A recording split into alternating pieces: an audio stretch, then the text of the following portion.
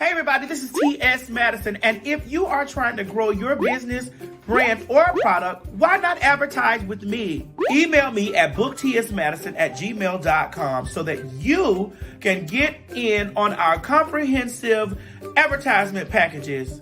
Unique visits, unique subscribers, honey, a broad demographic. Advertise with me today.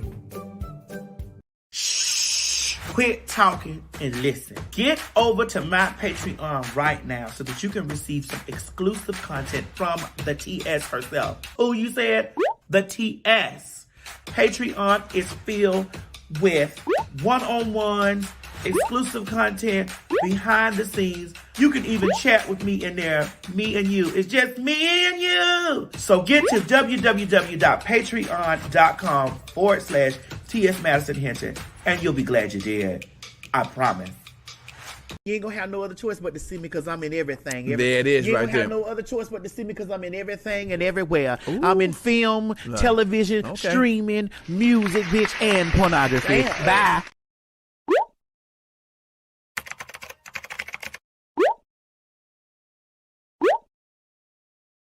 It's morning, and we slept the night away.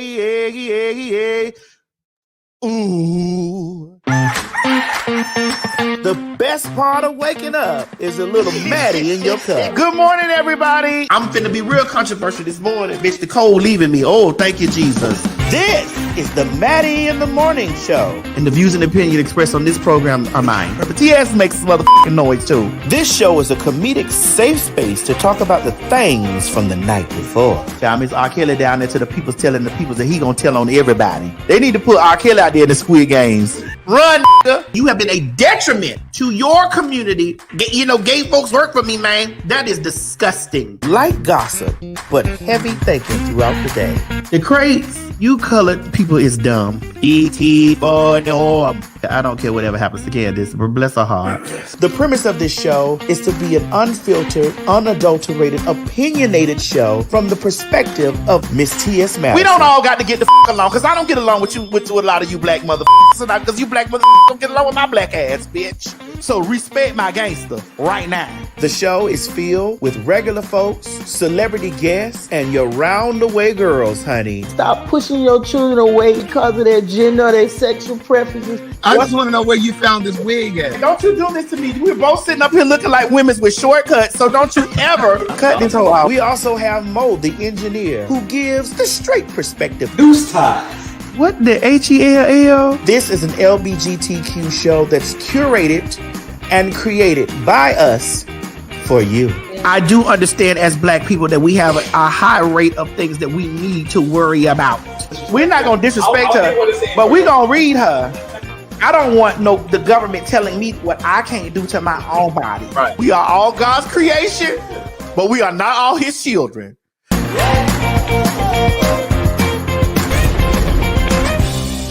See, the problem is you hoes have issues and problems with us coming from the shadows. As long as we're in the shadows, y'all are right. We are millionaires, bitch. We are artists.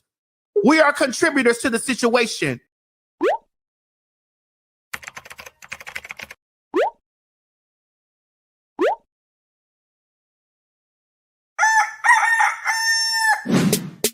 It's morning, and we slept the night away. Shout out at the song I want to say. It's Maddie in the morning, Maddie in the morning, Maddie in the morning, Maddie in the morning, Maddie in the morning, Maddie in the morning, Maddie in the morning. What? Wait, honey, it's 9 o'clock somewhere. Get in here and watch the damn show.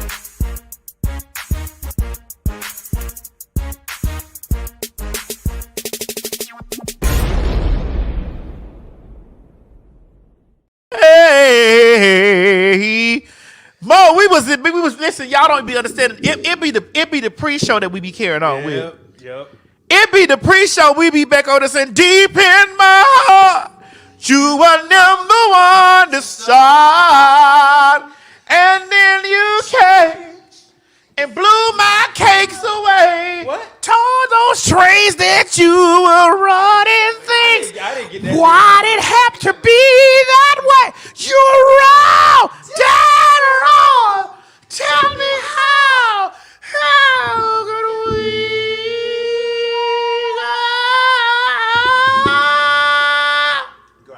a little more rehearsal. we gotta rehearse that a little bit more. Woo! Wait, you still critiquing me, girl? I was still in the moment. Girl, I was being critiqued. Girl, I was in the moment, honey. I didn't even hear any of those things that you and that other one was talking about over there.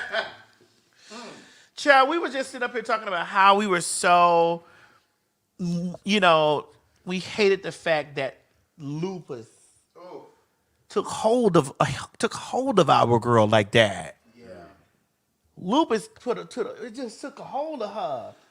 And that was somebody that I knew long ago in a memory that said that she was a glorified nightclub singer.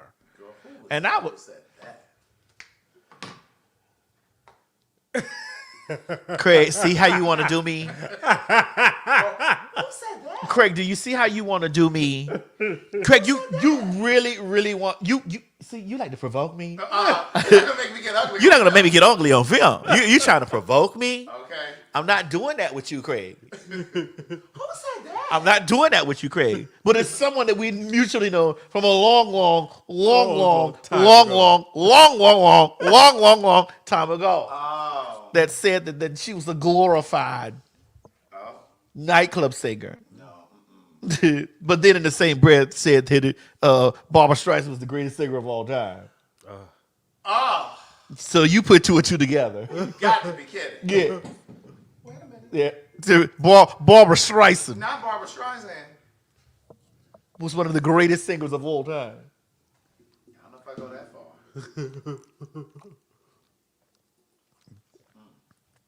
Now that was a Barbra Streisand song. She gotta move. Gotta get out. Gotta leave this town. Gotta leave this place. Gotta find me a new man. I gotta move. I did. You got too much grease in that note. Wait, even me? Yes, that was too much grease. Craig, even me? That was too much grease. Gotta leave this town. Gotta leave this place. It's too throaty. Gotta find me a man. I gotta move. Now you know Barbara ain't did all of that.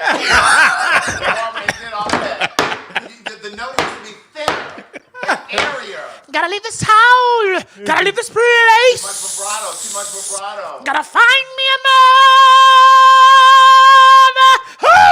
I gotta move. Girl, now you sound like Liza Minnelli. Well, it was the area. Okay, you're getting in the area. I was in the area. You're getting in the area. It's in the area. You are. You're in the neighborhood. Gotta leave this town. Gotta leave this place. I gotta find me a man. I gotta move. Girl, now you're giving Jackie back. Now you're giving Jackie's back. With a little bit of Patti LaBelle. Jackie's back with a little bit of Patti LaBelle. Look at me. Look at me. Oh. Right. I love all that carrying on. But yeah, Toni's doing her residency out in Vegas. Oh my goodness. I just hope to God that she definitely sings 7 whole days, because that was one of the ones for me, honey. I just hope she can perform, because girl, I would be upset if I flew out there. If she called in sick. If Tamar could do it. Well, girl, Tamar doesn't have lupus though. She doesn't. So I'm just saying, I would hate to buy my flight, get my hotel and shit together, buy my plane ticket. Buy my ticket for the show. And then get out there, and they're giving very much so the show was canceled tonight because Miss Braxton isn't feeling the best. Well, Tamar could step in. I don't hear Tamar sing Toni. You don't? Yeah, Tamar don't sound like Toni. Yes, she does. She can definitely affect Toni. Hold on. I don't know if they played Toni Braxton in Africa, but over here in America? You saying Tamar sounds like Toni? Yes. She can definitely give Toni. She definitely can. Why are you calling me on the phone when you're not at home all the time? Because I haven't heard her sing like Toni. Just swear up and down that it ain't she. Ask her to sing it. Tamar definitely can do Toni.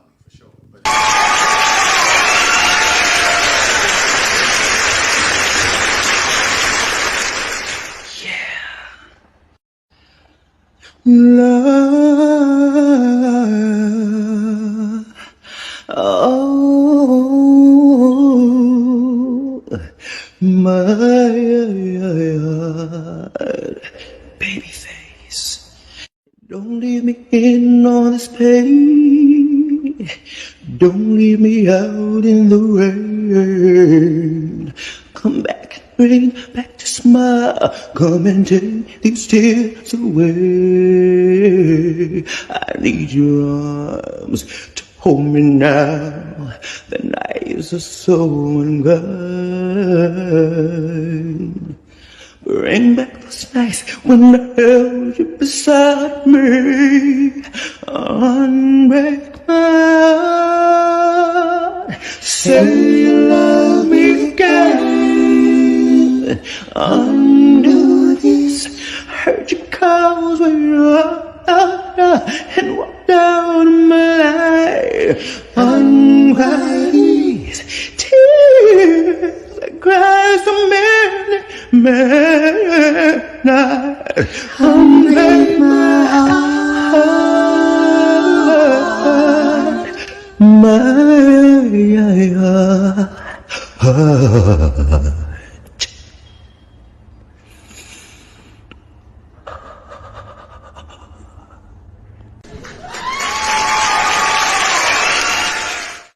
It's the breathing in vibrato for me. And don't get me wrong, I wasn't saying that Tamar does not sound good. That's not what I was saying. I was just saying that I don't think she sounds like Toni. I'm not saying that she sings. I'm not saying that she doesn't sound good. I'm not saying she can't sing better or sing at all. No, we didn't say anything about better.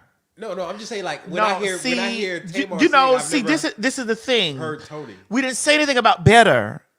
We said alike. Yeah, I thought Tamar sounds. I don't know. Maybe it's just my ears. We didn't say anything about better. We said alike. No, there were people saying that. But that's see. This is why Craig always says this right here. What? Communication is what. Our partner and clarity is our friend. And communication. We communicated that. See, we said alike. We didn't say better. Right. We said alike. Right. But if I buy a ticket to a Toni Braxton concert, I don't want Tamar in there singing the song. Correct. I don't know why Tamar was the background singer for her. In the background, but I don't. Tamar was the background singer for her for all those many years. So I don't understand. I just don't understand it. Listen, if we really want, are we really being honest? We are. Tamar definitely can sing. Yes. Very much so. But I'm not buying a ticket to the Tamar concert. Tamar do too much for me on the stage. Girl, all that flinging of the wig and carrying. But that's why she's Tamar and there's Toni. Mm-hmm. There's Tamar and then there's Toni. I just need her to sing. I don't need all that flipping Craig, around. there's Tamar and then there's Toni. Mm-hmm. But she's doing a showcase. Craig, again, there's Tamar and there's Toni. She doing she like again. Here we go. There's Tamar and there's Toni. Entertainment. Correct. But when Tamar's and then there's Tawanda. Who? The actress that never quite got her career off. Then there's Tawanda. Then there's Tawanda. That one. That Tawanda. There's Tamar, there's Toni, and then there's Tawanda.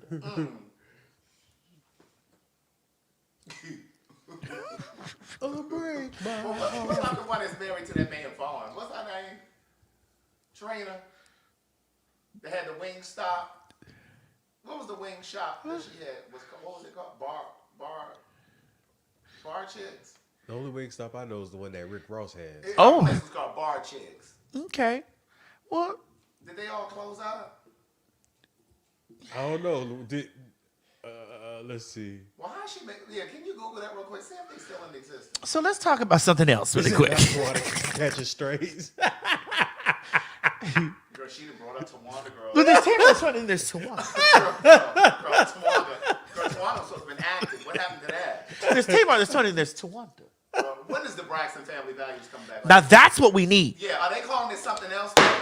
We TV. I don't know what y'all doing over there, honey. Y'all. We TV need to get it together. Several times. Yeah. I mean, they're trying. You're right. They are coming. Okay. They're coming on our street too? I'm not sure, but they're coming. I'm sure you've seen me in the yard. Yes, I have. Okay. What is it, girl? What is it, girl? What you in the yard doing, girl? You've seen me in the yard. Okay. Okay? I'm sure you've seen me in the yard. I seen you in the yard. Good. Out there watering. Yes, correct. At the grass. A little gardening. That's right. I'm planting seeds. Girl, your thumb is especially green today. Very much so.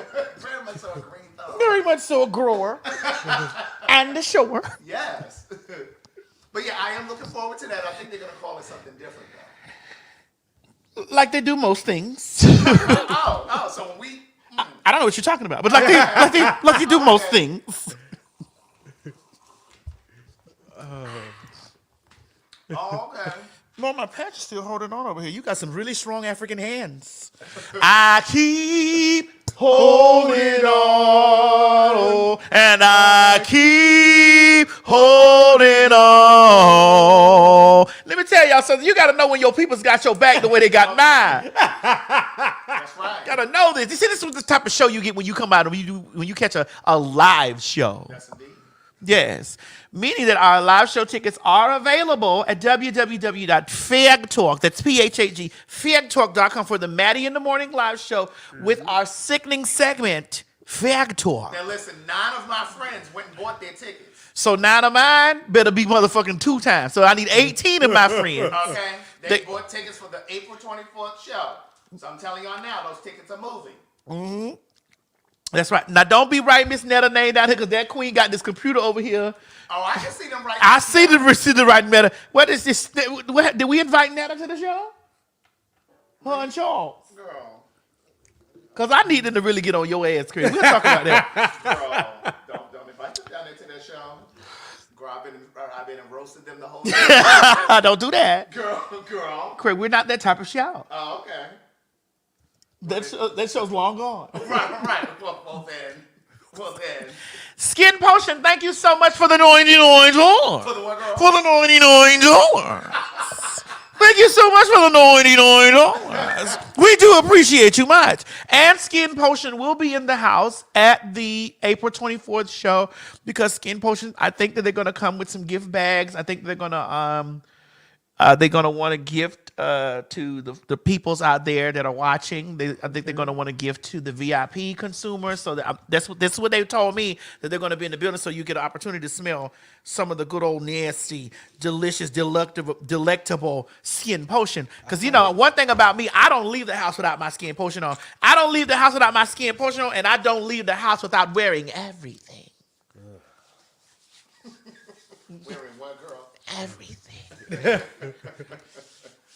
I'm actually working on everything dark right now. Welcome to Shia. She said this is her first live. Hi. Hey, girl, hey. Hey, girl, hey. Yeah. So do you see? Oh, they said the gift bags. The gift bags. Oh. Sorry, Mo. I was trying to hit you. Oh no, you Bro, good. You good. Craig, did you catch that? Wait, Girl. it came deep. I don't know if I can do it again. They said they ready for. They got to give back. Oh.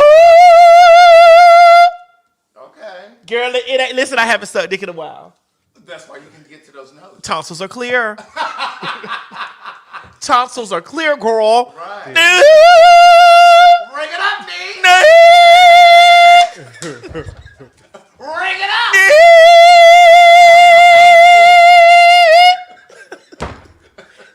Tonsils are clear, girl. Oh my God. Clear tonsils. Yes, indeed. Speaking of clear tonsils, Okay, come on, Patty. girl, No, she actually was in Keys. Patty be strong. don't do Patty. She's gonna come on our show one day. I want you guys to make sure that you've gotten everything. Put the thing across the screen, All right. so that they can go through the show, and they can put their. Ooh, this shit smells so goddamn good. But when I tell you, if I ain't never did anything in this world, I did that. Bitch, I did that. More, I'm gonna give you something to put up under your nuts. Listen, I put a spell in this. Wait a minute, I had prayed over this. Thank you. To gather up the money. Thank you for clarifying. It's a money grabber. It's a cock grabber. Whether you grab cocks or cockroaches, because cocks can be unisex. You know what I'm saying? It gets that. And I'm still in this time frame until I advise you otherwise. I'm running the 20% off until I'm not, because you will hear me not say it's not 20% no more. It's MADDIE 20. That's MADDIE 20. Put the thing up on it. Put it. Oh yes, most of my face. Really? Why did you hesitate? Never hesitate to put it on my face. You got to do it quick before ice comes. But Why? yes, I don't know. You should have your papers. That's why. Yes, so you're going to run that. You're going to get your 20% off, girl. I'm waiting for you guys at the door. I'm waiting for y'all at the checkout. When you get down there to the checkout. Girl, which checkout you talking about? Not that one. Not that one. Oh, okay. Baby ticks and tacks, we handle. I don't know what you're talking about. Bates World said this is my first time on live. Welcome. Welcome. As they say in the AA meetings. Welcome. Player one, welcome. Player one, welcome. Also, in the name above all names, we are glad that you. Aren't you glad you're here? Okay. Hold on, I'm sending out these things because I got to get Trent to be getting ready to get me a thumbnail together. Who is it? Tario. Thank you for the 19.99. Well, we like a 99. Okay. We like a .99 anything, even if it's 99 cents. We like it, girl. We like it. Okay. Thank you very much, baby. Makes the fuck good. Thank you for being you and continuously. Here you go, Mo. Here he go. Here he go, y'all. I didn't do it. Here you go. It's already in there like that. Damn, it's loaded. We got to do that at the end of the show.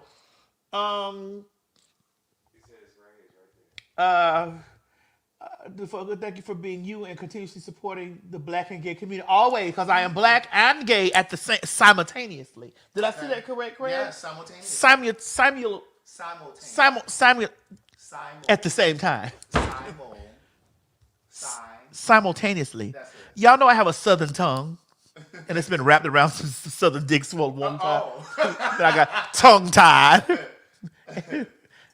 Somebody said, "How can I get a fragrance?" Wait a minute. Did he say? Because I said it's been wrapped around southern dicks. It has been wrapped around some African dicks too. Just because you don't know them, and just because you have spilled my tea to those people, Mo, that does not mean. Who did he spill your tea? Those are those people. To those people. Yes, you did. You had no. I'm still on your ass for that. Yeah, Mo, you told those moving company people. No, that she was a man. You said that one girl. She was a man. That she was a man. Right. You didn't have to tell those people. That she was a man. Right. That her name used to be Timothy. Excuse me. For clarity, it's Miss Tim. That's right. Communication as part of clarity is our friend. It's right. Miss Tim. That's right. For those of you, honey, that were wondering. Next time you tell them people, you make sure you put the miss in front of it.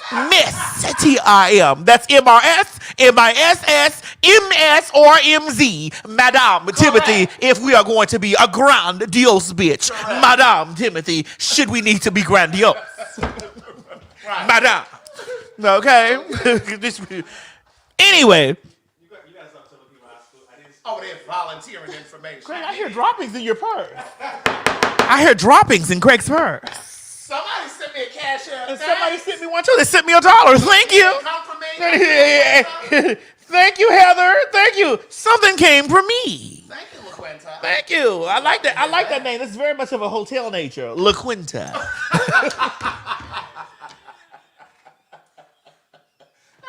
Okay. It's giving Sickney Hotel on the budget realness. LaQuinta.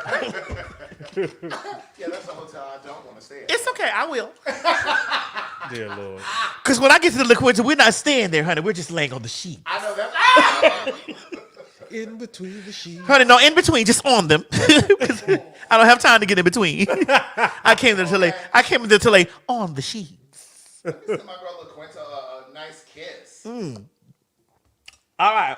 So, speaking about things being on the sheets, girl, I was cruising through Facebook. Let me get it right. You were cruising? I was cruising through Facebook this week.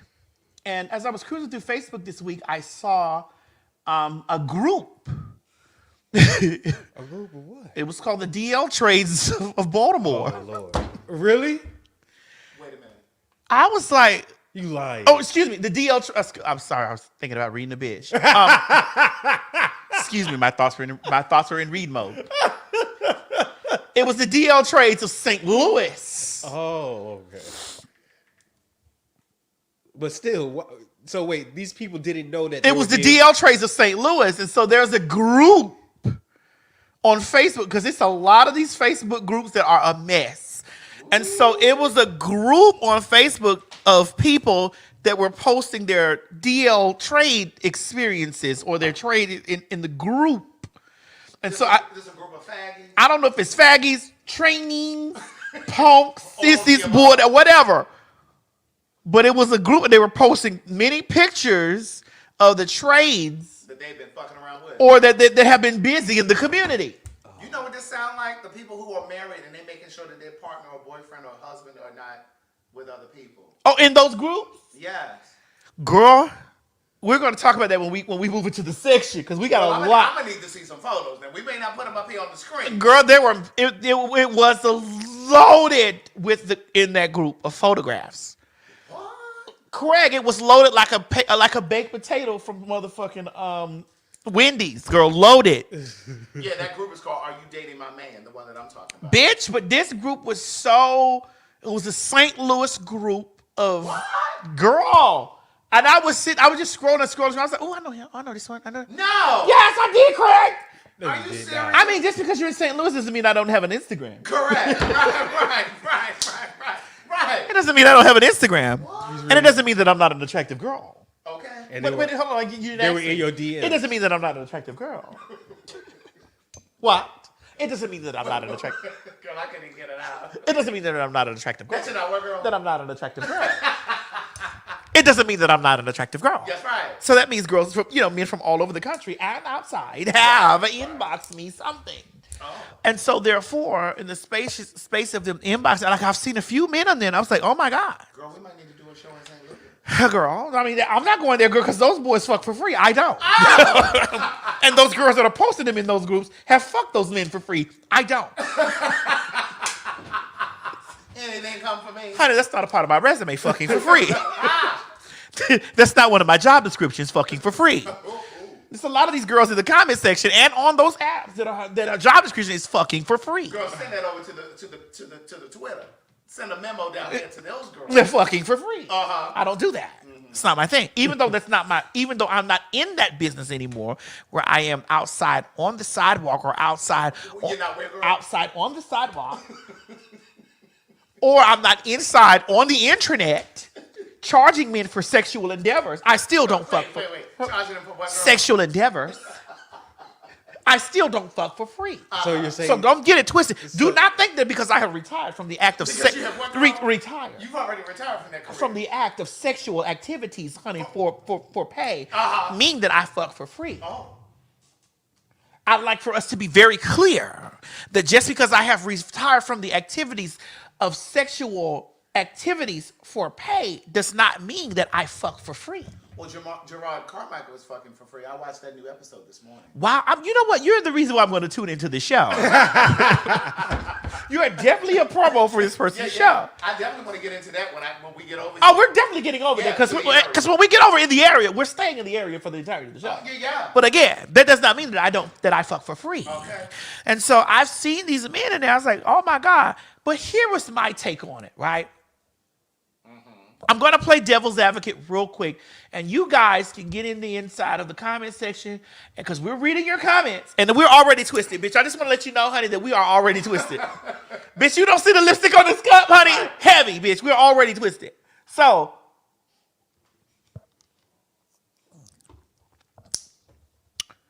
here are thoughts that I have. Some of you may share these thoughts. Some of you may not. You say you don't see the discount code? At checkout, honey, you have to put Maddie20 at checkout. Have they removed it? Oh, I told you to get it. Should have got it while it was hot. But you can still try at checkout. Welcome, Kiana. All right, so here's my take on it. I feel that men, because in women, when I say this has nothing to do with you biasly. Slightly, it does. Slightly. I feel like that if you have the opportunity to explore your sexual natures, so should men. Men should have the opportunity to explore their sexual creativity. They should be able to explore their sexual nature. They should be able to explore the things to know if they like something or not, or if they like it, if they like tomatoes and tomatoes. Tomatoes And tomatoes. If they like potatoes or potatoes. You say potato. I say potato, you say tomato, I say tomato. Let's call the whole thing off. Okay. So my whole thing is, I feel that it should. So instead of going through outing these people and making it an unsafe space, because the more that you continuously do these things, and you make it an unsafe space for people to act upon the things that are going to always be in their system. Because it's either you're going to get it now or you're going to get it later. But you're going to get it. Okay. Now or later. You're going to either get it now or you're going to get it later. But you're going to get it. Especially if this is something that is a part of the curiosity. So my thing is, when I see these groups, it's like, why are you making it a witch hunt? Now, here's the other side of that, right? I do feel like that these groups should exist for the girls. For the world. For the other Miss Tims out there. I feel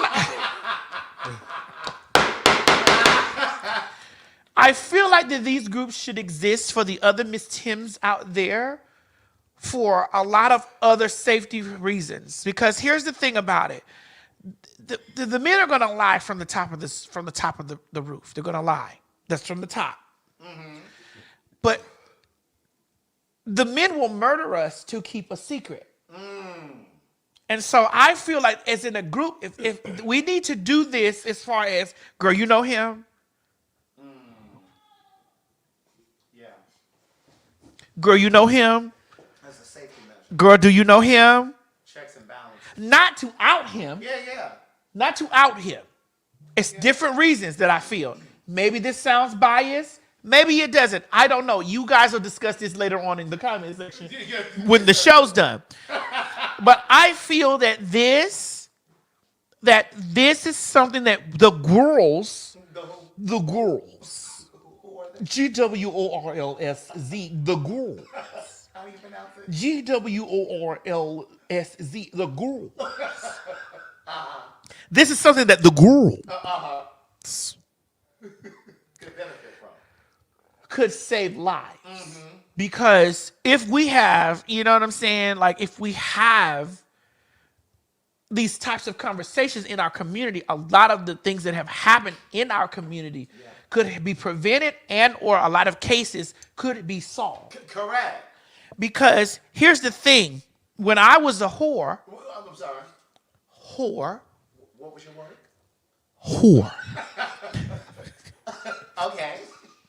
What was it again? Whore. When I was a whore. So this is before you retired. I'm still a whore. But oh, you just don't work. I just don't work. But when I was a whore, I really would have loved for a lot of the times that I have been raped or robbed. This is not those men's first time doing those things. Yeah. You know, so I would have loved to have been on or a group or a site or a something to where we could have just been clicking out like, oh, girl, there he go. Because this wasn't the first time that they had done it, right? Right. So there he go right there. There it is right here. You get what I'm saying? This it. This the tea. He's gathered me up, girl. Did he get you? Girl, he laid up in that bed with me 6 weeks, girl, and loved my husband. And then on week 7, girl, honey, he gathered all of my things while I was out of town collecting coinage for the house. He gathered my things. Somebody said a blacklist. That's right. Desiree Carter said a blacklist. I would have loved for these types of things to have been a part of our conversations during that time. So somebody in the comments said, so like a Yelp for the group. Like a Yelp for the group. Now, and here's the difference. Now, Craig, help me this because you're our scholar here. I'm the one. You are our show's official scholar here.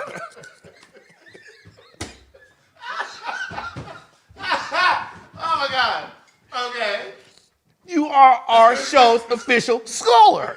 Okay. And because you are our show's official scholar, help me out here. Okay. I want you to differentiate, hey, Basha, in between what I'm... What are you over there doing? Yeah, she's shaking it up. Shaking it up with those slides on. You gotta watch a man in slides and socks. Never trust them. What But, do you mean by that? honey, they'll take it all. They'll casually leave their slides and keep those socks on and going down the street. Keep on moving. So no footprints be there, just sock and sock. But girl, move on. You got me distracted with that foolishness.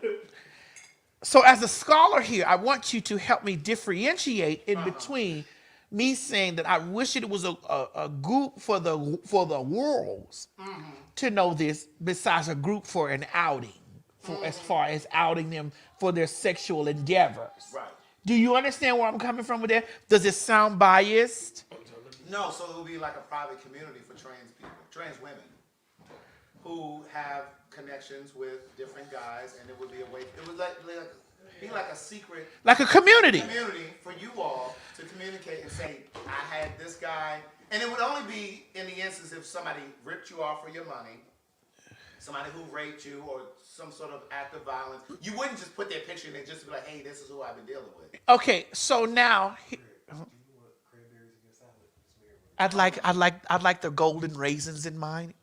Yeah, I'll take some cranberry nuggets from my salad here. Golden raisins too, please. Thank you. I think that would really Now, make the Craig, salad. so they call it a red flag app. All right. Now, come on, Craig, because I'm about to shake the table. Because you know when I shake the table, then I'll bring you in. Right, so it's not about just putting people's picture in there and just say, hey, this is who I'm dealing with. He's the DL. Right. He's on the It's DL. not He's this for thing. that. It's just for the purpose of saying, this guy didn't pay me, or this guy assaulted me, this guy sexually assaulted me, or whatever the case is. You know, but then some of us find out in that same group, do you know him? Because there are so many one-liners from the men, I've never done this before. So this is a sticky. Thank you, Mo. Can you open it? Can you use your very strong masculine hands to open it up for me and Craig? Because, you know, you're the only man in here. Be careful.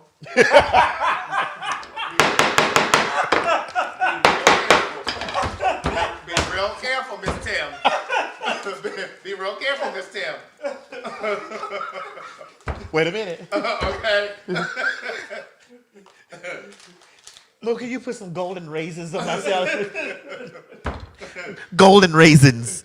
I'd like, ooh. That's enough? No, more. Thank you. It's enough. Okay. So, but I don't want this to come off as biased, or I don't want this to come off as like, this has nothing to do with bio women, or this is bio women versus trans women, because it's not that. It's just that I know the things and the shit that we've been through in our community. But I also don't like the fact that there are groups of like this that are being prepared and curated to expose men for their interworkings. But I also do not see, this is so layered. I also am not really into the down low man. Well, see, the thing is, if you set it up as like a Facebook group, it would have to have community rules. And when people post, it would have to be approved first. Like, it wouldn't automatically go into the group. So, like, if it's just a situation where somebody is trying to out somebody, then you wouldn't approve that so that it wouldn't go into the group. But if it's a legitimate thing that hits all of the marks and checks all of the boxes for the group, then you would just go ahead and pass it on, and it would be, put in the group.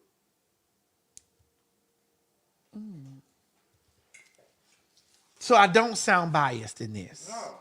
And then if there are girls in there who are outing people or going against the community rules or guidelines, then you push them out of the group.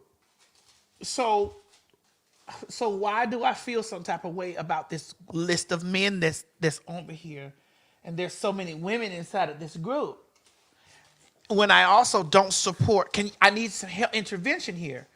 So when I really don't support the notion of the down low man, because here's where I walk the line. Here's where I'm in a bit of a conundrum. Standing on a quagmire. Yes, I'm a quagmire. but I'm not going to think though. That's right. I'm on the bit of a conundrum because I'm like, I don't support that down low man shit, but I also don't support terrorizing a person for something that they've had an experience with or something that they like to do. And I also, in the same breath, don't feel that a man should bring a woman into a relationship or to a situationship or anything without explaining to him that, explaining to her, hey, I like a variety of things. And I also, in that same breath, don't feel like that he should be dehumanized or demeaned because he says, hey, I like a variety of things. So I'm in a circle of, I'm in a vortex of this. Right. This is where I'm spinning it in my mind. I'm in a vortex of that. Like, yeah, but yeah. So this is where I'm at. And when I saw that group on the Facebook, I just was like, now this is late. So is it a group just for trans people? No, it's a group of the cunts on there. The cunts and the figgies are in there posting the men that are on the yeah. And I'm like, yo. And I don't know how I happen to. Girl, it's your algorithm, girl. It is? But it's a private group, so how am I in it? Girl. I gotta check which page I'm in under. Girl,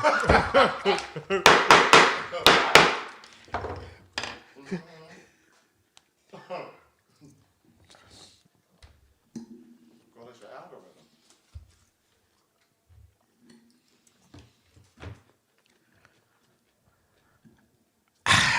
I'm just so in a vortex of this. Like, I don't know. Can someone help me? I am gonna jump you in on this, Craig, because it's important to me to understand like where I stand with it. But I'm gonna tell you one thing that I don't really, stand 10 toes down on. What's that?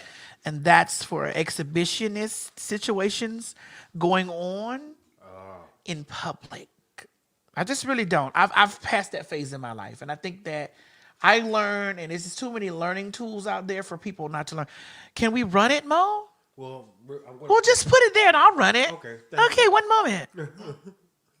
O'clock. People who live next to an adult business say they're very grateful the city is trying to shut them down. Channel 2's Tom Jones live now in Northeast Atlanta, where neighbors say they have to cover their children's eyes because of the indecent acts happening right near their homes. Yeah, so many people who live in this community were happy to talk about how they say customers from Tokyo Valentino disrupt their lives by... To here at 5 o'clock, people who live next Oh my to an God, adult why are they business doing say this? they're very grateful the city is trying to shut them.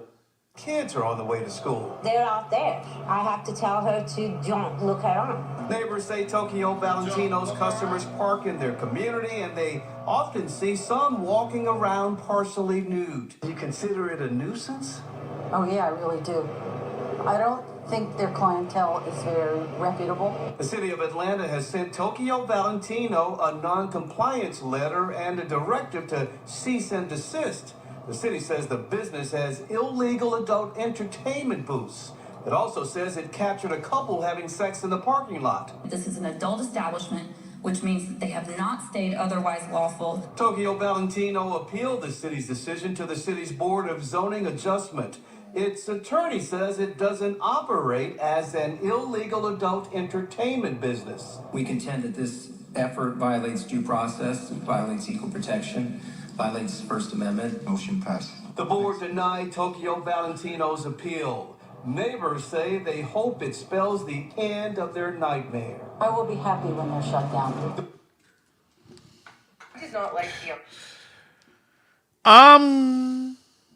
That was a still, y'all. Yes. It was not the actual video playing. Because That was a still. yes, because it belongs to the That was a still. network. So we just put the still picture, but I played the video in the background.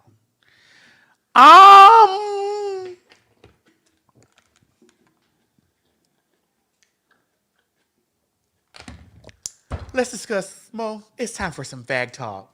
Let's go. Let's G-O, nigga! The views and opinions expressed on this program is just that. Views and opinions. Don't take any of it serious. But I will warn you, viewer discretion is advised. Ladies and gentlemen, get ready for some fact talk. You met me as me. Yes. Yes! Bro, this hair looks delicious on you. Yes! This 99J. This 99J. This 99J.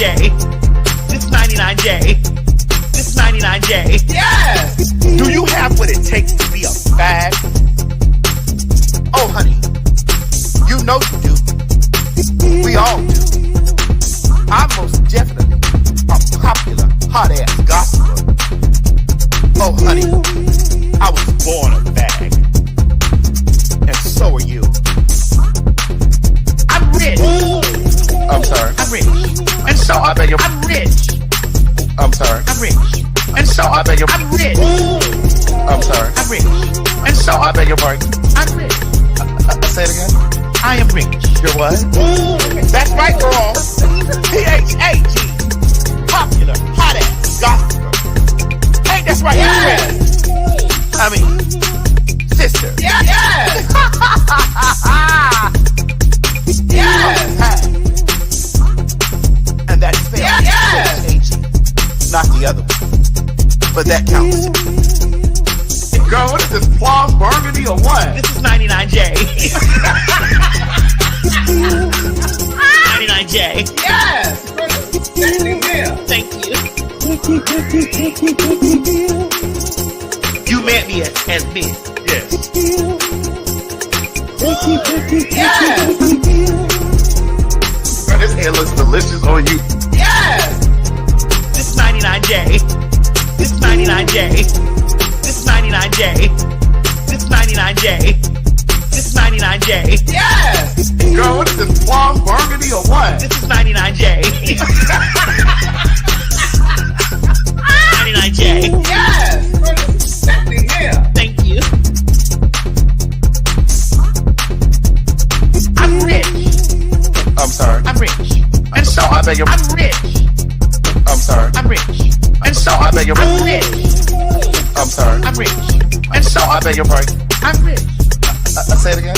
I am rich. You're what?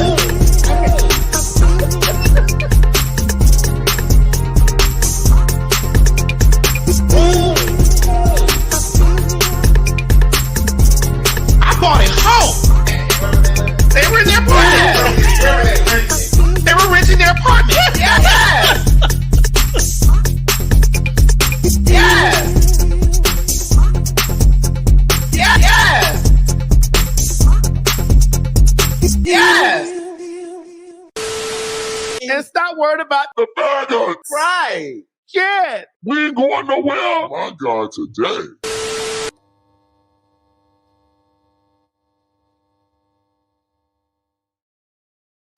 Here she go, y'all. Wait, Mo. It's a little. Is we over? Are you in? Mm-hmm. Here she go, y'all. Take it out, Mo, please. More.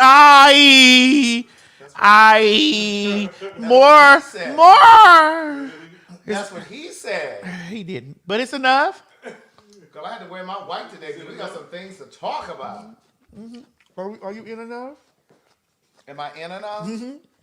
I can always go in a little further. Carlton, but I'm sorry. I beg your pardon. Carlton, are you there? Oh. Happy Sunday, everybody. Mm.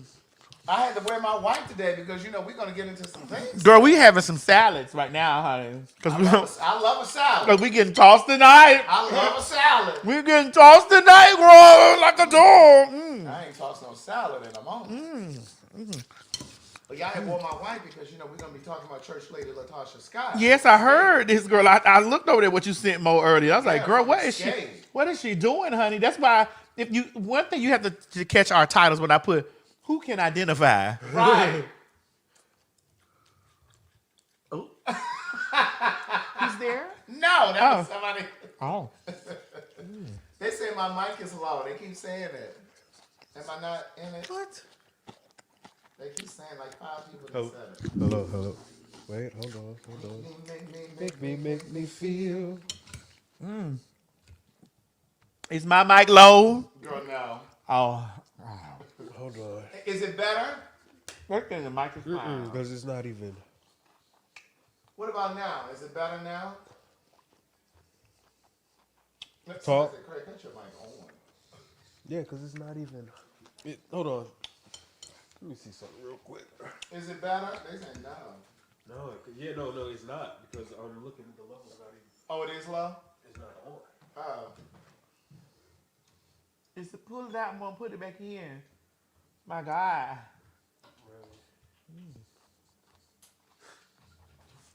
Hello? Hello? Can you guys hear me now? Do you think we need a new mic cord? Do we have an extra mic cord in there? Yeah, we should. Because I don't know why it's not on. Oh, his mic is not on at all. Oh, so the motherfucker in there. Let me lean into yours. Here, Craig, while I handle this. Right. So the motherfucker in there who said my microphone was fine, you said you just didn't want to hear me. Oh, okay, let me go back in here and block you. So that's what you were trying to say. He said it was fine. Make me feel. What? Can y'all hear me on this one? Oh, you're switching it out. Well, you don't walk in front of the camera. You got on drawers today. I always have on drawers. Really? Yes. I'm just wondering why he didn't check all of this when he was. He didn't know. He wouldn't know. Because we don't mess with it. We don't really mess with it. So. Is this why they say I don't like you? That's right. Is this why? Never be read. Is this why they say I don't like you? I guess so. Mo, you can never be read. We don't know hieroglyphics. I don't know why y'all be saying that about Mo, me and Mo. Really Maddie. It's Egyptian. Excuse me. All right, talk, Craig. Say something to your mic. Make me feel. Make me feel. Can y'all hear me? Because his levels are not on at all. Oh, they saying no. Yeah. Girl, what didn't happen? What y'all been doing in here? What were y'all doing while I was gone? We didn't do nothing. Well, why the microphone ain't working? Who been sitting over here? Bro, it's Mercury retrograde, girl. Can y'all hear me now? Y'all can hear me? Murder, let's put the other mic over there. They said it's a dead mic.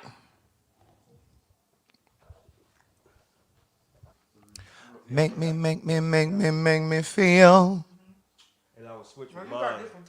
Yeah, I want to talk about this Latasha Scott.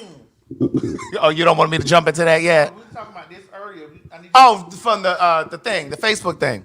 So he gets his mic together. right. So I do think that what you're feeling is probably a little bit of conflict because you see the benefit of it, of having this private Facebook group for the girls. But you also recognize how messy it can become. And I think it's because right now as it stands, it's women and gay boys who are basically outing the trade. Where, hello, can you guys hear me? Is it working? Make me feel. Is the port? Can y'all hear him? Let me know if y'all Can hear him now. can you hear me now? You guys can hear me now. It's the port? Yeah, because I just switched my mic. I just switched mine with his. And so it's the port. So it's the whole control panel? No, it's just Oh, just that. this port, one port. That one port. So I need to mess with it and find out what's going on. Okay. Make me feel. So I think what you're saying is it's conflicted. You feel conflicted because it's women in there and gay boys just outing the people. Where what you're saying is the benefit of it would be for trans women to be able to use a group and to be able to post a picture and write about their experience, a negative experience where either the guy didn't pay them or he abused them some kind of way. And it was a way to kind of protect people down the line from experiencing that same thing. But again, if it's a private group on like a Facebook, then you could set it up where it's when people post, you see the post first. You have to preview it before it's actually put into the group. But then it's unfair, just to say if it's unfair to women, because I'd like to know if a group of my husband is cheating on me. Well, that's a whole nother group. That's a different conversation. It's the same conversation, though. No, it's nuanced because see, this group is for the trainees, the trainees. Okay, to protect you all. Like if you're working girls, so that if somebody has stiffed them, kind of like Bobby Valentino did, didn't pay that lady her money, and instead of her exposing her on social media, yeah, she could have done that, but then she could have also used this group to put his picture in there and say, R&B singer, slow down. I just want to get to know ya. Don't turn around. There's a pretty little thing that I Yeah. Okay, well, Craig, let me ask this question. Let me shake the table with this question. Shake it. You ready? Yeah. Don't women have the right to know? Well, see, that's a separate group. But this is too many groups based around the same thing. Not really. It's kind of like the other group is a group for heterosexual women who may want to know if their man is into trans women. And so this will be a group for them. That's separate from the group for the trans girls, for protection mechanisms.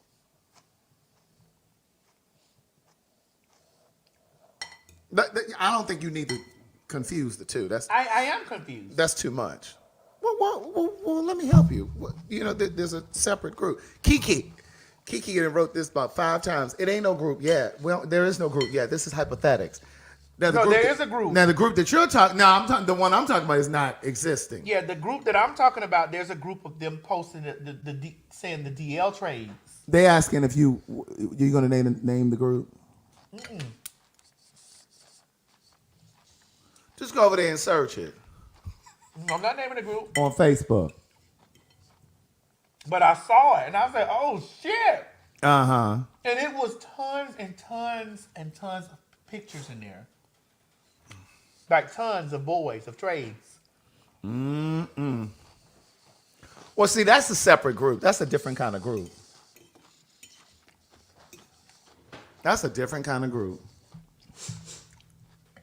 I went to a birthday party last night. Because here's the thing, Craig. I don't care if you trade or not. I just want to know if you're going to try to take my purse.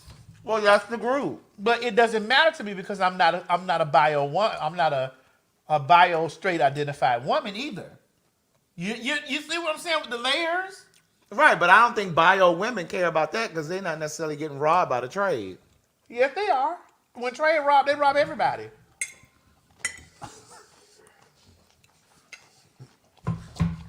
Taking your person ain't got nothing to do with your gender identity.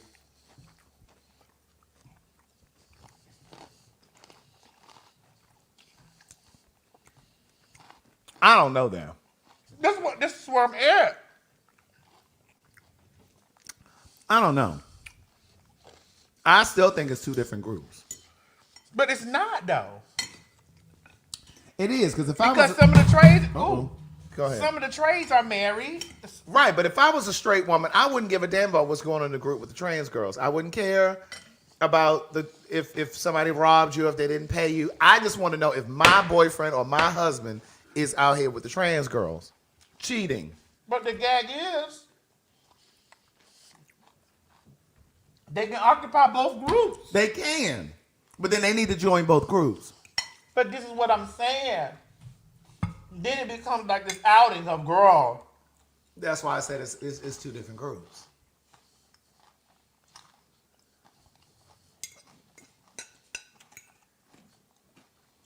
See, in the other group, with the women, they're going to just post their husband. Have you all seen him?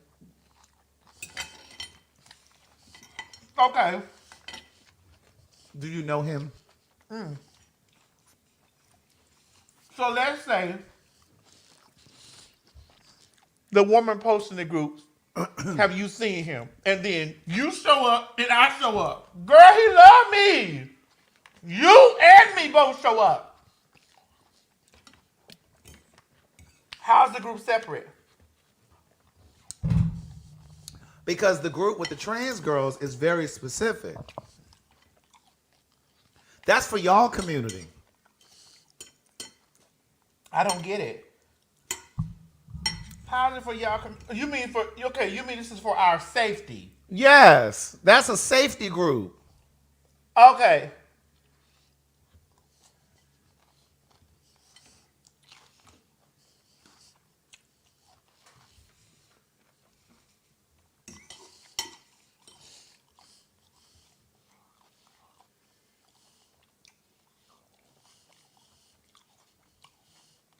Now, can we move on to Latasha Scott? Because We're coming to Latasha, girl. I'm ready to get to her. But I need some clearance on this, Craig. You need to help me get some clearance. Girl, I don't know what else to say about that. No, I didn't give you what I think. Oh, come on, Fit for a Queen. I think Craig is missing the point. Hold on. Wait. The group is about protecting women as a whole, trans or bio. Right, but I'm not missing the point. What I'm saying is the trans group, when we started talking about it, was about protecting trans women from being abused by someone who already has a history of doing that, or somebody who already has a history of stiffing people for their money. The other group is about women gaining clarity if their man is cheating, whether he's cheating with a trans girl or not. Girl, that story can go into the group about cheating, period. I don't think there necessarily has to be a trans group for that. It just needs to be a group about cheating, which there already exists. Are you dating my man? I think it's what it's called. And if you are a trans person and you're dating somebody's man, put that all in that same group. Why got to be a separate group?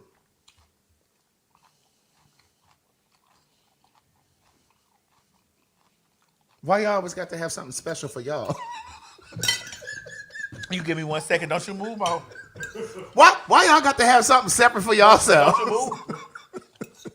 Because the bitch shaking the table now. Right. Well, girl, you trainees or something. Y'all always got to have something separate for yourselves. Give me 2 bites. Trans people, I'm just joking. Don't you email me. Yes, they are. Don't you email me. Don't you email me. Well, y'all always got to have something separate for yourselves. Man, you said 2 bites. I'm almost done. Y'all can't be with the rest of the women. Y'all can't be with the rest of the women or the fags. Well, please give me a napkin. Why y'all can't go in the group? I'll see what she's doing here. Here. Why y'all can't be in the group with everybody else? Thank you, Linda Love, for my Cash App. Thank you. Do it again. Do it again. Why y'all got to have your own separate Facebook group? Well, we didn't make it that way. Well, who made it that way? Well, because the people don't think that men that like women like us too. Wait, what? People don't think that men that like bio women like trans women too, especially when they're liking us when they look at women on the spectrum of women. Correct. And so, because they don't think this, they think that it needs to be a separate group. When in all actuality, when men boil it down, when the men that fuck the cunts and fuck the girls. But I'm just saying it feels like. But Craig, we didn't make it that way. Right, but what I'm saying is the purpose of these groups, in my eyes, are different. Mo, come on, I need the comments. The group that we were talking about initially was about protection for trans girls. But it all falls under the same pretense, though. I know, but... And so, when we talk about this, we say this in the space of when the men say, I like variety of women on a whole, the cunts have already excused the girls from the conversation. Because he's only talking about heavy, skinny, dark, light. Korean, Spanish, African. He's only talking about this type.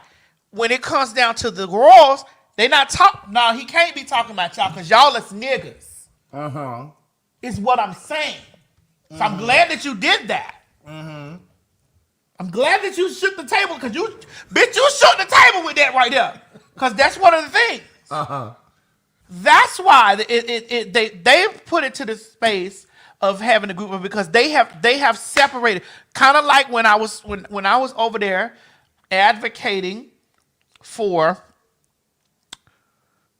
certain situations, and that woman got on there. Remember we was dissecting her video, Mo, and she was calling us the sister women. Oh yeah, I do remember that. She removed me completely from sister women. Yeah, girl, child. Yeah. She removed me completely from being black, and say, black women, we don't need the help from none of them over there because we don't need them.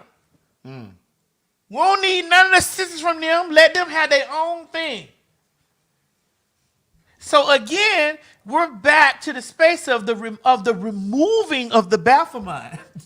But see, I think if you have this one group, if you consolidate these groups and you have bio women and trans women in this group, then you're going to have conflict between the bio women who don't fuck with trans women. Correct. All of that. But here, Craig. But at the end of the day, the lowest common denominator that's factored into this whole situation is the man. Correct. That is the whole centerpiece. The nucleus. The nucleus. Is that. That's what it is right there on the spot. Mo, we letting the comments pile up. I know you saying that setup because it's good. Yeah. But that's why we can't come to no space of understanding, what everything is, because we got this group over here and this group over here, when the main group that's in both groups, in both sections, is the nigga. Right, but I just think I think my point more so is, I'm not saying that men don't rob and sexually assault women, because they do. Clearly they do. They do. But it seems like a real theme in your community, and like what you said earlier, was a lot of times they'll kill trans women in order to keep their secret.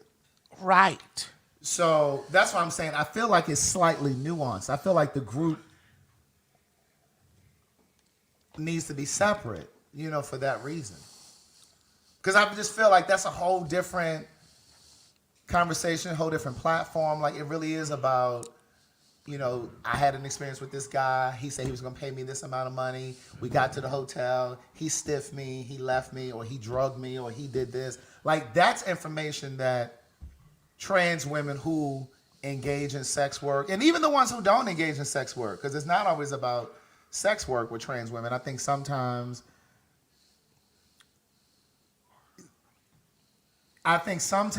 men approach trans women in ways that are just about sex and not about the courting or dating or trying to get to know you. And then there are men that approach trans women the exact same way that they approach bio women. They just approaching a woman. Correct. You get what I'm saying? And then it's whether we take the route of it's gonna be sexually driven as sexual objects. Cam said. Yeah, but here's the thing. That's been that is a stigma in our community. That I can't say happens. But then there are men that approach me on the street. There are men that approach me on the thing that are trying to communicate and get to know. It all depends on where I want to go with it. If I want to take it sexual, right? So, for example, like, let's just say bio women set up a Facebook group because they're like Me Too, because they're like survivors of some sort of a sexual assault, and they partner it up with Me Too. Now, granted, we could say that trans women could fall under that, but I think that that's separate. I think that would be a group for bio women to do, because they've had some sort of sexual something in the workplace or da-da-da-da. Doesn't mean it doesn't happen to trans women. But I don't know. I just feel like it would create some sort of a contention in that group because you would have bio women saying, well, what is she doing here?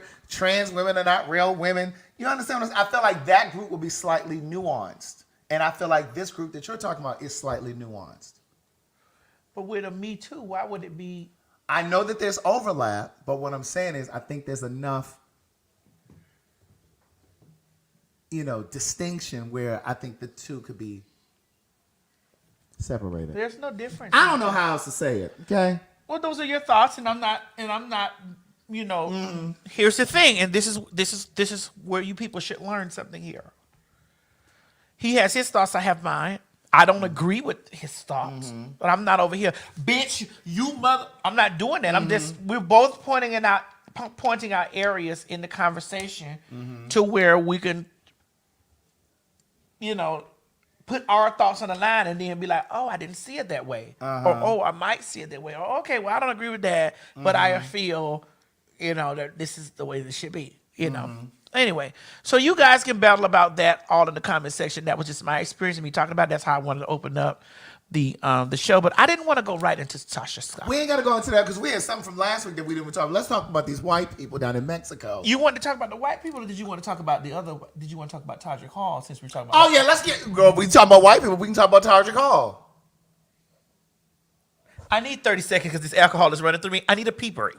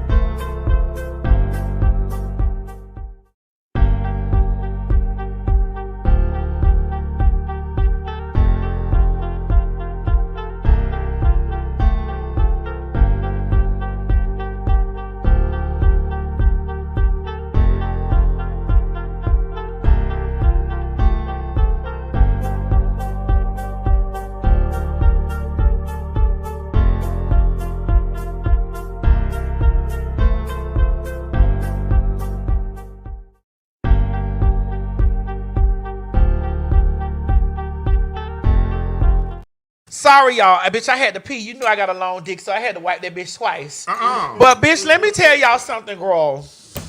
That Tokyo Valentino. First of all, before we even get into Todrick and the Todrick conversation, I'd like to give a shout out to Miss Mary upstairs. Wow. Bitch, that salad is not the one or the two to be fucked up with. Bitch, that salad is not the one or the two. That tuna salad. And I don't even have any dressing on mine. Bitch, nothing. And she made yours separate, Craig. I just want to let you know. Oh, I know. She made yours separate with vegan mayo. I don't even have mayo in mine. Girl, mine is straight out the can with seasonings. And a little bit of a little dried cranberry. Bitch, that salad is not the one or the two. This is why I'm over there fucking up the thing. Because he been trying to swallow that salad over there, bitch. I'm trying to tell you. No, you said let you see it? Okay, hold on. Girl, you ain't got nothing to show. That's why. Girl, and mine is almost down to morsels. Bitch, that salad was not the one or the fucking two. Bitch, and there is Roma tomatoes, there's red onions, there's bitch, black pepper, salt, tuna. I had more put some golden raisins on mine. Craig has cranberries. I had cranberries in mine. And then I put a little bit of that. Now, and I did handle mine with some of this motherfucking Ken's Steakhouse. Yes. This Ken's Steakhouse country French dressing with orange blossom honey. Yes. Girl, that ain't number Catalina.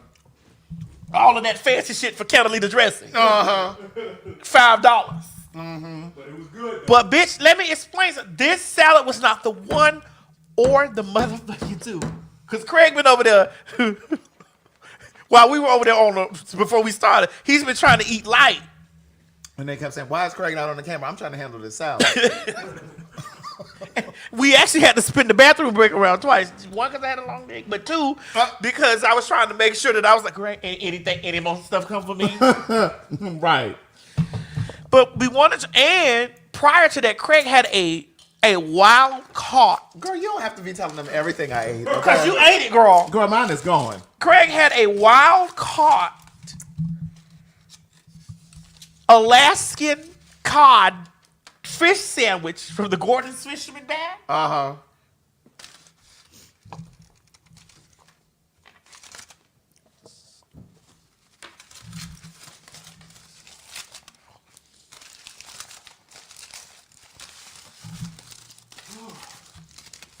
Girl, they a mess over there at that Tokyo Valentino over there on Cheshire Bridge. You see, I just said wild caught.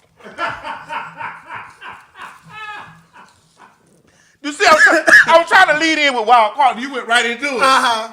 Now, see, these last couple of weeks, we've been talking about this. Hold on. A little piece of pepper that went down my esophagus. No, I'm pescatarian. I'm not vegan. Oh.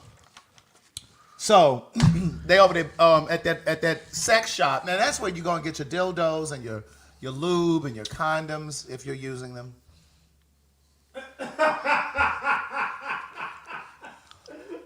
Craig, we're going to get an expert in prep over here on the show. Girl, we're going to do that for the podcast. Okay.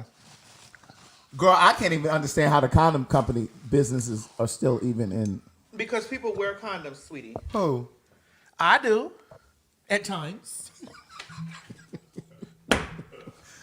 But anyway, they're going over to this Tokyo. I do. At times. Mo does. At times. It's where you go and get your poppers and things if you get into that kind of thing. Your edible underwear. All of the things. That's where they have the glory hole. Did they talk about that in the They story? did. They talked about how, For those of you who don't know what a glory hole is when you put your penis through the hole and somebody else on the other end, either to get fucked or suck. We all indulged. No, I've never done that. That's not true. You haven't? Smo, please stop. You were in Africa just recently. You done a glory hole before? Yes. You have? Bitch, I have done it and will do it again. I have done it. Yes, I have. I mean, I've created my own glory hole. I've had a glory hole here in the house. Which has been torn down. It has been torn down. But that doesn't mean it won't be built back up. If the time needs to be. She said, what about the tuna? She said something about some tunas up there. She said, what about tuna? Let me go check. So here's the thing. I don't do no poppers. Who was that down there? Nico. Well, you the one said going over there getting your poppers, Well, girl. that's what they sell over there. You open the door for that, girl. They got poppers. They got dildos. They got all of the things over there. And they got leather and straps and stuff. And glory holes. Correct. So back to your glory hole that you had here. Uh-huh. So would you tell them to just put a piece of drywall? No, I actually had a wall built, and I wrote on the wall to get the full experience. She said, Craig, do you want some more tuna fish? No, I'm still eating. Yeah. Thank you. Tell her I'm done right now. For now. Okay. For now. Well, apparently the neighbors in this vicinity of this Tokyo Valentino, they sick of y'all coming out there fucking and carrying on in the parking lot. You can't handle that inside? Right. You can't handle that inside the store or go to your motel down the street. Wait a minute. What's down the Or to street? your apartment. Isn't there like a Super 8 or something over there? I don't know. I don't live in that area. You know, I live far, far away from the city. Veronica. I didn't say I was innocent, niece. I wrote about all of my things in my first and second girl, book. you always catch the girls. Right. Girl, my first book is called Words Never Spoken. I talk about how I was cutting shower holes out at Hampton and everything. Okay, well, those are glory holes. They were shower holes, though, but they were glory. That's a form of glory hole, Craig. Okay, so then I guess I have. But I never put my penis through the hole. Just your lips? No, I just looked. I put my eye down there. Oh. I wanted to see. Oh. So I would get up in the morning and I would. Now, if you put your eye through it and the dick would have came through, would you have handled it? Girl. Okay, that's an answer enough. So what I would do is I would peep through the hole in the shower curtain. You got something on your mind? Let me think. Thank you, Mo, for noticing. And I would see them in there showering and stuff. Well, honey, ain't wasn't no reason for me doing no peeping if I wasn't gonna get no pumping. Really? No, God, I wasn't looking through no hole if no dick wasn't coming through. Oh, I couldn't put mine through. See, that's the joys of having both. Bitch be asking, why you don't get rid of your dick? Because it's joys in having a cock.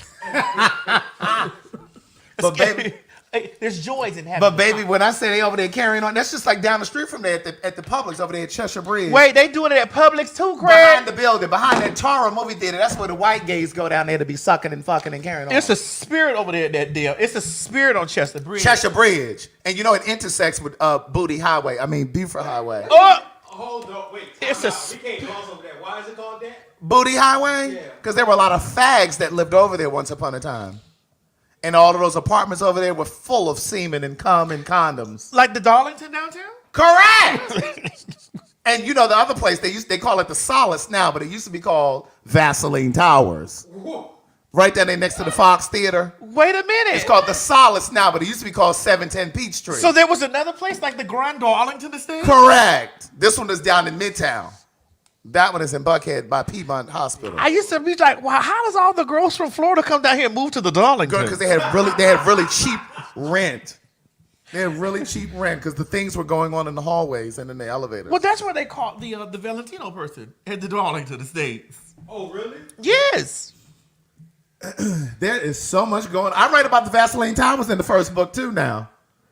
I had a girlfriend that used to live over there. Wait, a girlfriend as in a woman that you were As a dating? fag, as a fag. Oh, a girlfriend as a girl. Yeah, one of the girls. The girlfriend. Yeah. Oh, okay. And you know, certain times of the night I would call him, and he just wouldn't answer the phone. He was down there tiptoeing in his heels. He was tiptoeing in his heels. He had his purse, honey. The black car doors opened up, honey, and he was out there tiptoeing in his heels. And I'm steadily calling. Tiptoeing in his heels. And I'm steadily calling. And he's tiptoeing in his heels. Ring, ring, ring. Tiptoeing in his heels. And he ain't answering. Tiptoeing in his heels. And he ain't answering. Tiptoeing in his heels. I'm just a calling. Yes, God. So then the next day I'd be like, I called you yesterday. What? He said, when? Yesterday after we hung up the phone, I called you right back. Girl, she was down there tiptoeing in her heel. Wait a minute now. Yeah, Y'all ain't finna be carried by me right now. I he was think I down got it there all cutting out. up. Hold on, let me look at the thing. Let me see. They're in the comments. He was down there cutting up. Ooh, ain't nothing in my nose, girl. Let me see. Let me go forth again. And I'm like, well, what happened to you? Might be a delay because you know the comments come in a delay. So No, he was down there sucking dicks over there, Craig. Girl. Craig, we have all had our fun. Have you not had your fun? Oh, I've had my fun. As a young buck? I'm still young. Let me watch how I use that name, young buck. I'm still young, and I still buck. Well, I got to watch how I use that in a sentence, girl, because I don't need to have it trying to correlate anything with me because it wasn't me. I'm still young. You are? Now I'm approaching. I'm about to round up onto 48. You are? You still young? I'm still young. Okay. You I may be young and I'm ready to learn. What you gonna learn, girl? Get what you gonna learn. Listen, I will be 48 on May 4th, and so I always think about the things that I've learned in the previous year. In the previous life or the previous year? In the previous year. Oh, okay. Well, what did you learn not to put a GoFundMe up? Who has a GoFundMe? Oh, Todrick Hall. Let's get into Todrick Hall. Let me tell you something about Todrick Hall. Now, he just put up a GoFundMe because apparently his family, I think, where is he from? The Carolinas? No, he's from Texas. He's from Texas. So apparently his family had a house fire. And so he set up a GoFundMe to raise $100,000. And some white queen over on TikTok had wore him out. Now, let me tell you something about a white sissy. A white sissy can't wait to catch you up and to expose you. I don't care how much they try to make you look like they're your friend.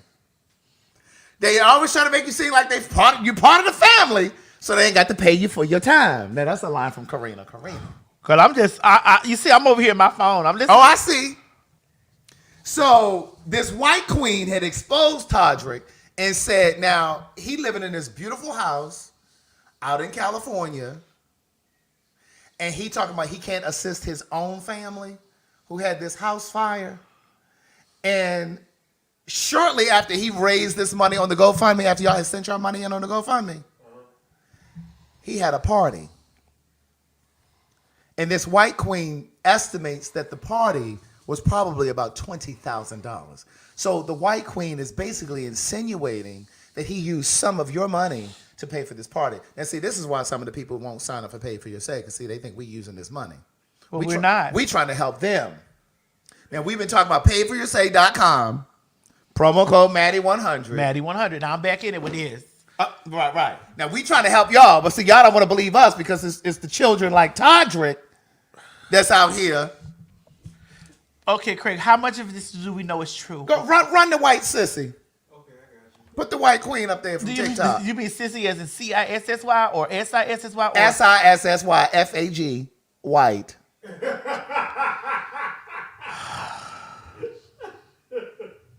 Put the white sissy up there. Okay, here we go.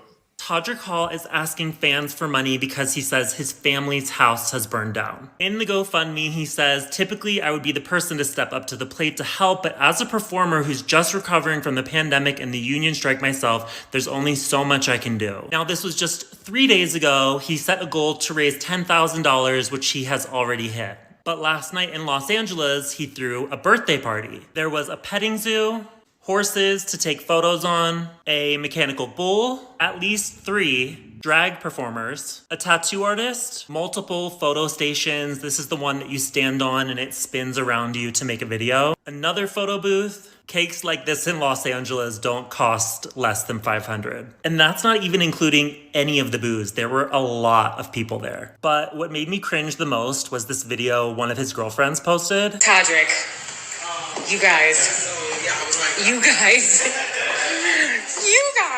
what is his life? If you don't know, I used to be a celebrity assistant for like an actual celebrity, like an A-list celebrity.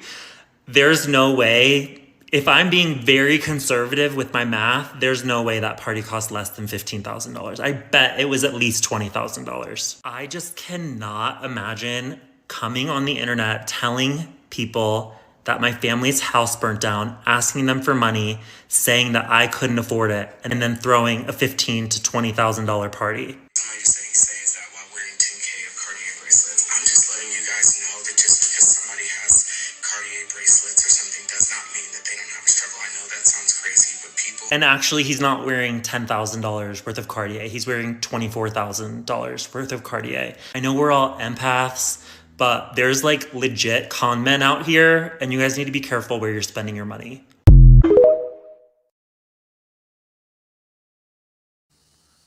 There are actual celebrities. First of all, he shaded the shit out of him by saying actual celebrities. But when I tell you that homosexual could not wait to get on his TikTok to tell this story with those tattooed brows and those veneered teeth and that Botox forehead, he cannot wait. Let me tell you something. That white sissy has told that story 15 times before he got on TikTok. That white sissy has told that story everywhere he set his ass down, wood, cloth, or leather. Everywhere he sat down, he told that story. On what, Craig? Every time he sat down, whether he was sitting down on wood, cloth, or leather, he told wood, cloth, or leather. On what, bitch? Wood, cloth, or leather, bitch. My God. Everywhere he set his ass down, wood, cloth, or leather, he told that story. He was in practice by the time he got on TikTok.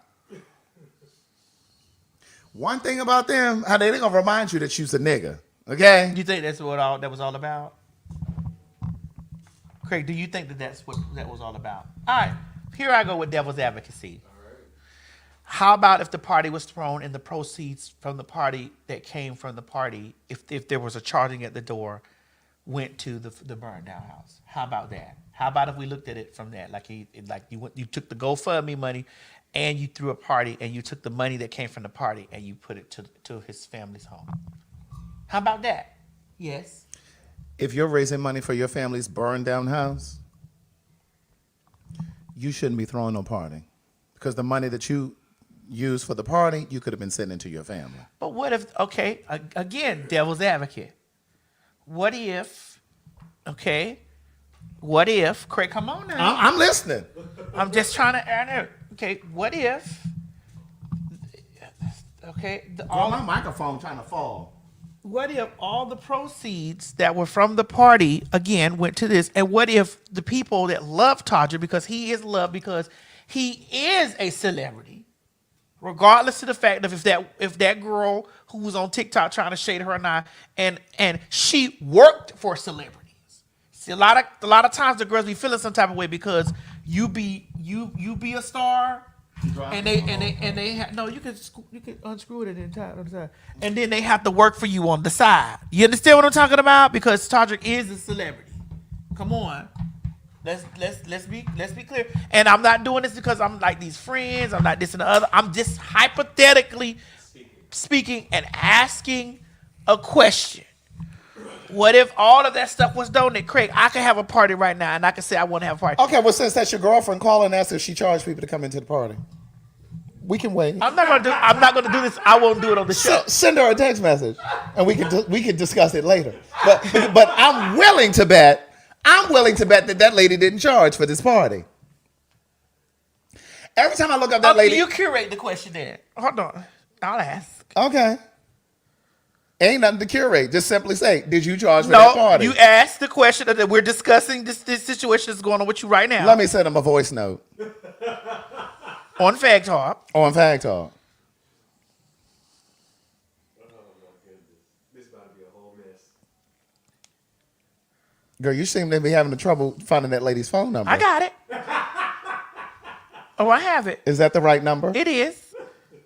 Am I sending a voice note?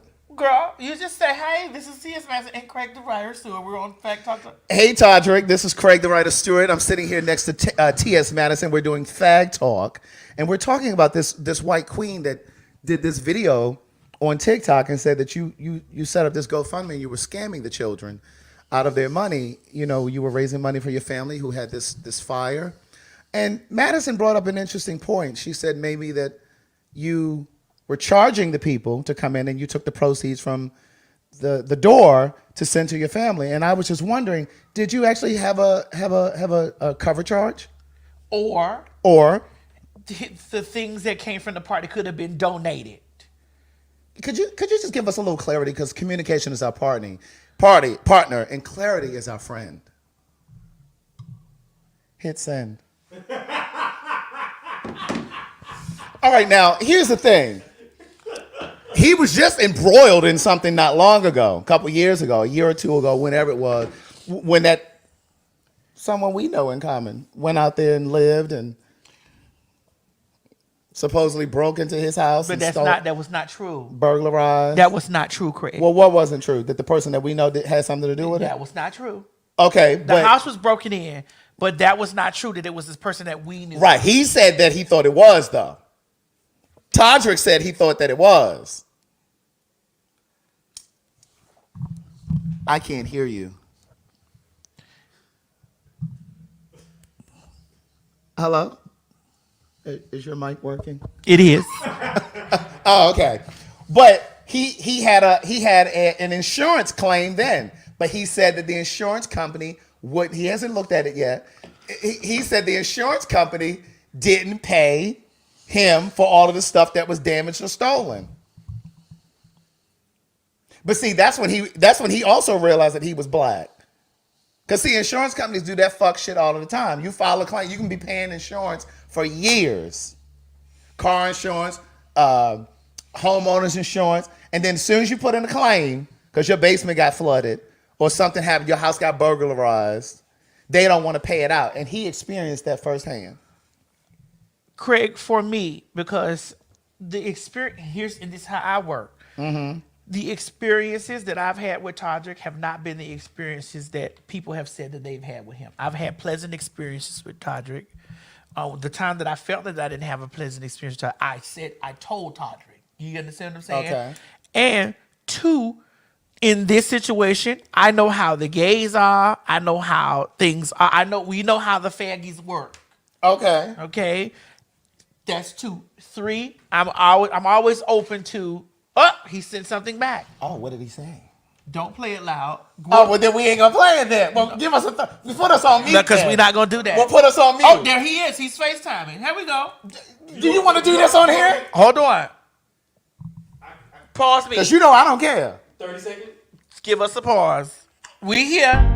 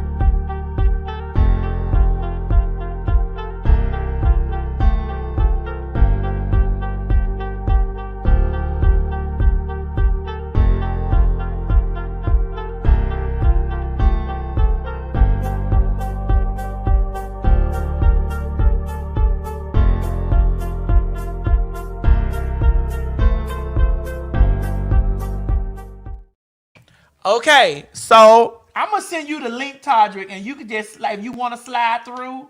I'm finna take He you on the video set. He can't. Do you have time now or no? No, there's no way. I'm on set. Yeah, he on set. Because I saw one Okay. in Texas. Yeah, I have to respond. That's right. So here go Todrick right here, y'all. Tell them what they said. What happened, Todrick? So I had a friend come through because I'm going through a lot of things in my personal life on top of everything else. I'm moving to London. I'm packing up. I'm selling my home. And she was like, I just want to celebrate you for being so tenacious. I'm going to get some stuff together. I do party planning. I'm going to volunteer my time. And a lot of these people just donated things. People donated a mechanical bull. She bought me a cake. And basically everybody just came and had a party at my house. My house looks lavish to people, but we didn't spend money on the video. There was a DJ there that came and was like, we're just going to come and plug some music up and celebrate it. I don't know what people saw that looked like we spent. I saw something that someone said we spent $20,000 on a party. And I'm like, we had hay bales and a mechanical bull. But when you live in LA, people donate. My friend who owns a bar was like, we'll donate the alcohol. We're going to come and just bring stuff to celebrate you. It's your birthday and going away party. So that's all that happened. I said that. That's what I said. It was me for being. It was good that I'm devil's advocate because I said that. Because that's what I said. I'm like, girl. Okay. Yes. No, my parents' house really did burn down in real life, and I would never use GoFundMe money that people give me to throw a party for myself. That would be ridiculous. But yeah, I was not in a position that I would love to be in, to be like, I confront this right now for my parents. And so people that were my fans that heard about it said, go create a GoFundMe. My fans asked me to. So I was like, great, I will do this if anybody wants to donate. And so then I did. But yeah, it's always a tricky situation. But yeah, people donated a lot of stuff and came through, people that I work with all the time, and they really showed up for me for my birthday and made it really special.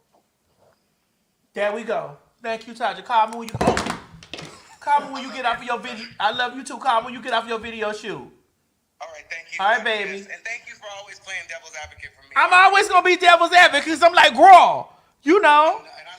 And I love you too. Nice to meet you. All right, baby. Okay, bye. You really feel vindicated. But here's what I will say. Here's what I will say, because that wasn't quite what you said.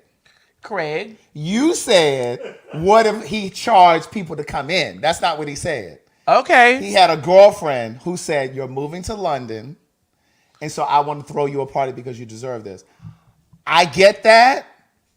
Two things. I still, if it was me, I wouldn't have either posted it because of optics, it just doesn't look good. Okay. Or B, I would have said to her, girl, I appreciate that, but whatever you're going to spend on this party, donate it to my family. That's just me. Okay. But it happened right here live. You see how you? See how you tapped me on my shoulder? Oh yeah. And said, "Girl, if you didn't, you know." But I definitely wouldn't have posted that. I wouldn't have posted that if I have a working GoFundMe. I'm not going to post some party that I'm doing because it just doesn't look right. Optically. But for the people that are saying like they don't believe him, like why do you guys not believe what he's saying is true? Is there like, do you guys know something that's happened that makes you guys believe that he's lying about this? Listen, as an entertainer and as a star, there are a lot of narratives that get put out about you. And you know it, Craig. You know this. Yes. There are lots of narratives that get put out about you as a person, right. You know, and that occupies public space. As a person, you know this happens. And Mo, you witness this. You in the camp, so you know. A lot of shit. A lot of things get taken. Some things happen, but sometimes things be that person's perception of what happened. You feel me? Right. And it's just like what this happened, but it didn't happen like that. Just like when we talked about the Hope and Amanda Seals thing. Amanda hit me the following day. Oh, she did? Yes. Bitch, when we talk about these people, this phone is come because I'm about to bring it to the thing. No, I gotta pull some of these people together in the comment time. I was quiet on the phone. First of all, I was trying to give him an opportunity to speak. What I said is on film, so I don't have to tiptoe around anything or anybody. What I said was on film, and then I followed up with my thoughts after the call. I didn't get into a whole bunch on the call because he said he was on a video set. That's why I said, well, we can't add him because he's on a video set. Yeah. And I was trying to give him the space to speak, to say his side. I had already said mine. So it has nothing to do with me tiptoeing on the phone for those of you who think that I'm mincing words, because I'm not. But go ahead. So Amanda hit me, and Amanda and I were talking, you know, and I'm not going to, because I haven't messaged her or communicated with her to say what I can put out loud. But we were talking, and again, when we had that conversation the other day about her experience with Essence and the griot and all this stuff, and then Hope. No, I had to. You said because I had to remember like what was it? Right. And then we said that Hope had a situation, and I told y'all the experience that me, Hope, and Amanda, Dominique Morgan, we were all together. We were all together in a back room. I was like, well, I wonder if this was a separate experience, because I know the experience that we had from my perception and from Amanda's perception, we had a pleasant experience. You, when we were together with Amanda, you had a pleasant experience with Amanda. You know, when Amanda called me, and I got what she was saying to me. Amanda hit me, and she was very much so like, Madison, I ride for you. I ride with you. You know, you my bitch. You know, and it's just like, you can't leave room for people to even think that there was no thing. And I'm like, well, you know, in this space, I only talked about what was true to me. And what was true to me was when we were having that conversation, me, you, Hope, and Dominique were there. Now, I don't know what Hope's perception of the situation. I don't know. Right. But from what we saw, that comment is something else. Go ahead. Greg, stop focusing on this. But from what we did, it was not unpleasant, and then it wasn't unpleasant for Amanda. So I don't know. That's why I said it has to be another time, because it couldn't be that time, because we was all getting along in the room. Right. Yeah. So Yeah, I mean, and that's their thing. So again, to pivot back to Todrick, when I did business with Todrick on his song, Todrick paid me. And see, and that's the other thing that you said before he called. You said something about you don't have the experiences that other people have had. You said one time he did something or said something and you didn't like it and you addressed it. I did. But I also think that sometimes people are different with different people. You know what I'm saying? He may seem or may feel like he's going to treat you and work with you differently than he would maybe his dancers, his employees, if you will. You know what I'm saying? So that's not necessarily a good barometer because it's like you are kind of contemporaries. You're contemporaries where he may see them as subordinates.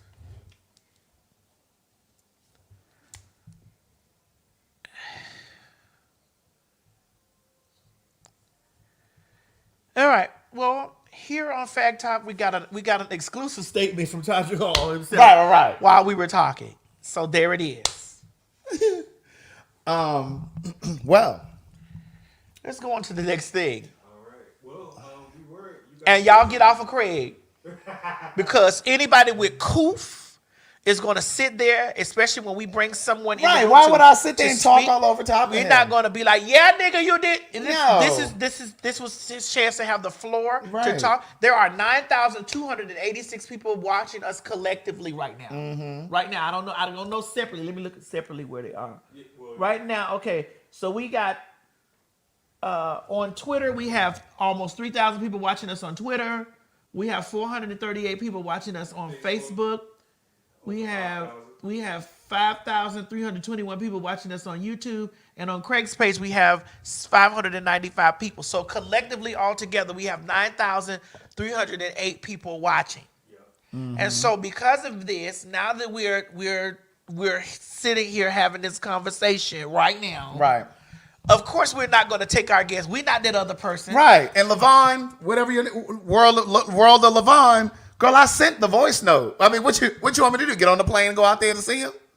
I sent the voice note. So, like, what you want me to do? We don't do Instagram because, honey, Instagram don't be counting the numbers. Y'all comments don't. Because we can see all of y'all comments collectively right here on the page right now from Craig's page, my page, from all the pages that we're streaming out. I can sit here and look and see all the comments coming in right now. Where you at, friend? Look. Where you at, friend? Girl, get out of the comments, girl. Okay. On that way. But look, okay, so look, are we ready to go to? Yeah, we are, but I just want to tell you, thank you, Craig, for not berating. Yeah, no, I would never do that. Berating him. No, I would never do that. With your personal feelings or how you had to, because is this your first time meeting him?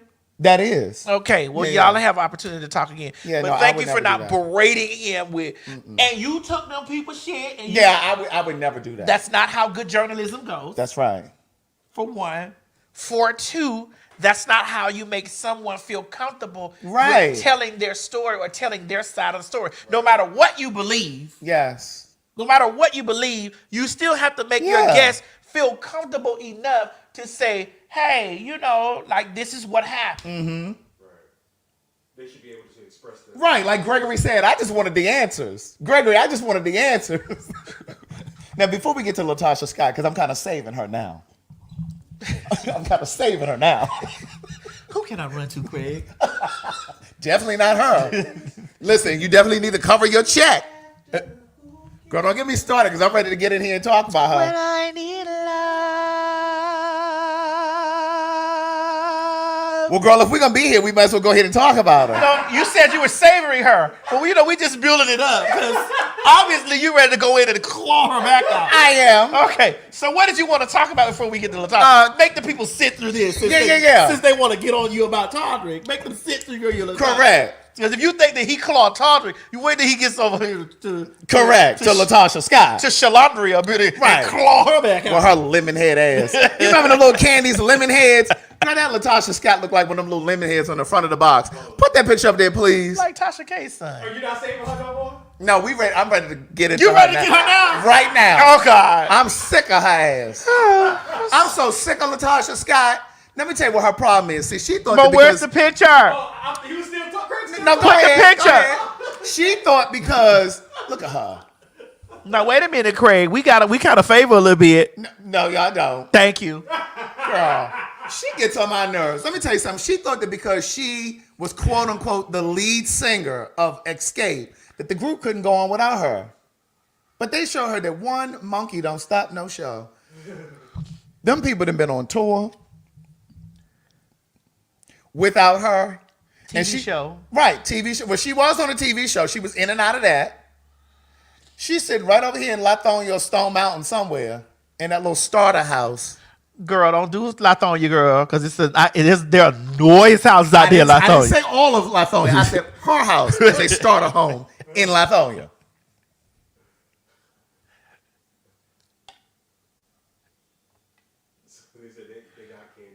She's sitting right over there with that Rocky husband.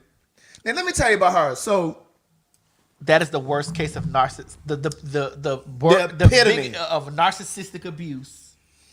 First of all, she ain't never paid her sister back that $30,000. Now I really believe that she and her mama were in on that $30,000 that they got from Tamika.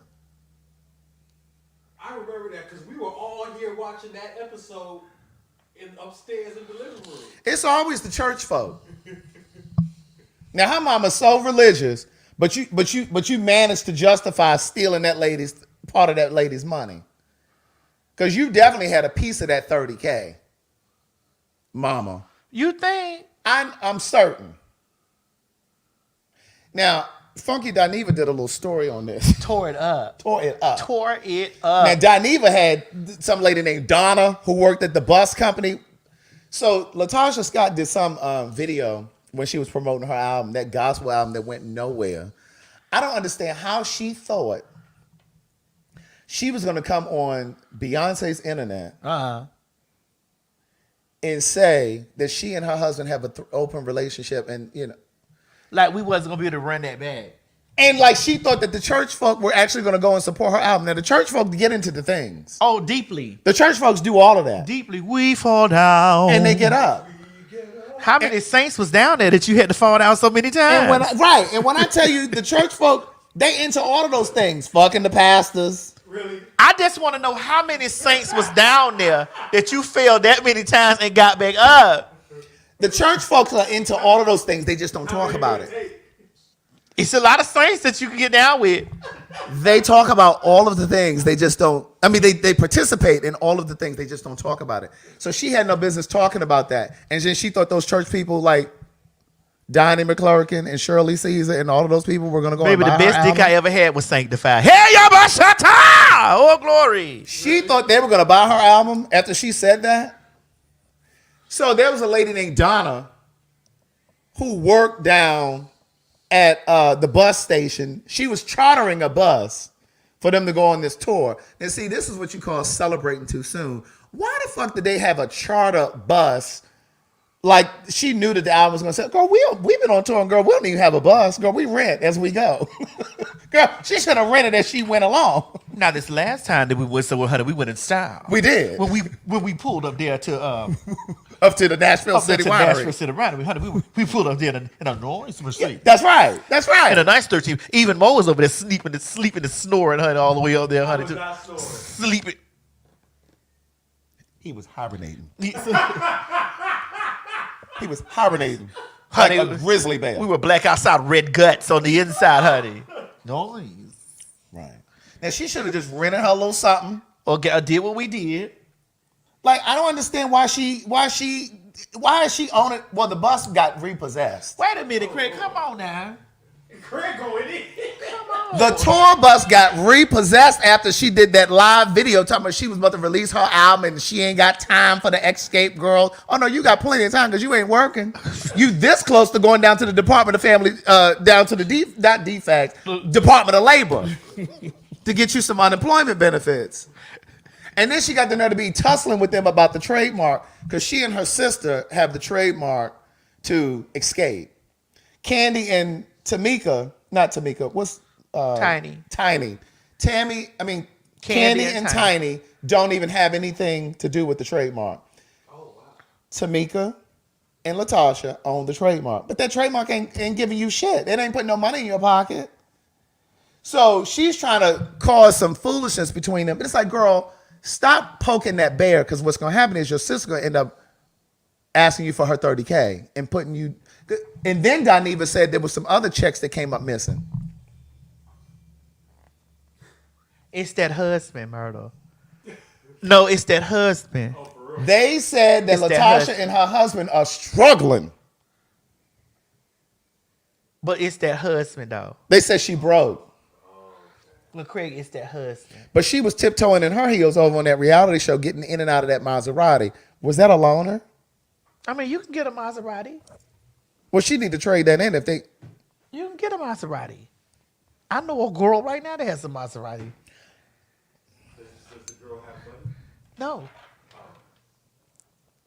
No. So Maseratis are easy to come by like that? You didn't see them people getting that Maserati down there from Carvana? That's why they was over there. Girl, she down there broke. Girl, she walking around with that blonde hair in her head, with them heels. She was looked like she fell out of a magazine, and they broke. Girl, you should have made amends and been on tour with these people. And Escape and SWV, they are co-headlining.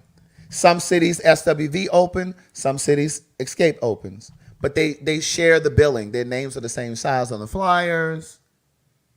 They breaking bread. This lady over here, you know who she need to call? Adina Howard, get her a job. Girl, that lady is not down there to the damn FedEx department. Craig, you will not keep slandering Adina Howard on this show. Latasha Scott. Damn. Latasha Scott. You about to be waiting tables, girl. Girl, she done fucked up her blessing. Down to the Applebee's. Down to the Applebee's. So y'all think it's the husband that's really fucking up her career like that? Yes. And her ego. But her ego. Well, the ego she has, but also the husband's help. That ego is dangerous. That husband is even dangerous because he's also adding to it. You the best, bitch. Right. Bitch, you the best. What the fuck they gonna do without you, bitch? You the best. And they showing her. Instead of him tapping her on the shoulder, say, Bitch, you better go take bitch, you better get right with your sister. They showing her. Bitch, let's go down here and use the last 4 digits of my social and the last and the first 3 digits of yours and get this money together to get your sister back this $30,000 that you know we spent. And stole. Me, you, and your mama. When I say she's sitting at the house in her duster and her bonnet while them ladies are going around the country touring, singing "Who Can I Run To?" When I need love, sweet love, and my mind is so confusing. Who would be that special one? Every day I try to find it. Oh, the Lord, where did I go? When I took ahead of me, I have strong determination. I don't even want to sing her part. No, you don't. And that's actually my favorite Escape song, which is not their song originally, of course, because it's a remake. But that's my favorite song by them. Who can I run to share this space? She running right to her mama's house, sitting over there with her. Who can I run to? Boom. When I need coins. She's sitting right at the house. She's sitting right at the house. Girl, y'all is. Ooh. I don't understand why what is wrong with her? And that TV show really helped revive a lot of things with it, but we saw such a dark side of her that I didn't know existed. That's why I feel like reality TV ain't the best for everybody. I'm gonna tell you who it destroyed. It destroyed her. It destroyed Nikki from Brownstone, Nikki Gilbert. It tore Kelly Price up. I didn't look at Kelly Price the same after reality TV. What it did to Nikki Gilbert? Everybody plays a fool. I guess I played my part for you. I love that fucking song.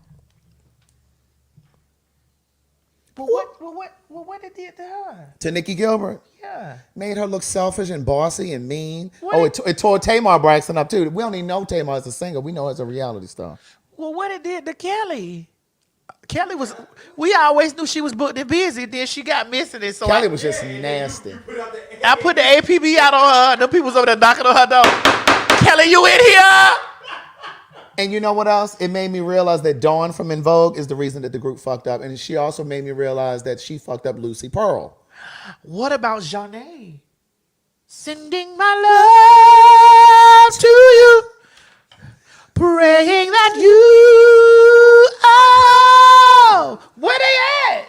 I just told you one of them was on tour. And I said Joan the other day. Her name was Jean.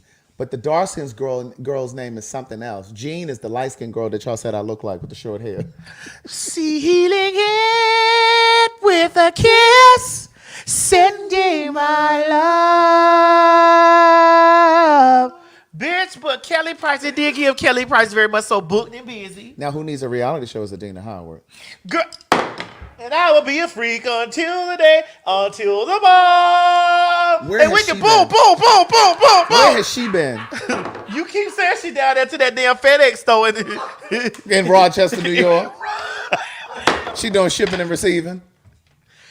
Cause she got that one song that we all like.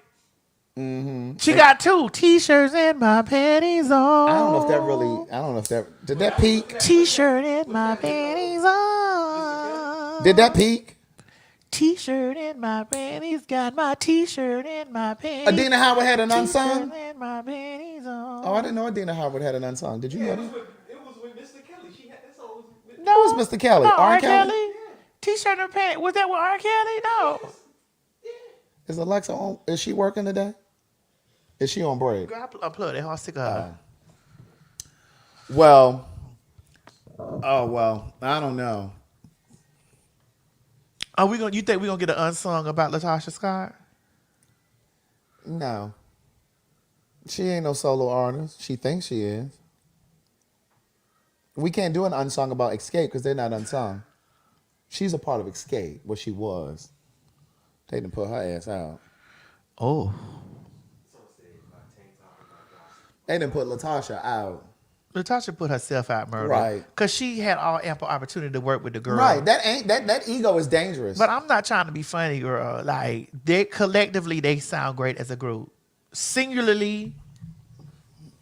What you want to say? Wait. Why did you position yourself for me to say something? Because I want to see how far you're going to go Craig, into the why line. did you position? Because I want to see how far you're going to go on the line. Why did you position yourself? Because I'm in the room. And I want to see if you're really in the room. Are you in the room? Singularly, what now?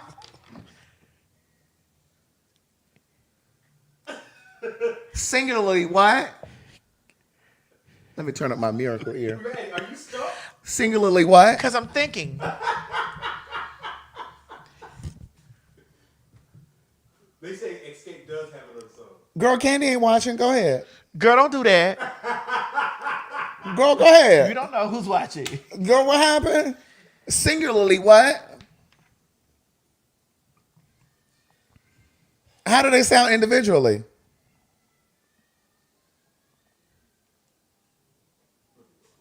Hello? I'll finish it. So, together, they sound amazing. Candy sounds amazing on that bottom note. Now, by herself. But why are we just focused on Candy? Because there's also Tiny. Well, Tiny does well when she has her little solo moments. And so does Tamika. And the ousted member, Latasha. So who's the best singer out of the group to y'all? The voices blend very well. They do. That's our answer. Okay. The voices blend very well.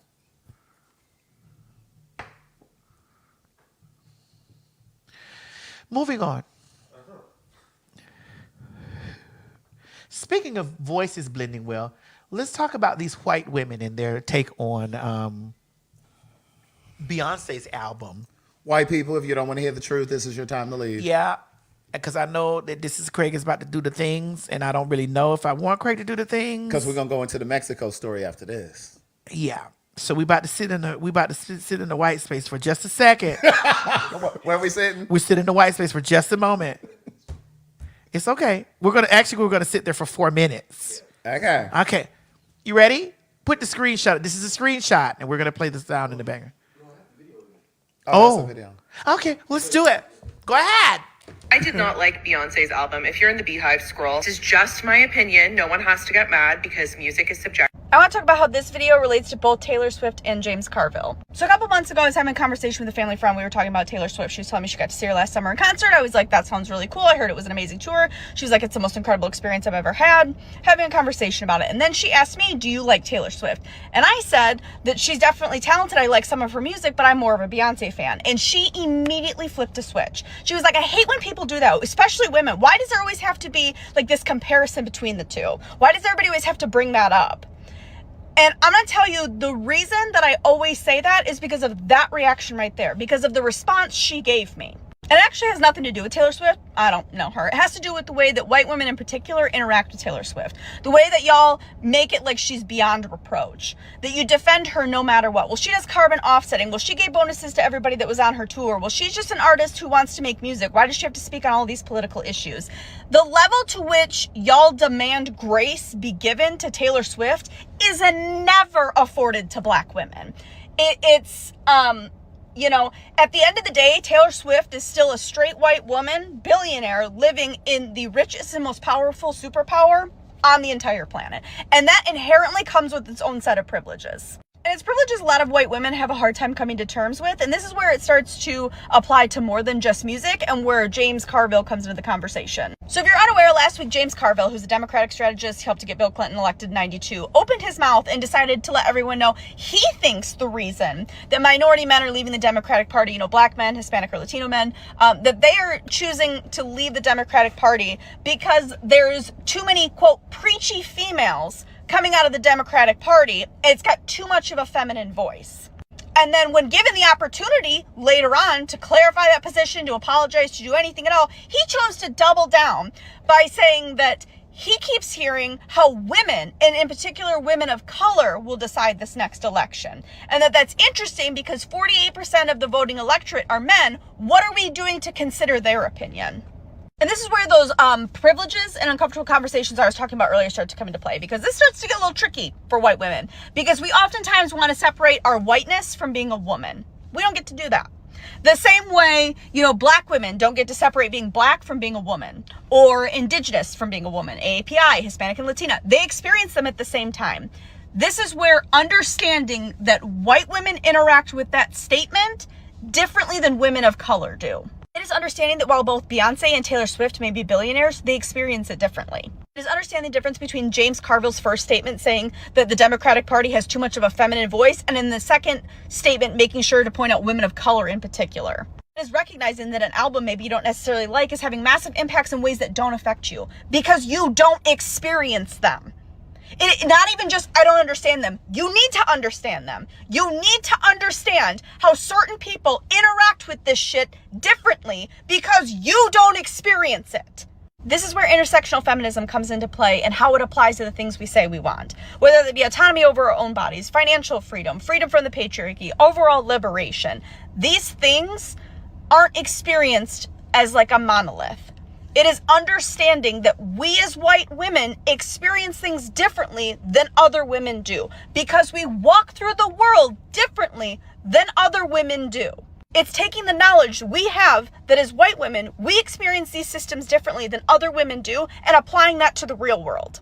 It is understanding that white women take this attitude and energy and apply it to every other interaction and aspect in their lives, whether or not you voted for Donald Trump. So until white women start embracing intersectional feminism, nothing's going to change. Because the point wasn't really about whether or not you liked Beyonce's album. It was the way you went about it. And I hope that this laid it out in a way that helps you to better understand why a lot of people were upset with that take.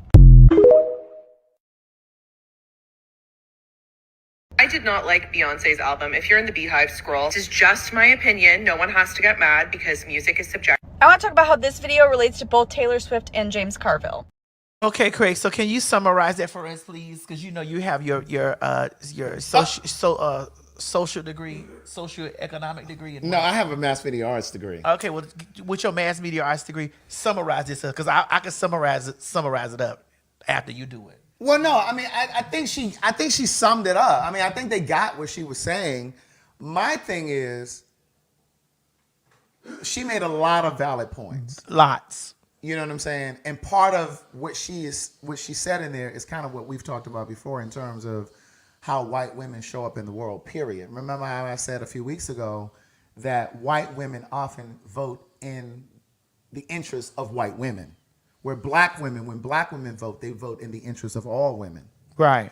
And then she said something else about white women will choose their whiteness over their womanhood. Well, so do the white fags.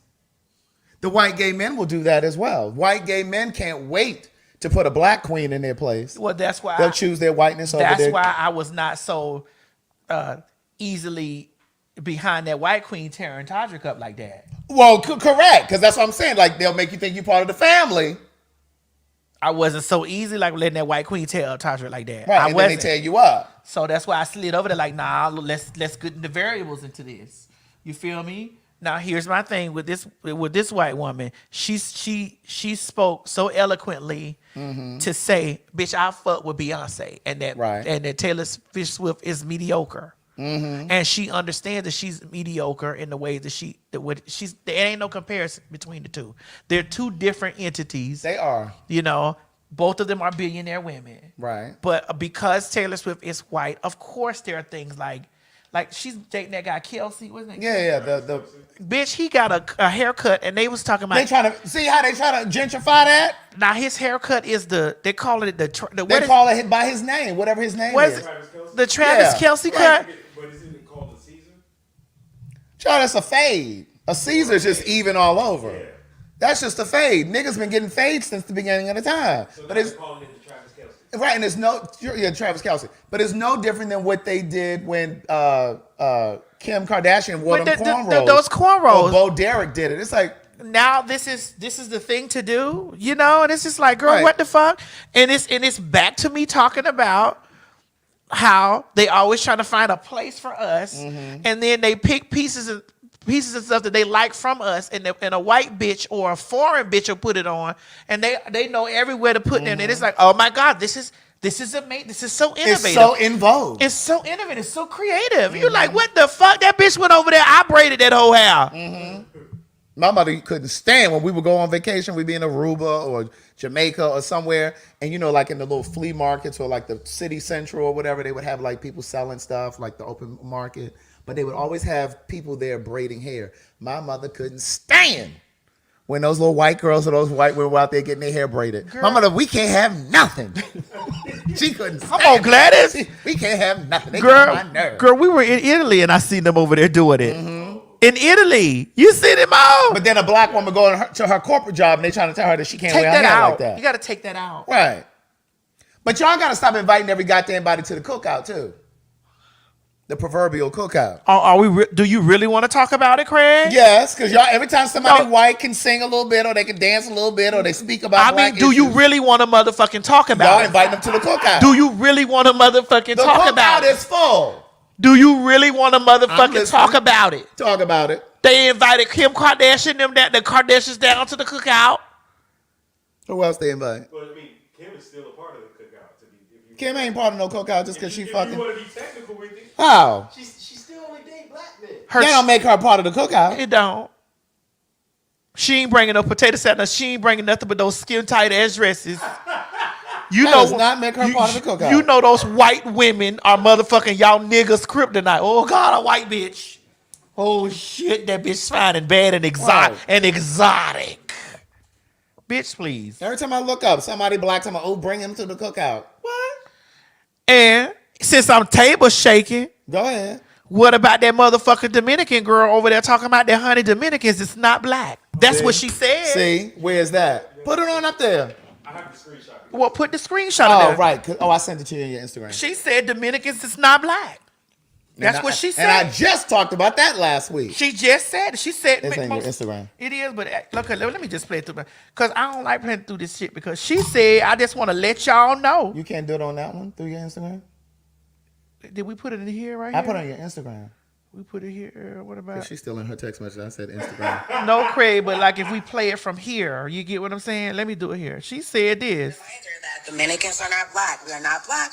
And no matter how much black Americans cry about it, we are not black. We will never be black. Yes, I look black, but we are not black. And it's just a reminder to black Americans who are so pathetically forcing Dominicans to label themselves as black. When we keep telling them we have our own culture, we know black, papi, they still force it on us. So just a reminder, Dominicans are not black.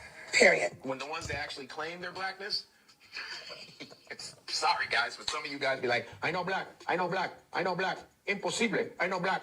I'm Dominican, I'm Puerto Rican, I know black. Be looking just like me. Be like, be having the same hair. I be touching you like, it's not the same, it's not the same. It's not the same, papi. It's not the same. They try to salsa that shit off. I be like, no, it's not the same. I know black. Negro, nunca, nunca. I know no, nunca. I know black. I'm like, no, you black. No. I know black. Dominican. I go, I know, but you're black. No, papi. I know black. No, black. Reminder that Dominicans are not black. Ain't nobody say African American. Who said they were African American? They're Dominican, but they black. Your skin color is black, basically. You think your Dominican ass is pulled off on the side of the highway at 3 in the morning? Who you think gonna stop for you first? My black ass or a white bitch? Tell that to the police when they pull you over.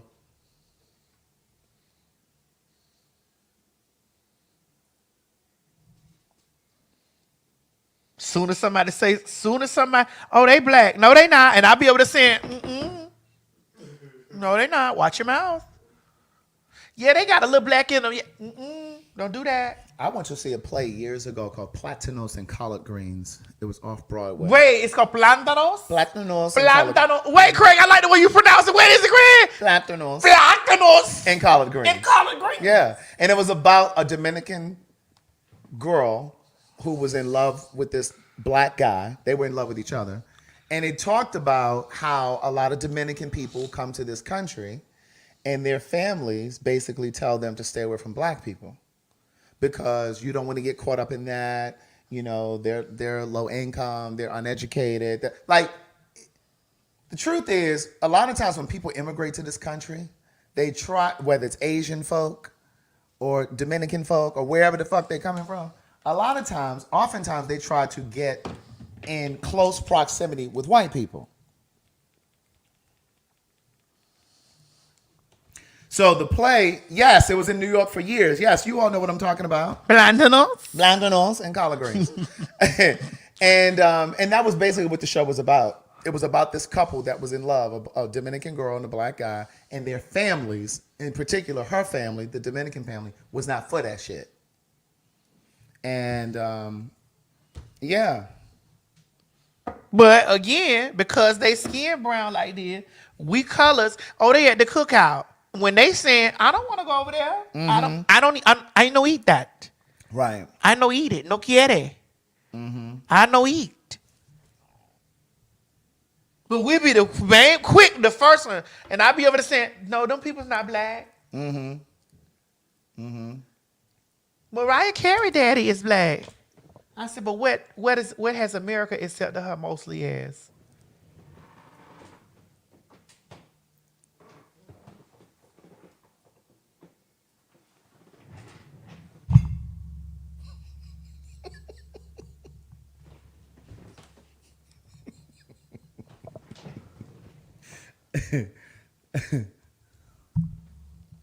Celine Dion, she black. She Haitian. Celine Dion? She's Creole. She French. Celine Dion? She from Canada. You must ain't been watching because I be looking at all this. I'm like, well, when she turned black? When it? Who? No, sweetie. Whitney Houston is black. And black like that. Mm-hmm. East Orange, New Jersey.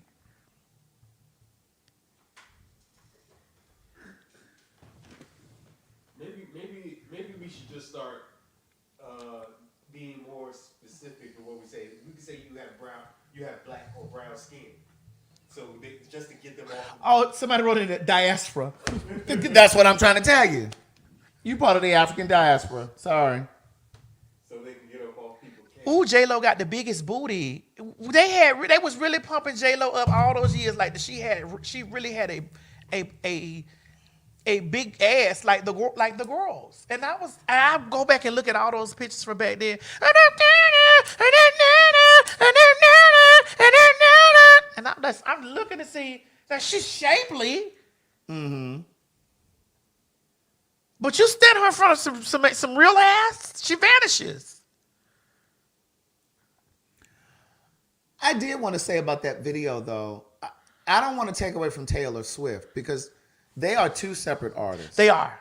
And I'm not here to say who's better. I am.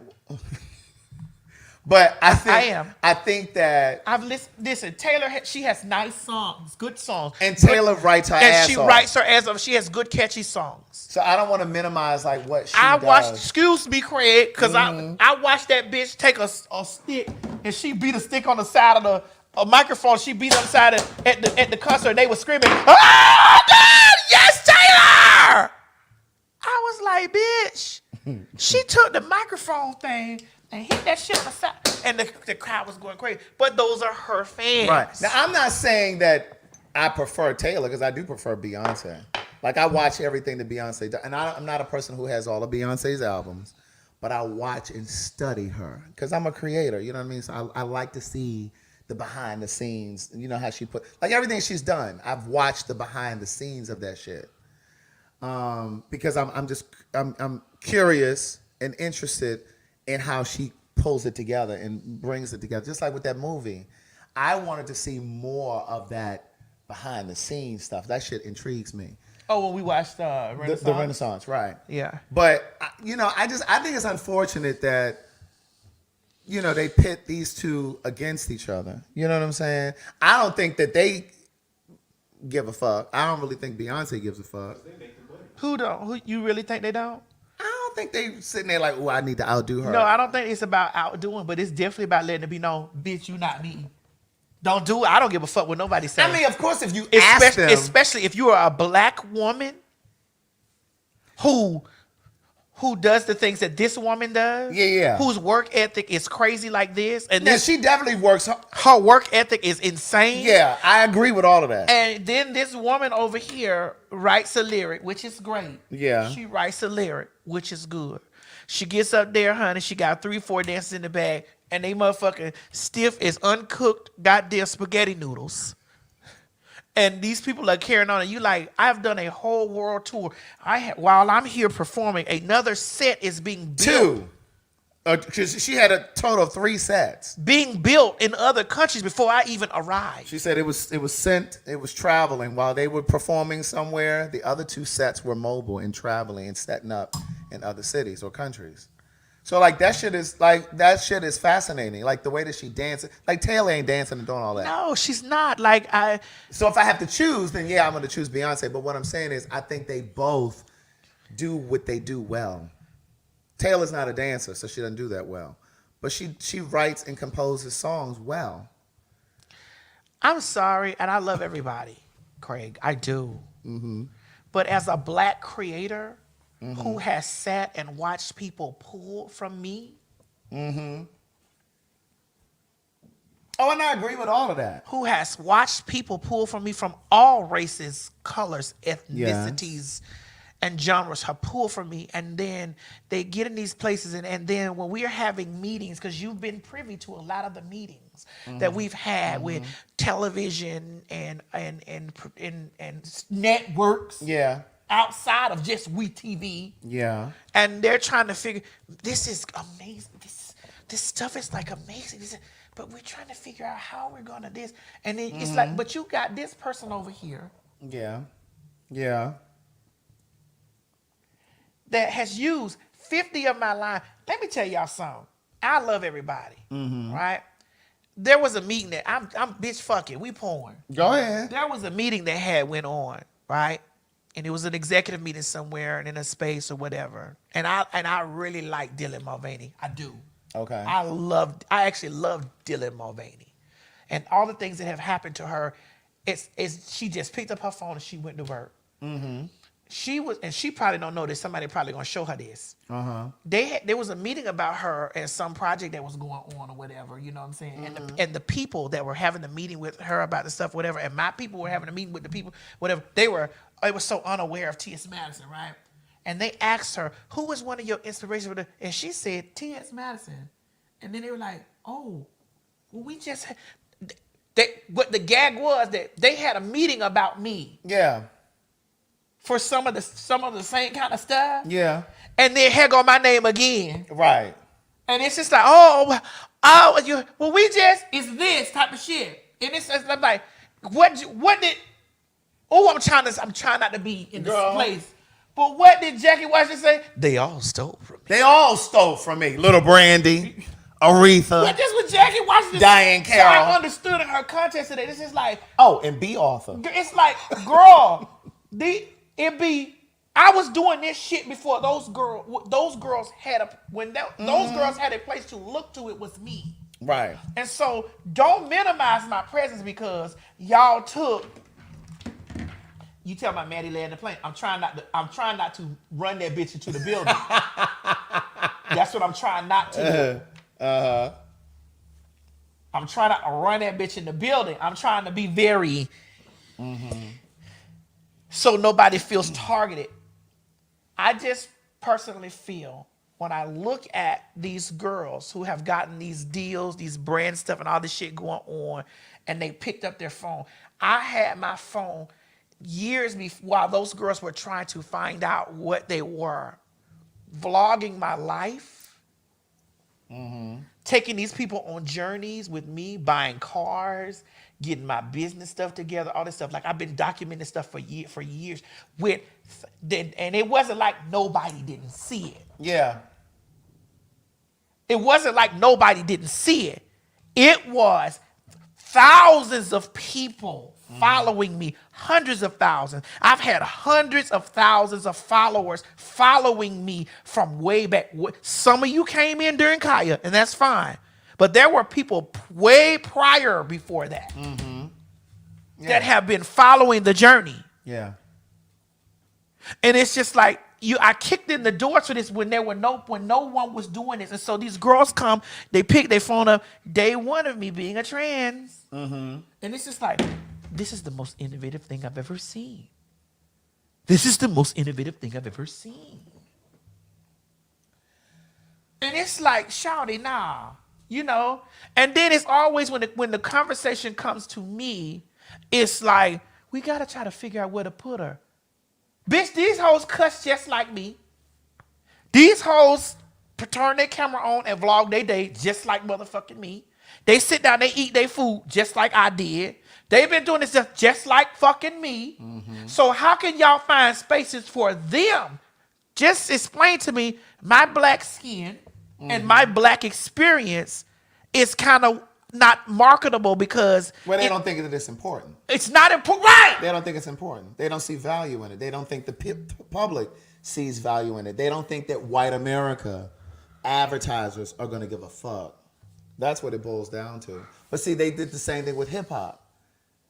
They didn't think hip hop was marketable and valuable, and that shit is selling more than any other genre of music. Craig, yes. And that's how I be feeling when I be looking at that type of shit. That's the way I be feeling. And I got the right to motherfucking feel a lot these ways because I've been on this shit way longer than those folks. But I don't feel no type of way towards them. I want to make that clear. Yeah. I feel some type of way towards the system. Towards the system that when I come in there and it's just like, well, we don't know where to put. You know where to put. You knew what the fuck to do with her.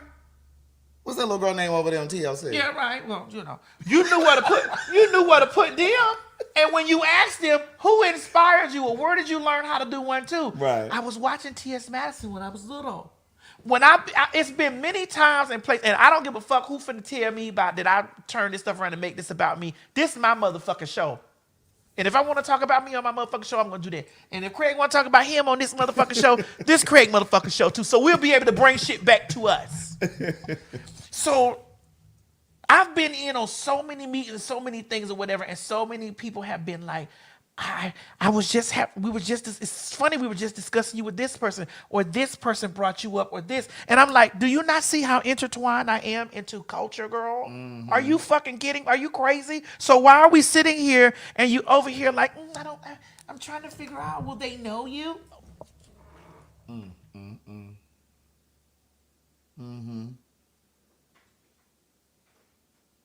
I'm trying to figure out, will they know? Oh, I'm trying to, bitch, international. Correct. Bitch, international. And I don't have to prove that shit to nobody. Right. It's just that when I sit in those meetings and I pulled you in on those meetings, I'm like, girl, watch this. Just watch this. Watch. Sliced bread. The best thing since sliced bread. And then you over there, the words be, I just wonder if they, and the reason why a lot of shit don't work the way it's supposed to, because they stop listening to me. I'm like, nigga, we not gonna eat, Craig. We're not, because it's interesting that you're saying this, because as we're building momentum with this, and we've been talking about this moving to other places, and we talk about what we would probably have to do to make that happen. As much as I see value in what we're doing, I know we laugh and we cut up and we messy as fuck, but I do try to give you a little anecdote here and there. But parts of me, it's like I don't want to move it from here if they're gonna whittle it down. If they're gonna smooth it out. Yeah, I don't want to do it. Yeah, politically, because see what happens is they step away from the creators. We know what the people want, but then they want to put their hands on it, and then they want to tell us what you all want, and we know what you want because our ears are to the street, theirs are not. Yeah. And so, like, when we think about that, like, that's what makes me antsy about it. Our ears is to the street, but their ears is to the marketing dollar. Correct. And so, because they're looking at the marketing dollar on, like, thinking, and they project their thoughts on, well, maybe this won't sell because this is too, this might be too urban. It's too urban. Or she may it's have too an risque. I'm gonna say this, and hey, whatever. Just like last night, a Friday night, I was on RuPaul's Drag Race, and Ronan was on there, and I love Ronan Farrell. And he said to Saphira, "You were in that Missy Elliott squad," and I leaned over and I said, "It was Little Kim." And RuPaul fell out laughing. Did you see it? I did not. Girl, RuPaul fell out. Really? Girl, she fell out, girl. You got it on your phone? I got it.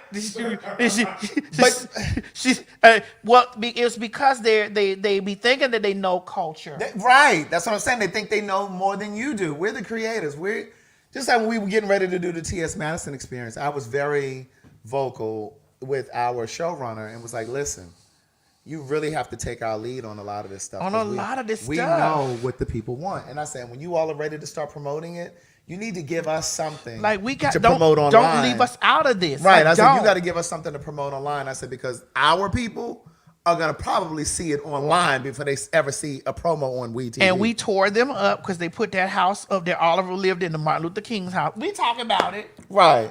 And we told them, like, girl, y'all, it's stuff. Now, how you white editors put Oliver in Dr. King's house? This lets you know that they were white editors. Girl, here we go. And then... Oh. You are full of defiance. That's Lil' Kim. Missy Elliott squad. You are full of defiance. That's Lil' Kim. They want to be so hip. And I remember we were at the end. Girl, y'all be having me getting in trouble. But I can't tell you nothing but my experience. Go ahead. What happened? And we were at the Emmys. And... Taraji, Taraji loved on me. Tisha Campbell, who I love, loved on me. And then one of them, as I say, they walked and they talked to RuPaul. And then when she walked and they asked, like, which one was that? I said, that's Tisha Campbell, Martin. This is why my blackness is important to be in that space. Right. Not to say RuPaul's not black. RuPaul is rich white woman, girl. I'm her ears to the street. You feel me? Right. I'm her ears to the street because that's not her thing. You know what I'm saying? And that's why it was like, T.S., who was that? I said, it's Tisha Campbell, honey. Right. Martin. It's like, oh. Honey, I don't know those girls. I don't know those children that are over those smaller networks. Those girls are black. I never watched Martin. I don't know, those girls are black. Okay. So it's this is all I be saying. You know what I'm saying? And then sometime when it's true though, Craig. What he say? Those girls are black. Those girls are black, honey. So like, girl, this is popular culture. This is how. No, that's black popular culture. But this is how you this is how you intermix. Right. Correct. And see, the other thing too, going back to what we were saying about if this show is moved to a different platform. This is not scripted. Some of my friends have said, y'all not scripted. Y'all not like they think we read the teleprompter. I'm like, bitch, we ain't no teleprompter in that bitch. We reading the comments. Just like anything that I ran about, just like the I'm black. I didn't read a teleprompter. Right. I didn't read it. That came from my heart. That came from my spirit. I read, bitch, I was heated. What, Myrtle? Girl, stop. See, I can't even express nothing without you making everything so fucking shady. Somebody put money changes race. Craig, come on back, girl. Come on back. But it's the truth. Right. Like all of my shit that done went stupid, crazy, viral, or that done went somewhere, that shit came from my soul. Right. It's just off the top. Can't nobody write shit for me saying, and when stuff be written for me, y'all don't like it. Right. Girl, I don't like, I feel like I don't feel her. Look, Chris said, wait, there's no teleprompter. No, this is off the top of our head. Girl. This foolishness. But you can tell because we always going over time. Yeah, If this was scheduled. Wait a minute, Craig. Wait, Did you get that light little dig? I caught that. I caught that. Because we always hold on. Because we finna drag the fag. We about to drag the fag. Because the gag is we have to work around your schedule. And we already know that you was in conjunction. That's not what I'm saying. Yeah. We know that you said that you had something to do on Sunday, but we just checked in with you during commercial break to see what you had to do. Now, if you have received the time that you have to disperse, right? I was not talking about because we actually have to work around. We got to end our show because he got other things. Because we have to work around your paid for schedule. First of all, we're going to do that. Let's do it. Because we originally said Saturday. No, we did. We did. We said Saturday. We said it could be Saturday. It could be Saturday or Sunday. However, whichever day you should be available. Because you don't work 7 days a week, girl. You barely work 2. I do work 7 days a week. Yeah, not for me, though. But I work 7 days a week. But not for me. But I do work 7 days. But not for me. Girl, see, this is why sometimes it's good to have some good white people around you. I'm gonna always keep me. Right, I gotta get me some good white people around me. Always keep me a good white fool. I'm always hiring you people. Come on, napkins. If you a napkins, put the application in. Right. I'm always hiring you people. Yeah, if you ain't no DEI over here.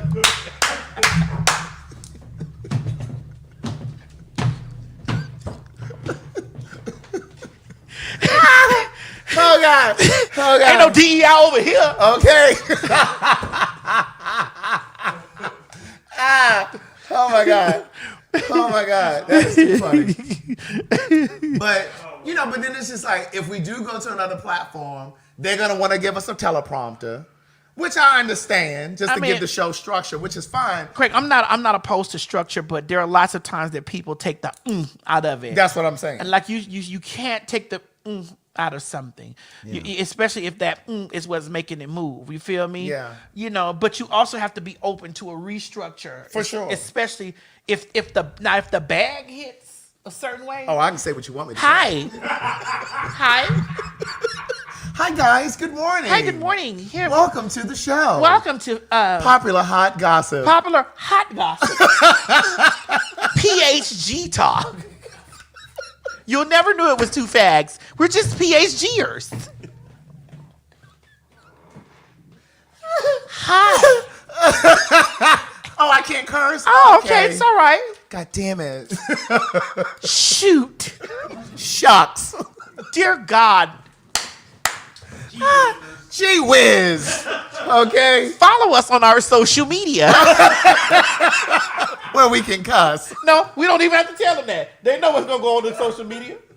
Right. That's why I had to let those motherfucking Drag Race girls know.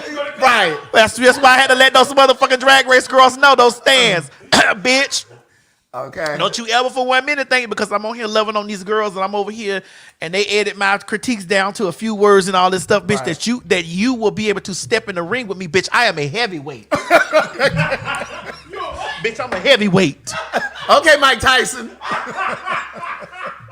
I am a verbal assassin, bitch. And if you think, girl, that you bitches are equipped, I'm ready for round. You don't have enough words in your You don't have enough. You just got here, niece. Okay. Bitch, I'll hit you with some Jim and the hologram shit, bitch, that you don't even knew before you even got here. Jam, truly contagious. Truly, truly, truly outrageous. Oh, Jam. Oh, truly outrageous. Jam is my name. No one else is the same. Jam is my name. It's Showtime synergy. Right. And she had her little earrings. It's Showtime, bitch. She would do like this. Oh, my God. Woo. Speaking of white people, girl, what done happened, Craig? You still in the area? Girl, All right. yes. Please play that and then we dive into her. Run it so we can delve. Please. Okay, so let me get this straight. White people are going down to Mexico for vacation and are complaining that the Mexican bands that play on the Mexican beaches are too loud. And the white people complain so much that the Mexicans that ran those Mexican hotels was trying to ban the Mexican bands from playing Mexican music on the Mexican beaches. So the Mexican president got involved and had to send the Mexican military to go down to the Mexican beach because there was too many Mexican protesters protesting against the white people who were trying to ban the Mexican bands. And so the Mexican military is singing alongside the Mexican protesters. Then y'all get mad when people call y'all mayonnaise warriors. Not only that, they have mayonnaise warriors who have moved down to Mexico that have caused a lot of the Mexican restaurants to stop making spicy food. So a lot of the Mexican restaurants are saying that they have to throw out tons and tons of food because white people are complaining so much about the food being spicy that they have to redo a lot of their orders. How about the white people in Mexico? Why don't you go back to your country? And y'all quick to say, it's not always about race. So what is this? You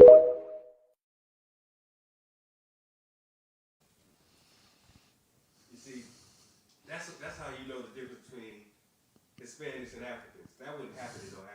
Really? No, they probably white down there in South Africa. No, in South Africa is one thing. In Nigeria, that's another thing. They will never come to Nigeria and be like, the fufu too hot. Exactly. They'll be like, oh, it's too hot there. Did y'all... You want us to change it there? Okay, no problem. Wait here. Yeah, well, I'm coming. I'll make you a good plate. That shit be spicy in the first place. The jala. No problem, man.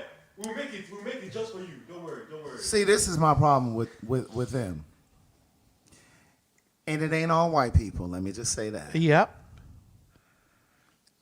This is gentrification and appropriation at its best. Now, y'all don't want Mexicans here. Oh, Craig, you finna shake this motherfucking table up. They don't want them there either. Y'all don't want Mexicans here, and then they can't be in Mexico either? They can't be a Mexican in Mexico? You want to go down there with that unseasoned ass food? You go to Mexico to experience the country and the culture and the music. If you don't want to hear it, take your ass down to Florida. Wait a minute. Hold on. Wait a minute. I had to come back. Hold on. Take your ass down to Florida. You know, take your ass to Wichita, Kansas, because it's definitely in Florida. Right. Go to Montana some damn where. Now, how you gonna... Did I tell y'all this story over here? Come on, run it. I got a friend who lives... I think I did tell this story about the Universal Circus, the Black Circus. Yeah. Yeah, I told this story, right? Well, you can tell it again. We're here. So, a friend of mine lives over there near Turner Field, where they used to play play baseball. And so, long story short, the Black Circus used to set up their tent in this huge parking lot on the corner. So they got the elephants and shit. They got lions and shit. They got not cows, but clowns. And, you know, it's a circus. Well, as sure as the white folks start moving in, now this is a black neighborhood. Black children going over here to the circus. As soon as these white people move in, now all of a sudden it's too noisy. They don't want it over there. It's too much traffic. First of all, white people, y'all just moved in.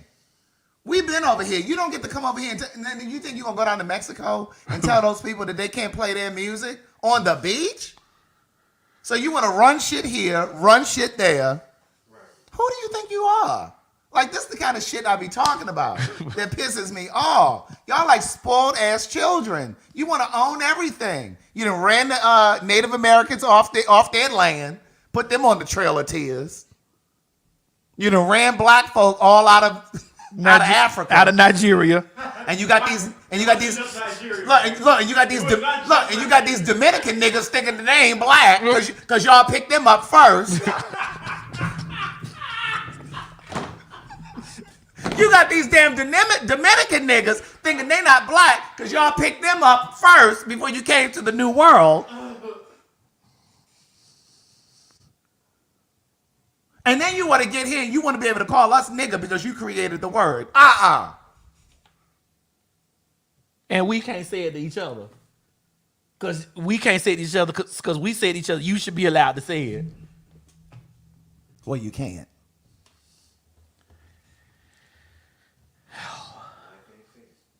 But that's why when you go on these resorts and shit to places why the food tastes so goddamn bland, because they asses then wrote a letter. You like, bitch, where's the saison? Right. Excuse me? Why we in over here saying, Doro, Doro, Doro,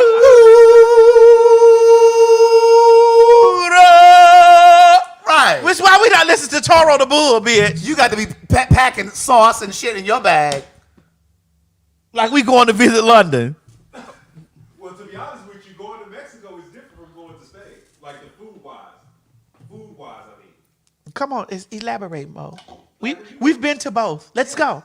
In Mexico, actually, we've both been to both at the same time. So I'd like for you to elaborate, please. Somebody said not a chipotle pepper inside. It's too spicy. Well, right, it's too spicy. Well, in Mexico, the food is much more flavorful. Very. When we went to Spain, it wasn't. Let's just say it wasn't as flavorful as you would thought. Oh, okay. It was very touristy. Yes. Yeah. We had more flavor on the ship. On the ship than we did in Spain. We had more variety on the ship. Yes. Girl, they get on my nerves. On the ship, we had more variety. Yes, on the ship. There was more variety. There's more flavor on the ship than we get on than the country we were in. Yeah, because I was like, girl, what is Bo? Remember, I was like, what is going on in here? He was like, I don't need to eat no more. I don't need to eat no more. Let's go back to the Take me back to the motherfucking boat. Girl, they annoying. Me and Mo was I said, I can't find nothing to eat here. I'm going to lose 25 pounds here. This might be a blessing in disguise. But girl, I can't find nothing to eat. Maddie was over it. Nothing. I got on that boat and ate a salad. I put so much salad dressing on that bitch. Right. Ain't no damn flavor. I put so much motherfucking salad dressing on there. I said, God, gee. Girl, they something else. Bitch. You know, we went to Italy. The pasta did it. It was very bland, and I was not expecting that from Italy. I was really expecting flavor. It was decent, but I was expecting because like y'all not using no more basil. Like you can usually taste basil and thyme, and you can taste the seasoning. Girl, they not using none of that. Girl, they done fucked it up for everybody. But I can't, and see, this is the other thing. They act like and everybody that speaks Spanish, they swear Mexican. Yeah, that's tired. They swear everybody that speaks Spanish is Mexican. That's tired, girl. So Cinco de Mayo come around, here they come with their goddamn sombreros. It's like, girl, it's not. And Mexican people don't even celebrate that. Here they come with their goddamn sombreros and their margarita with their drunk asses. I can't stand when they drunk and they trying to talk to me. Man, back up. Y'all not even friendly when y'all sober. Y'all not even friendly when y'all sober. Back up from me. I was out last Sunday. After I left here last week, I met up with some friends of mine. This white lady talking about, what's wrong? Why you? She was in her cup. Rubbing on you. She was, honey, had kissed me on my cheek a couple times. I'm like, girl, if you don't back up. Girl, yes, because girl, you be the main one down there trying to grope me. And then she be down at the police station trying to say, right. He touched me. Girl, back up. Don't you think we forgot what y'all did all those many years ago? And you still doing. You over here kissing and licking on me and stuff like that, girl. Talking about, you seem annoyed. I be trying to get them. You know, Mo has his skin's so dark. Right. And so I be having to make sure I pull him. Come on here, nigga. Right. Okay. Before they have your ass tied up to the back right there by your toenails. Man, I don't give a right. You know you're enamored by white skin, nigga. Don't play. Girl, they know they love to get friendly when they in their cup. Yeah. And they at a music festival or a game. Girl, back up. You don't talk to me any other time. There were people like that on the ship. Yes, they were. I'm like, come on here, Mo. Child wears their asses out, though. When I'm in my car and when I'm crossing the street, honey, I hit that lock. I lock them doors up. Come on here, Mo. You walking too close to my door, ma'am. Before I find you on 3 decks below the ship with no kidney. Right. Right. They've been and sold your goddamn spleen. I'm waking up with aches in my Ain't no aches. Just a hole in your ass. Look, Come on here. Look, it's a paper towel to serve as gauze. Okay, he bleeding from his side. All I remember is this white bitch was kissing on me. You ain't, nigga, you ain't watch Get Out. Right, up there doing all that skinning and grinning. You know them white people don't like you. Oh, okay. Yeah, somebody said they was out there trying to find them a cuckold. Right. You know they don't eat food with you when it's a normal day. Oh my God. They seem so intrigued. The testicles gone. You be over here like me, like damn, Maddie, shit. Girl, I work there. I ain't got no nuts no more. I'm like, dude, nigga, do you still got your dick? That's all that matters. Did they leave you with your dick, nigga? I have to check. Oh my God. Every chance I get, bitch, I wear them out. I'm in Target. Excuse me, ma'am, do you know where the light bulbs are? That bitch dressed just like this. Oh, I don't work here. Oh, you don't? Oh, you look like you work here. I'm sorry. I tears their asses up. Craig, stop with your disdain for Ma'am, white. do you know where the vegan mayo is? Oh, you don't work here? See, oh, you got on your... This is Craig's disdain for white people showing. Oh, I thought you... Oh, I'm sorry. Craig, that's not all white people. Oh, Craig. I thought you... See, you have to stop doing what they do to us. I thought you had... you had on the uniform. You have to stop doing to them. Oh, no, I'm going to give it to them every chance I get. No, you got to stop doing to them what they do to us, grouping us. Reparations, bitch. Grouping us up in that. Girl, I wears them out. It's not all they did. It's not all. Well, girl, let's stop. Girl, that's not all they do at Craig. Honey, I tears them up. Every chance I get. But I can't believe they going down to Mexico and doing that. How you gonna go down there and try to That's wild. ask for the manager? You don't want to hear the Mexican music on the beach? The food is too spicy? Well, bitch, don't eat. But you down there smoking up their weed, though. Because let me tell you, we was on that beach in Spain. Boy. But we was on the motherfucking beach. We was on the beach in Mexico. Boy. You don't have any weed? What they say, girl? Have any weed? Like, girl, we here just like y'all, girl. Right. No, bitch, you should have brought it to TSA. Bitch, we here. You think that we snuck weed in? Okay. You know what? You should have said. You said, "Oh, is it because we black?" No, I'm just saying, no, we don't have Bitch, it. I don't smoke. Bitch, I don't ask that man, that Mexican man walking on. I'd be like, there's some white people down there with some weed. Go down there and ask them. Shit, bag of bitch, you might be a narc. You don't have any weed? Like, girl, you're not finna, I don't know what you're not finna arrest me. Right. Hell no, I don't have no weed. Look, have me out here caught up in another country. You don't have any marijuana? Right. No, bitch. No. Oh, my God. Girl, you're dressed like you work at Target. I thought you worked here at Target. You don't work here? This is not your department? I thought this was your department. So let me tell you about an experience, honey. What happened? Let's move over into the black sector now. Okay. Since Blacks, buckle up. Since we just rung up the we're an equal opportunity place. Move over here to the black sector because y'all down there kiki and I gotta get a little piece for y'all. Right. So I had called in because there was something that I needed. I don't want to tell you the place of time, but I had called in on the telephone, and I think that the person recognized my voice and name from where I called in, honey. Which name did you get? Madison Hinton. Oh. That's the only name that I have. You know when people, some celebrities, they don't like. That's the only name that I have, Madison Hinton. Okay. The other name, those only checks coming in, so I'm not calling anywhere about unless a check didn't come. Okay. But this was about something important. Okay. And then, it was like, you know, of course, my name is Madison Hinton. And then you're looking at my date of birth and you probably see the sex. So she began to say, and I sound like no one's man on the phone. Right. No, sir. I say, okay. That's what she said? I let her slip the first time. Well, she may have thought you were a fag. No, she knew. But my name is Madison Hinton. Oh, she saw the name Madison. Yes. Well, why do you think what? Madison Hinton. Anyway, let's listen. This is how you're going to get clarity. Okay. And then she said, no, sir. And I was like, I'm going to let her slide because maybe it was the morning, top of the morning. I had a frog in my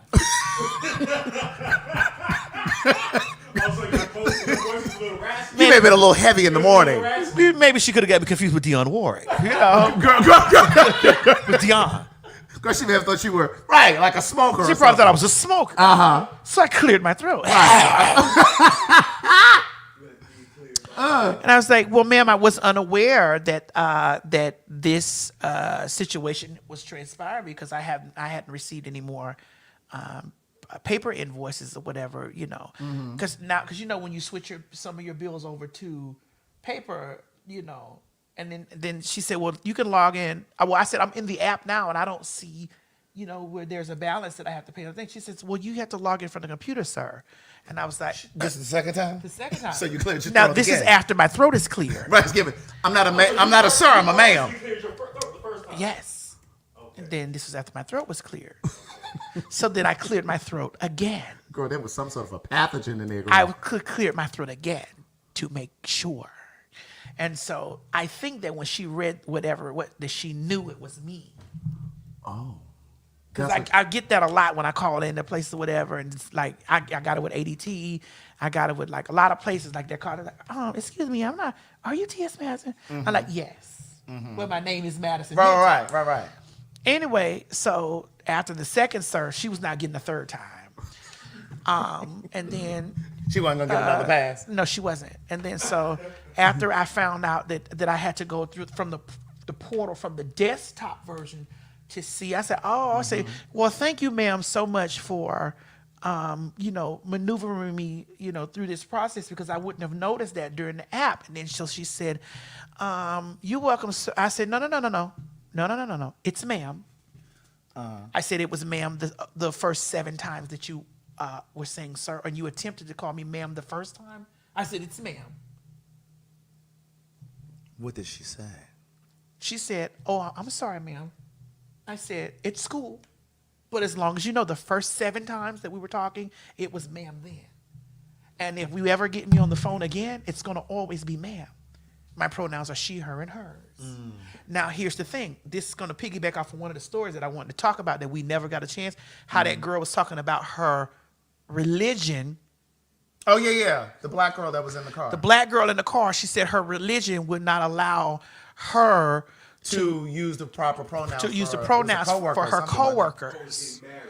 No, it's her coworkers. Like her. Her coworkers were getting married, and then. No, she worked at a job, and the coworkers said my pronouns are she, her, and hers. And she was like, "Well, my religion won't allow me to lie. It won't allow me to lie, and I'm not going to say she, her, and her."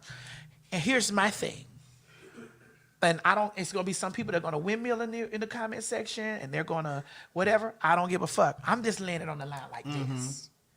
Leave your God in your house when you're dealing with the world. Because, go ahead. I need you to back me up. Yeah, because the truth is. Leave your God in your house when you're dealing with. Not everyone subscribes to your religion. Yes, your religion, your God, leave your God in the house when you're dealing with the world. And this is the same way I feel about when they get over into politics and they're bringing the morality things in and how they try to do things against the girls. Yeah. Against you and girls included. Like they try to bring this in. Like, y'all, this nation is not even under God. Don't play with me. Because where is your God when you're doing all of this heinous stuff to black and brown people? Don't bring your God into this right now because you don't worship him or her in any other motherfucking time.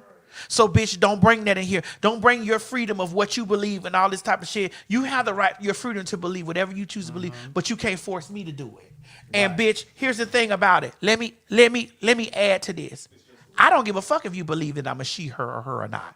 Bitch, when I'm on this motherfucking telephone, bitch, with you, and my name is Madison Hinton, bitch, and my presentation, if you don't want to talk, transfer the line to somebody else. I don't need to speak to you. Transfer the line to someone else.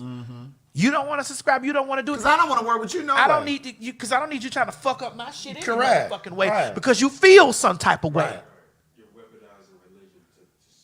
Transfer the shit over.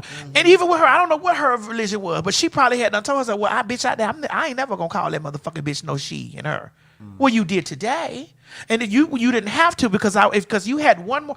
Bitch, if you'd have crossed the line after I'd have told you, ma'am, I would have motherfucking told you I need to speak to your supervisor. No, bitch, I'd have got in my broomstick and went up there. No. Where the bitch that I was just talking to on the phone? No. This is the right address. I know where I'm Right. No. You say, sorry, my God goes where you, and that's great. So does mine. My God is with me right now while I'm sitting here telling people to do whatever to do. But it's just the fact of the matter. Don't try to rap, because a lot of you girls who are using your God to enforce vicious sanctions against people, God wouldn't even do that. Yeah. God wouldn't even do that.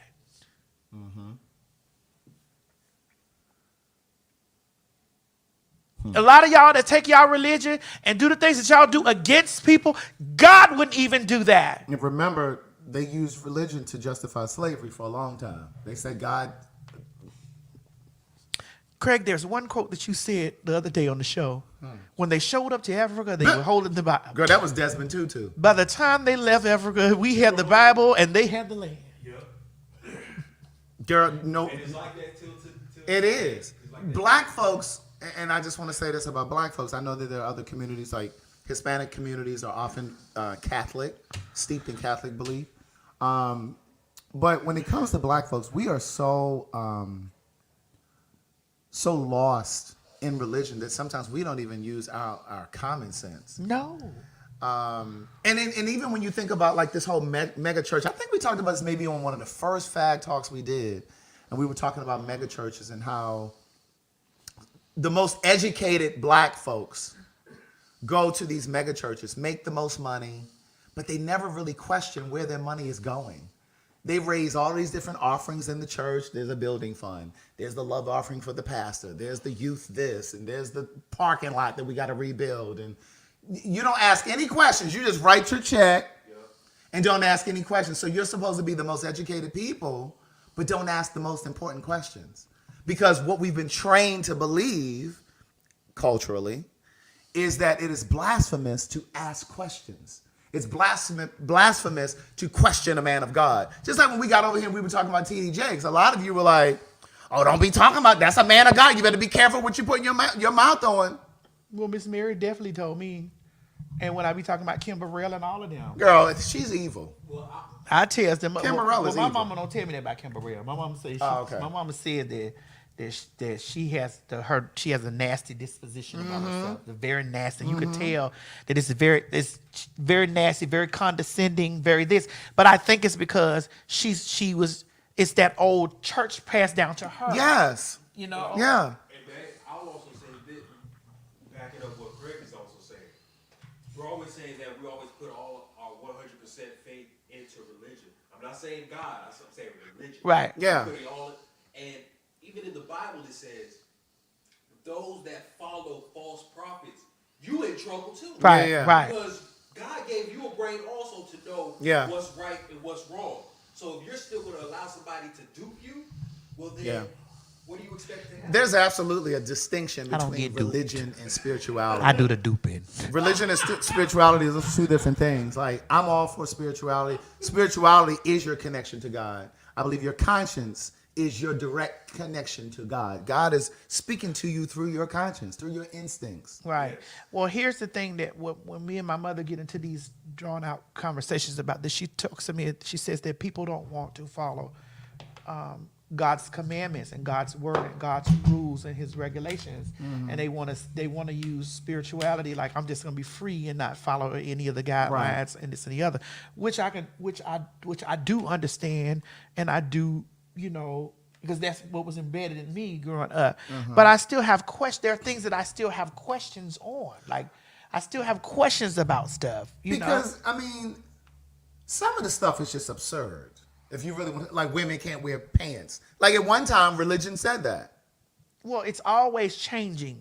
Well, right. So, like, what does that have to do with godliness, though? I don't think God cares if a woman wasn't supposed to preach. A woman wasn't supposed to be lead. in the pulpit. She wasn't supposed to lead. None of those things. Like, you get what I'm saying? But here's how, girl, it's so many questions I have that I don't want to make this section about that. My thing was about this it's about respect. Sometimes people get into this space of what they believe in, and they don't respect any other boundaries except the confines of what they believe. Exactly. You know, because that's what you were taught. Yes. Like, and I say this all the time. Whoever taught you religion really dictated like what you believe, unless you at some point deviate from what you were taught. My grandmother taught me religion. My grandmother was Catholic. I'm not Catholic. But when I pray, I do this because she taught me how to pray. But I'm clear enough and wise enough to know that at some point, as I started to evolve and become my own person, you have to separate the things that you were taught to believe about religion and God from what you know to be true for yourself. This is what I truly believe in where I'm at now. I believe that there is a source. I absolutely do. I believe that there's a source. And if you out there that don't believe that there is a source, that's on you. Mm-hmm. I'm not judging you because if you don't believe that there's a source, I'm not putting you in heaven, hell, or purgatory or wherever. But I do feel like this. If you are walking through this world and you're walking through this world thinking that you're walking through this world by your own design, you, my dear, are a fool. Mm. Because you have to be in a space of thinking that there is something bigger than you, guiding your footsteps, guiding you, or something that you need to call on in a space to help you through things. I don't know what it is. Now, I was in the car with the guy that was working on my floors the other day, and we were talking about this, and he's a Christian or whatever. He says, Master, I could be friends with anybody. I could be friends, hang with, I could, whatever, because, and I'm not going to sit up here and let nobody tell me, well, God don't want y'all around there, or God don't this, or God this, because God created everything. If we're technically speaking, and we both, it's good. We sat there in the car and we talked, and I told him, I don't care what nobody believes. Now that Satanism stuff, I get back from it, but that's their belief. But I slide away. Hey, okay, that's your belief, because obviously something in whatever their belief system is did something for them to believe in something. That's the way I see it. So when we were in the car talking, I told him, sweetheart, I'm not arguing with nobody about this and that or whatever. I'm not arguing and fussing about none of that. All I want people to do is collectively respect me as a human. Respect me. Don't bring in this shit about it, because if me as a human and being a man to woman or woman to man or whatever it is constitutes for you to disrespect me, I can't subscribe to that. Right. I got to get the fuck out of here. Right. You feel me? Yeah. All I want you as a human being to do is respect me as a human being. Right. Treat me as a human being. I got to do the same things you as a human being do. I got to live. Yeah. I got to eat. Got to breathe. I got to breathe. I got to have a roof over my head. I got to take care of me and what's mine. When you go to making rules and regulations and shit like that are convenient for you, and anti that for me, don't hide behind God. Yeah. Or what you believe to, because no God that you believe in and serve is going to tell you as a human being, you don't need this. This is not the fundamental things that you need as a human being to survive, that you need to be denied from that, or those things should be taken away from you because you believe this. Right. But I think also there are a lot of things that will happen on this side of life that we won't get understanding on until we get to the other side. Correct. You know what I'm saying? Like a lot of the things that we trying to find answers. I don't think some things will be answered while we're here. It's going to be hard for it to be answered. You know what I mean? Yeah, I just think that there are certain things that we won't find the answers for. And I don't think that that's what life is about. I think, okay, so sometimes I be thinking real kind of like. Is it the edible? Baby, when I'm on that edible, baby, my mind just opens up. But I think sometimes that when I think about life, sometimes I think of it as just a big grand test that God has us undergoing. The reason why there are different religions, different races, different sexes, because it's one source. And I think I think this whole thing is just a test to see how we handle and function with each other. You know what I mean? I think he made us all different. I totally. Because it's like if we're gonna talk about these 10 commandments and about how you treat people and treat your brother and your sisters, all that stuff. But then look at how we mistreat people because of race or because of however we're different, whatever the differences are. And it's like we fail at that miserably over and over and over and over again. My dad told me this. He said, to him, according to this life is like a marketplace. Yeah. And you are here to do your best works. And once your time is up, God decides if He wants to buy you, technically, quote unquote, or He wants to discard you. Yeah. So depending on if your works according to Him are good or not, meaning depending on how you behave in this world or how you act in this world will determine what your reward will be at the end of the day. So this place that we're living in, because I won't lie, sometimes I wake up and I'm like, man, this feels like I'm in my own world, like I'm in my own movie. And I'm the star of my own movie. And according to how I go through it and how I end my movie will determine how the next sequence is going to go. So I believe people need to start looking at it more like that and start thinking of, okay, me associating with other people, no matter our differences, no matter, because there's nothing wrong with having different viewpoints. There's nothing wrong with it, but it's how you treat people because of their viewpoints. That's the problem. Right. Baby, the way you pointed that finger reminded me of that time I was in church. Your pussy! Hey, bring the camera, son. Bring the camera. All the young girls who want to make life with pussy, your pussy will perish with you in hell. May your pussy perish with you. May your smooth pussy, linear pussy, and tight pussy perish with you. My finger did not do that. It did. My finger did It not just do did that. My finger did It's not. doing it now. It's doing it now. It is. Baby, we have had some words on this Sunday. Y'all don't feel the spirit?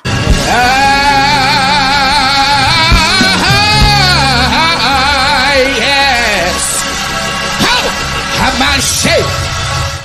Shay. Yes, Lord, honey. Yes, God, but I let that woman motherfucking person know. It was ma'am the first 7 times you said sir.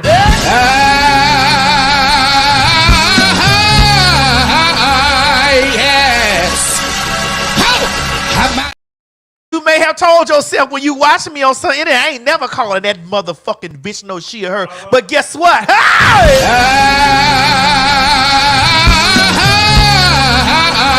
Yes. You had one more time to terrorize me, bitch, and you was gonna go down there to the HR building, and I was gonna be a Karen on your black nigga ass.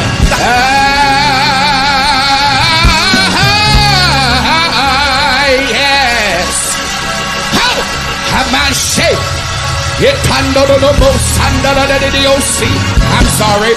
I had to remind myself where I was at, praise God, but this is One Night Revival, praise God, and we're in testimony. First, giving honor to God, who's the head of my life, giving honor to my pastors, amen, Bishop and Executive Overseer Dewey, giving honor to my brother, Elder Maltmore, giving honor to Bishop Moore, to, amen, Mother Dr. Moore, giving honor to the praise team, yes.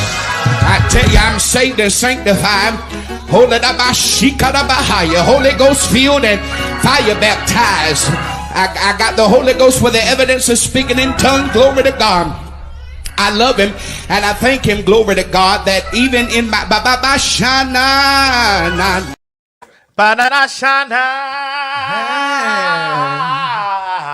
baby, let me tell you something. The way he had harmonizing that, it made me want to get some money. You feel me?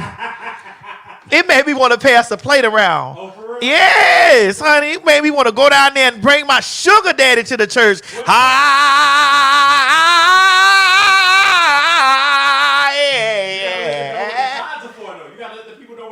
You know what your sugar daddy tithe is. They don't let them know what it's for when they go to church. You definitely know what your sugar daddy tithing you for. You know he put money in that plate for you to do if you got a sugar daddy. You know what your sugar daddy put money in that plate for. Oh, well, I never had a sugar daddy. You ain't? Well, girl, Aoki has one. Oh, baby. According to her, she does have a sugar daddy. Baby. Go with that video from last year. Aoki Lee Simmons spotted on a romantic vacation in St. Bart's, kissing the 65-year distance. That's how you do it. Girl, first of all, he looks older than 65. Put that back in there. Well, Craig, you know I know. He doesn't have our skin. Let me say it again. Hellman's? Girl, he looked like he at least 75. 77. Okay. on a good day. 77 more. Did you say helmets? Helmets. Really, man? Yes. Girl. He's definitely not giving a Biscoff cookie. The next time you all try to tell me that I look like I'm 48, I'm not 48 yet. But the next time you tell me that, you remember that picture. Well, do y'all want to see? Well, let's see the picture where they kissing. Oh, yeah, right here. Girl. Bitch, that's what slob him up. You see that body shaped like Oswald Cobblepot? Bitch, when I say she fine and he built like Oswald, ooh, look at that. Girl, look at that top picture. Yes, ma'am. That was so baby, listen, shit. That Dateline story where they used to get the underage girls. It does, but she ain't underage though, Craig. She's not. She what, 21? She's still too damn young for him. Yeah, she is too young for him. Shit, if her mama would have taught her anything, she did. That's why she's doing. That's why she got a sugar daddy. You know, Russell was of age when he and Kamora started dating. I don't see what the big fuss is when her mama did it. Listen, that apple didn't even fall from that tree. Shit. It's still hanging. She learned it from her mother. I am her mother. But to be fair, she said if her father was going to stop sending her child support or whatever. What was it? We have the video. Oh, okay. Let's see that. Do we have it? Oh, yes. Play it. If you don't raise my budget, I'm gonna get a sugar daddy. I'm kidding. I'm sorry. I'm kidding. What did you say? Nothing. Okay. You don't even have sugar daddy capabilities, right? Aren't you a B? Of course you are, right? I'm just saying, if you don't give me money, I'm gonna go. I don't know. So You're not gonna do any of that. You're just gonna raise your budget. Your budget's fine. I'm gonna be an ambassador for the meat industry. God is watching you. He hears you. That means your higher self hears you. You know what you said is bad. You're not gonna do that. You're just talking. Where's that boyfriend of yours? Is he still around? Yeah, he's not. He's hiking right now. If you don't raise my budget, I'm gonna. Me so good right here, bitch. Bitch, I had to. Oh, I'm sorry. But to be fair, I'm not even mad with her though. My thing is, go ahead and get your little change. Now, I mean, when it came to having the kiss and all that, because like his mouth looked like it just looked real old. I mean, he's 65. Girl, his gums don't look healthy. His teeth. See how light my lips still look? All she need to do is she just need to sit on his face and smother him, girl, and go and get her another one. I'm looking for a new love, baby. A new love, baby. Yeah, yeah, yeah, yeah. Oh, Jody Watley. Craig, when I see that picture, this guy had to go like that picture again. Let me see. But but my thing is, I just feel like she better go ahead and get that money. Slide down. Maddie. Yeah. Really, Maddie? Right now? Because it just popped up. I was looking for something else. She better get whatever she can from him while she can. Maybe she ain't trying to think about no love. I mean, what, she's like 21, 22? She told him, cause I can't stay here. Come on, Keisha. If there's no love. Enough of no love. I can't stay here. In the there's no love. Enough of no love. No love. Enough of no love. Hey. No love. Bitch, that daddy wasn't giving you no love. She said, I can't stay here. She need to get her name on some property, though. That's what she needs. That's all. She might have to marry him for that. She can't be done with it. If you're going to be fucking around with that old-ass man, you need to get you some property. Baby. Daddy, I want to get me a condo. Daddy, I'm bored. Daddy, I'm bored. I think she could buy her own condo, though? Well, what? Kamora should have some money, though. Kamora better, and Russell Simmons, he gonna end up with $4 by the end of it. He ain't coming back. Yeah, he ain't coming back here. They don't have extradition laws over in Bali. Oh, they not. Oh, so she gotta go. Well, they gonna extradite the daughter then. So like when we were talking the other week about Puffy, he was in a country like he was down there like in Antigua. There's still extra. They could have pulled him back from there. Because that's girl. Somebody said $4.25 to be exact. Shit. Child, speaking of $4.25, girl. These Fashion Over clothes is tearing the girls up. And as I sit here in Fashion Over. Girl, I was going to say, girl, have some of your stretch pieces come from here? 90% of my stretch pieces came from Fashion Over. Girl, let's play this little video. It's Fashion Over. Oh, my God. Here we go. Fast fashion is making us sick. And it's not just Fashion Over. It's the girls' favorite Shein. It's Temu. It's AliExpress. It's Forever 21. Like, name a popular brand, and it fits the bill. But Fashion Over is the first big fashion brand that I've seen that has the Prop 65 on their website, letting you know that their clothes can cause cancer and reproductive harm. I thought that was cool. They warned people. And some of you might be wondering, like, what you mean? Like, what's in the clothes? What's in the clothes that's causing them to have to put Prop 65? Clothes are no longer made from natural fabrics. Natural fabrics are linens and cotton, silk, wool, leather, stuff like that. So the majority of brands today are using polyester or some type of polyester blend, and that's because polyester is really cheap to make. It's made from petroleum, but also it's really versatile. It's a really versatile fabric. Polyurethane is spandex. That's what makes up spandex. And as you can see, polyurethane is also made from petroleum. When you rocking the knockoff silk, it's usually nylon, and that's also made from petroleum. And then you'll come across something like rayon, and you're like, oh, that's not too bad because rayon's made from wood pulp. But the problem is, because it's, I guess, more expensive to produce, I don't know, the majority of manufacturers are using rayon viscose, and when they add viscose to it, they're adding carbon disulfide. And you can see it's linked to serious health conditions. Damn, insanity. We're becoming more increasingly aware about the stuff we put in our body, but a lot of people don't think about what we put on top of our body, including clothes. And when you wash the clothes, it breaks down a lot of those microfibers and chemicals into the water, and then it goes into our rivers and our lakes. So I encourage you all to join me on this journey to revamp our closets. My goal for the end of 2025 is to have a 90% natural fabric, sustainable fabric closet, and 10% crap. Right now, it's probably 10-90. 10% good natural fabrics, 90% BS, including the shirt I got on. The good thing about this is, though, I'm going through that so you don't have to. So if y'all interested, as I go along this journey of redoing my whole dang closet, I'll make sure to let y'all know what stores I'm finding stuff at, where you can find natural fabrics that are not only affordable but cute, because it's been...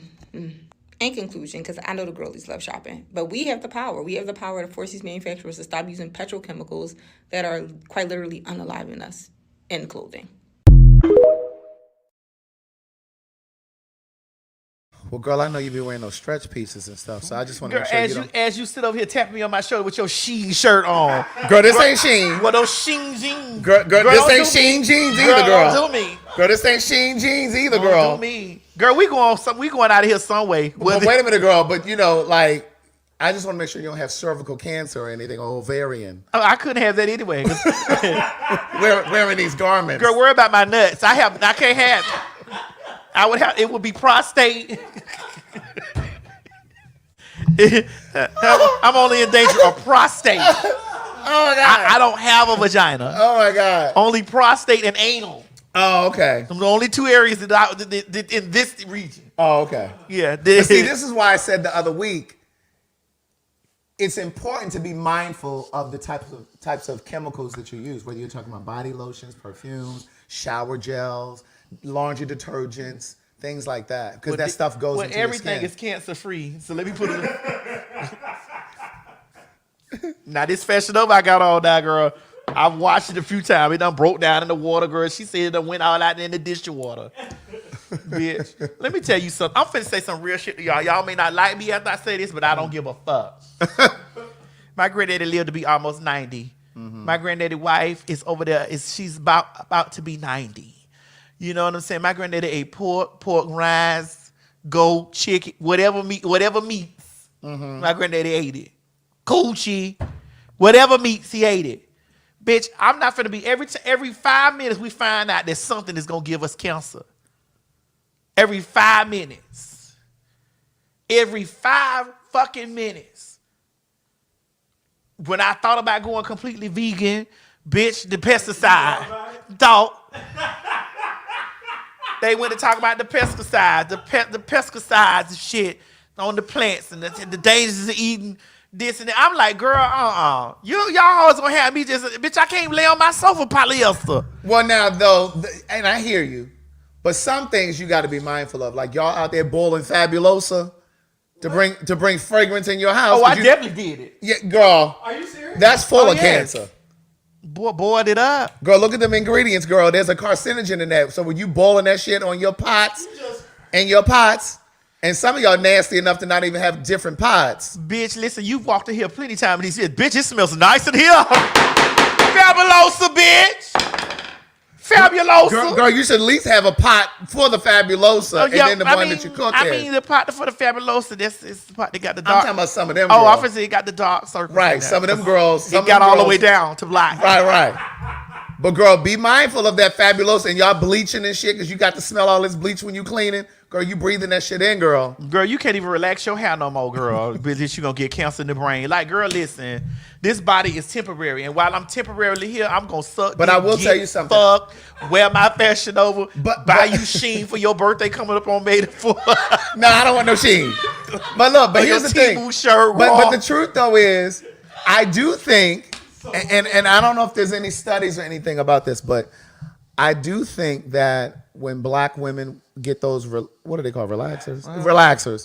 Relaxers. Because black women have a high number of fibroids. Mm-hmm. More than any other group of women. And I think that it is probably connected to hair products that black women probably gravitate to. Or it could be diet. Because here's the thing. I saw a news report and they were saying that there are a lot of these top, and I don't remember any of the brands, but there was these particular hair products that you all use. It was hairsprays, conditioners, shampoos. It was all kinds of products that had all of these things that were not approved by the FDA. They were in your products, but they weren't in the white women products. No, Madam C.J. Walker. So you got to be mindful of that kind of stuff. You know, because I mean, there's no reason. Like, I've never heard, you know, until now, like present day, I never really heard about women having fibroids at the rate that you hear it now. You heard about it every now and then, but you hear that shit all the time. And don't even get me started on endometriosis. See, I think it's important for black men to be up on the things that affect black women, because black women know everything that's going on with a man. They the ones that's sending you to get your prostate exam and all that shit. But black men don't usually know shit about the woman's body and what's going on. And now you wonder why when the men come over here, I dip him down the tub and wash him before I put his penis in my mouth. Right. He getting washed again. Right, because I don't know how thorough you are. Right. Let me get between them legs. But yeah, so just be mindful of that kind of stuff. Because again, you know, it's not just about the stuff that you're eating. It's also about the products that we use. Yeah, you're putting on your skin. The rubbers that go in you too.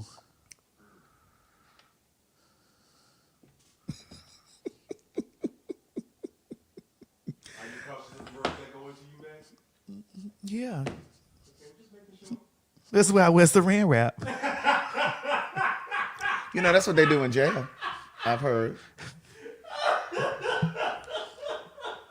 You know, one of our friends told us that they used a little saran wrap when they were in jail. Honey. Really, man? Smell. You know, you wrap your penis with a little saran wrap and you go on in. And if you don't have that, you can get you a glove. A real glove. I got an iPhone that y'all do not want. Please, can y'all literally let me know? Because the phone that I have is keep cutting off and keep on cutting off. Like the phone is fucked up. I need me a phone so I can switch my number over. That's all I need. I need me an iPhone. So if y'all do have an iPhone, please DM me. Let me know. If you are located in Atlanta, let me know ASAP. I will come meet you, whatever the fuck you want. For real. I just need me a fucking iPhone.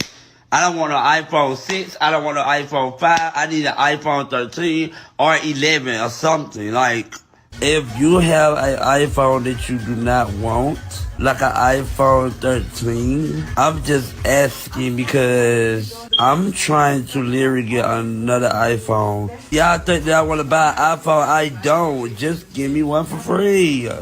I don't want to buy it. It's giving that child money hungry over a fucking iPhone. I just need an iPhone 13 so I can switch my number over.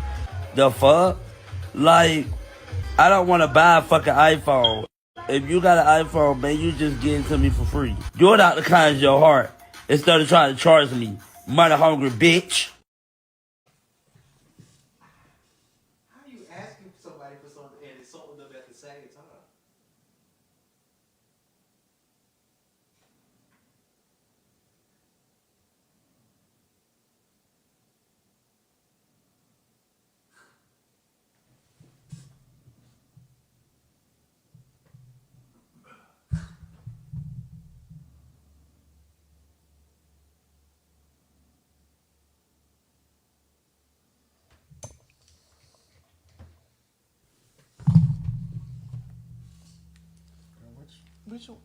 Which one? This 11? 14? No, this is a 14. You And got, let me see what yours is. this is a. This is mine. I have 2. You have 2. Oh, I've been in yours already. You haven't been in Did you this have one, a phone that you Don't wanted to worry. donate? Because I have 2, but I used both of mine. Did you have? I got a few upstairs. I had to, somebody get me the P.O. box. You have? I got another one. I got to clear it out though. No, don't send him that one. No more. No, don't send him that one. Not this one. That phone got to sound like you under the water. Girl, what was he recording on though? That's true. That's true. You know I like Shamar. I like Shamar. What you like about him? It's just he's entertaining. Shamar's entertaining. I like to be entertained thoroughly. Wait, are you laughing with him or at him? Both. And you asked the question, I'm going to answer. Yeah. That was an honest answer. I appreciate the honesty. You know, I think that he's very entertaining. She, he, them, they. I don't know. I think that. Well, he says he's the queen of Atlanta. Queens are usually women.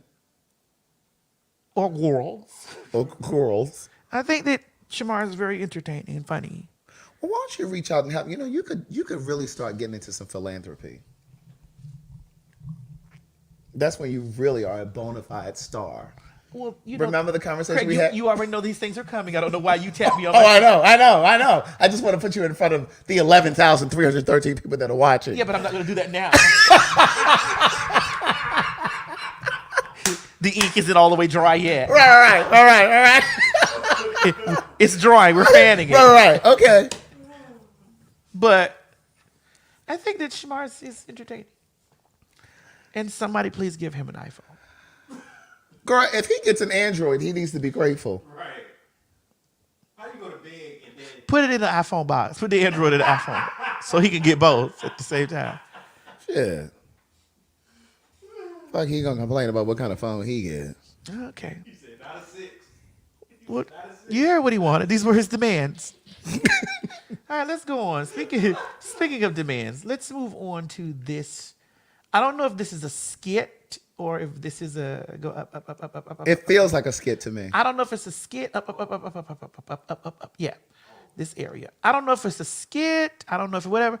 But whatever it is, we're going to talk about it. We're going to dissect it, and then we're going to, which is almost 4 hours again. Y'all let us see her all day. Right. it's not like they're gonna say nothing. Of course they not. All right, girl. But let's say this.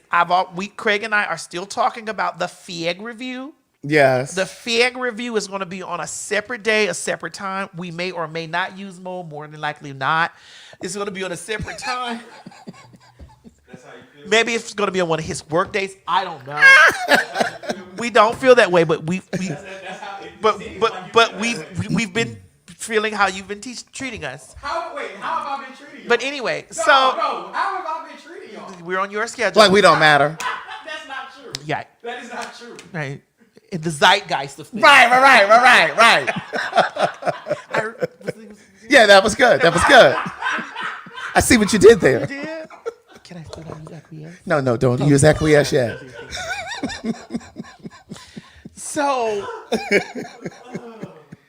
we're gonna do fag talk. Fag review, but it's gonna be separate from that. You know what I'm saying? But also things that are separate. If you'd like to advertise during our 3 and 4 hour show. We are putting together advertising packages. I'm going to run it to you because I already did a list of things. Okay. When we putting together advertisement packages, sometimes our show gets up to 13,000 people watching collectively. Right now we have 11,324 people watching collectively. TS Madison ATL1, the Twitter has 4,545. My Madison Facebook page has 338. My Madison YouTube has 5,674 people, and Craig's has 756 people, bringing it to a collective total of 11,324 people. So we reach people, places all over the place. So, we will be having packages together if you'd like to advertise during our show. So you reach thousands and thousands of people, and the show gets rewatched. Like we reach hundreds of thousands of views, pieces on TikTok, like everywhere. Yeah. So this is a great place if you want to advertise your things. Now that you have to, it's going to cost you wherever it goes. It's going to cost. It is, Because I'm already over here volunteering, okay? You're actually not. Actually, you're not. But you could have plugged your car up outside on the You're driving an electric vehicle. I would not plug my car up. That's a lot to be charging your car at somebody's house. I wouldn't do that. But Miss Mary was like, go ahead and plug your car up. I said, she did. She said, Craig, go ahead and plug your car up. I'm going to have a word with her. I said, no, Miss Mary, I'm not doing that. Good, because I'm going to have a word with her. Yeah, I was like, no, I'm not going to do that. She said, go ahead, boo ain't here. Right. I'm going to have a word with her. And so, this will be a great place for you to advertise your business, whatever. Email us at fagtalk@gmail.com. Yeah. That's PHAGTAWLK@gmail.com. That's fagtalk@gmail.com. Also, when we do the FIAG review, we will be, you can send this stuff to the P.O. box or whatever. The FIAG review it's costly too, but you better make sure that you bring your shit in. Because I'm going to talk about your shit. Yeah, if it's good, we're going to say it's good. If it's not, we're going to say it's not. We're supposed to start with this. Craig, can you reach back there and see? Mo, can you bring no, let Mo do it. Mo, come, friend. You're so strong. Don't feel away. You're so strong and dark. What does my darkness have to do with anything? I love to see a dark man pick up a white box. That's why I watch interracial porn. But go ahead. This one? Yes. Oh God. Yeah, see? Let me scoot back. Girl, is that She by Sheree? Yes. So, Mo, go on over there now. I don't want nothing to do with your ass. You're hiding the wrong thing, honey. Oh my God. So, the She by Sheree. This is what we were supposed to go through. You want me to open it? No, don't open it yet. So, we're going to She by Sheree. She by Sheree over here. And what we're going to do is we're going to open up She by Sheree, not today. Why are you such a mess? Because it's She by Sheree. Fall, summer, what? Spring. Yes. September. September. When I tell you that's nice, that's a nice box. Now I don't know what's in it. I'm scared to do it with you, Craig. I might just do it by myself. Right. But we have that. We had some chocolate here. She didn't pay me for that. Like we're gonna start out. Oh, she did? No, but we're gonna start out. Craig, we're gonna start out with just doing a frag review show, and then after that, so they can get the gist of how it works. Now, when you want to buy advertisement space from us, we ain't gonna tell your product. We're never gonna do that. When you email us, we'll break it down. No, when you advertising, we're just gonna advertise it. But if you send it in for the fag review, bitch, it's gonna get reviewed, whether it's withered or torn. We're gonna start from the way it was shipped, how it arrived. Correct. Make sure you're labeling in your packaging. You're labeling, honey. And don't let me go tiptoe over here to your website and it's down. Oh. Girl, frag review may not be the thing you want to do. It might not be. You might just. So you want to review website too? I'm going to give you the full customer experience. you may just want to advertise who does. Look, right. How dare you ask customers to spend their good hard-earned money on that slipshod bullshit from Temu? You damn right. You may just want to advertise with us. That's right. You know. Look for the union label when you are buying a coat, dress, or hat. Remember, someone is always working. They asking for a price. They'll get it when we get the email because you will have to sign NDAs when nobody's playing with y'all. We're running real business. Real business. NDAs will be signed and all that. I never mentioned about the Gerard Carmichael thing. I know this ain't on here, but let me just say this real quick because somebody just asked. So I watched the second episode today. His show airs on Fridays. All I can tell you is it's so honest and real. If for nothing else, I got to give him that. It really does look like the premise of the show is what it looks like to hook up. Really? Child, the show opens up where he talking about he loves spitting in somebody's mouth. Here we go. I told you about those spells. What's his sign? I don't know. Let me look. I think that's a Gemini trait.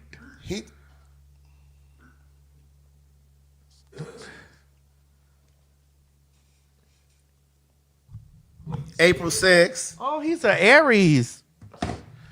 So he's cheating on his boyfriend. He got some white boy that he's dating. Oh, they said, does the business have to be in Georgia? No. It doesn't have to be in Georgia. The white boy that he's dating is from like... Somebody put, wait a minute. Oh, you must be an Aries? No, he's a Gemini. He said, wait a minute. Yeah. No, bitch, I like Geminis. Don't do that. I'm just not letting one spit in my mouth. And when somebody said, Gemini, somebody said, don't you try it. But he's dating this white guy. I think the white guy lives in like Denver or somewhere out in the Midwest. And he's saying that he loves the boy. He just told the boy that he loved him. The boy said he loved him. He said, I've never had sex or fuck someone that I was in love with or someone that I love. He said, I like having sex with strangers. Let me tell you, that's some real shit. And the thing is, I just wish more people were honest about that. You know what I mean? Like, you're actually, I feel like we're getting a bird's eye view of what he's thinking, but what a lot of people think. But he's just courageous enough to say it. What? Say it again? He said, I love him and I enjoy him. He said, but I like having sex with strangers. I don't want to just have sex with him. And so they're in this whole therapy session. They going to therapy. But why? Here we go. Can I Go ahead. Can I delve into this? Go ahead. If someone tells you this from the top of the relationship, ain't no use of y'all going to therapy. What you going to therapy for? What you doing that for? He already told you. Ain't nobody it's no use of you going to therapy. Just love him and fuck and get you some real nigga that's want to do what you want to do. But he said that he doesn't want to keep cheating on him. He said, but like, because the boy lives in like wherever he lives, he said, I get bored and I get lonely and I want to find somebody to have sex with. So he goes back on his grinder. He brings some other little flat ass, no ass boy over to the house. But that's what he likes, Myrtle. I know. So this is my thing. But who are these people that are coming to hook up on a TV show? Girl, the ones that's trying to get they grind the app up. Well, they act like they don't even know him though. They act like they don't even know who he is. They probably don't. Maybe they don't because they are young. Like they like 20s in their 20s. So listen. The part that I'm still in awe about is why are y'all going to therapy? What is the reason that you're down there at therapy when a person is so crazy? I like to suck big dicks from the back. Mm-hmm. The dicks I like to suck from the back have to start at 12. If you're not a 12, why are we going to therapy? Because you like to suck big dicks from the back. Right. Just suck the dick that I got from the back. Go ahead on. You can say, well, listen, girl, I don't have 12, but I got enough for this session right here. Show me what you do to those 12. Right. Right. And go on about your business. The thrill is gone. Right. The thrill is gone. Yes, get your thrill till it's gone. And then he's telling a story about how he sucks straight men's dick. And he's like, they're always like, oh my God, you suck my dick better than my wife or my girlfriend. That's what Gerard is saying. He's saying that in one of his stand-up bits. Because the show, it's this reality show, but his cutaways are like his stand comedy. up. Yeah. Yeah. They did it well. That's well shot. Yeah. It's well shot. That's what I'm saying. It's well shot because it's not like the average. Right. And you know, it will, and he breaks the fourth wall. He breaks the fourth wall. And just how honest he's being. Like, I ain't seen nobody being this honest. Can I pivot a bit? Yeah. Craig, these are all the things that we brought to the table for. But they just wasn't ready for a raw, gritty thing like that. Because I wanted to look at the camera when we did the T.S. Madison experience. And we also wanted to cut into us doing show. Like, all the things that they're doing, these are things that we were talking about, like, for the Yeah. And they were just like, note taking. It's like, girl, what are you talking? Like, can you not see this is completely different from anybody else's type show? Yeah. And it just burns me up, bro. Yeah. And so even though I don't subscribe to all that he's into on this show, I have to commend him. Like, he's being very courageous. I think it's really eye-opening. Yeah. But anyway, I hate when people say stuff like that. I don't want nobody to tell me that I do something better than their wife or their girlfriend. That's not a flex to me. Because you're going home. Anyone that sits there and absorbs that and thinks that that's a flex, watch that man walk out of your house and go home. After it's done. Correct. Okay. Thank you. Say no more. Free and clear. Right. That's not like, and this even when side bitches be doing all that and saying all that type of shit, you get up and watch the back of that man's ass walk outside every time. Pull his trousers up while you're wiping the cum out of your throat or your ass. Whatever. And that man is going home. He's going to his home. And you might be still in your apartment. But he's going home. Correct. Or hotel room. Right. So I hate when that, like, that's not a flex to me. You feel me? At all. It's not. All you need to do is get paid for your services and go on about your business. That too.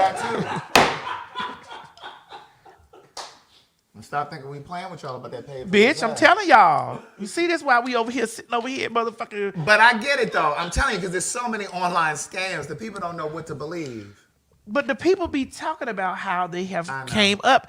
Bitch, we barely could do the show because Moby over there paying for your saying. Over there telling all his Nigerian business to those people. And yours. Yeah. Oh, yeah. That's not true. Like, nigga, I ain't forgot that you went over there and told your cousin that she is a man. That she is a man. You make it seem like I just went out there and said, oh yeah, that's a man. Yeah, you didn't say that's a man. You said she is a man. That's not what I said. So that you can inflect on she being a man. So they can be like, huh? How does that happen? And this is why when that man came in here and told you, she does not look like a man. I'm not a sir, I'm a man. She does not look like a man. That's not how I said it though. She does not look like a man. That's not how I said it. What do you mean she's a man? I said she's an active, she's an Yes. LGBTQ active, Again. and she's transgender. Again. That's it. Yeah, that's the way you said it for the mom, so the mom don't claw your back out. But honey, she said, she is a man. That's why when he came back and told you, she does not look like a man. Anyway, speaking of things, what were we talking about? Speaking about turning your back and going home. Mm-hmm. I don't know if this shit is this. I want to close out with this, Craig. Leave these people something to ponder on when they leave. I don't know if this shit is a skit, if this is a whatever, whatnot. You feel me? I just know that it intrigued me, and if it's a skit, I still want to treat it as if it was real, just to get some feedback from the ladies. We're gonna start at part 1. Let's go. It's just something I don't condone, and I told him that I don't want nobody putting their hands on my daughter but me, because I'm the mother. So what makes you feel like you could do that? Understood. First off, it was something mutual between me and the father because your daughter was being disrespectful.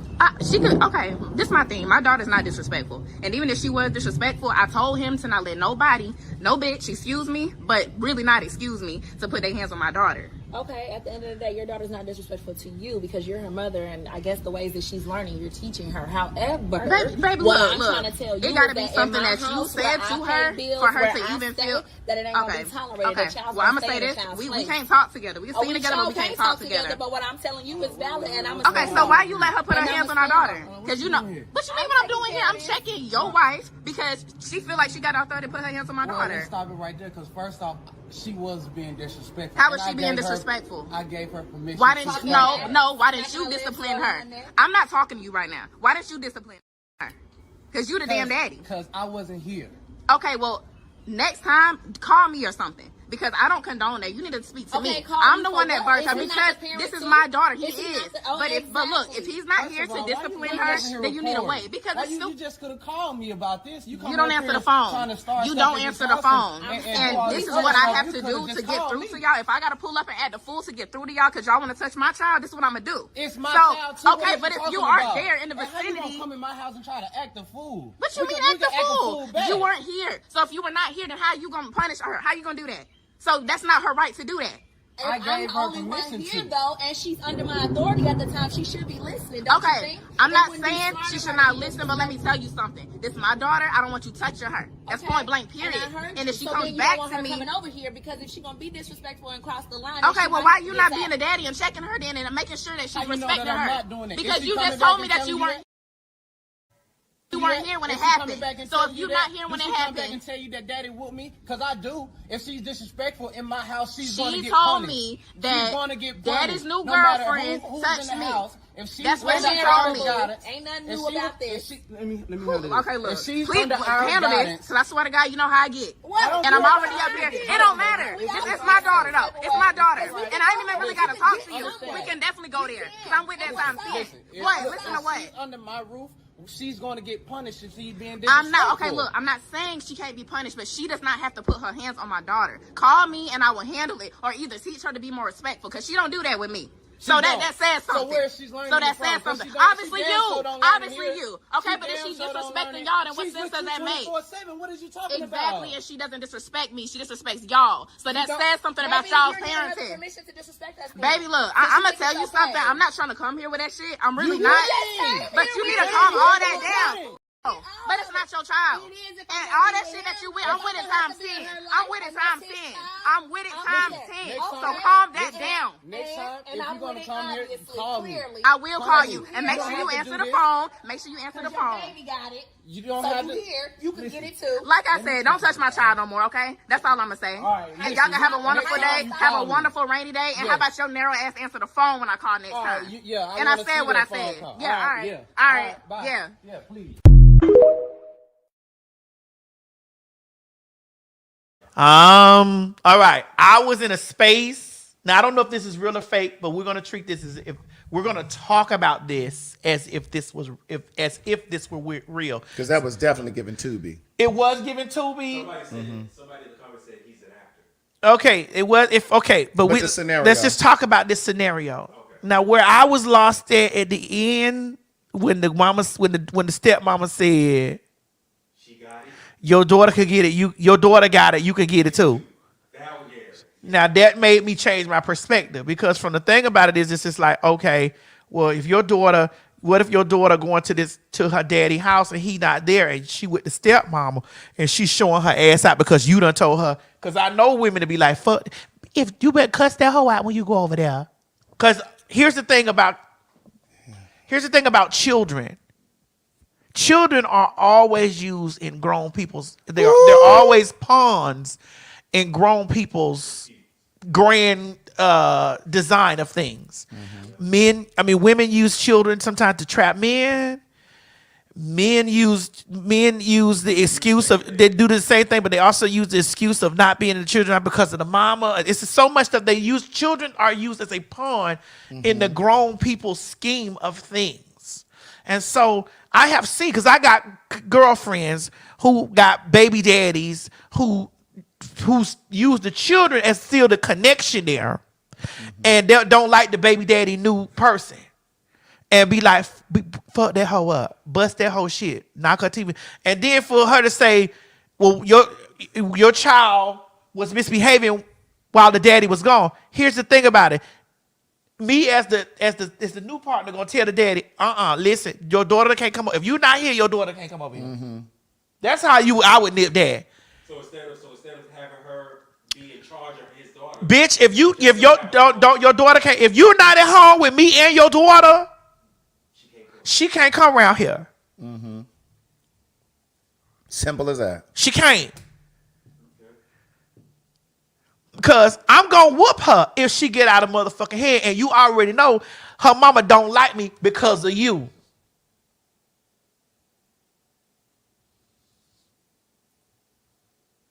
Now, 2, the daddy. Bitch, I know you for your works. Me and you argue about this hoe when I was slipping off with this. Me and you argue about my wife now because this bitch I was cheating on you with.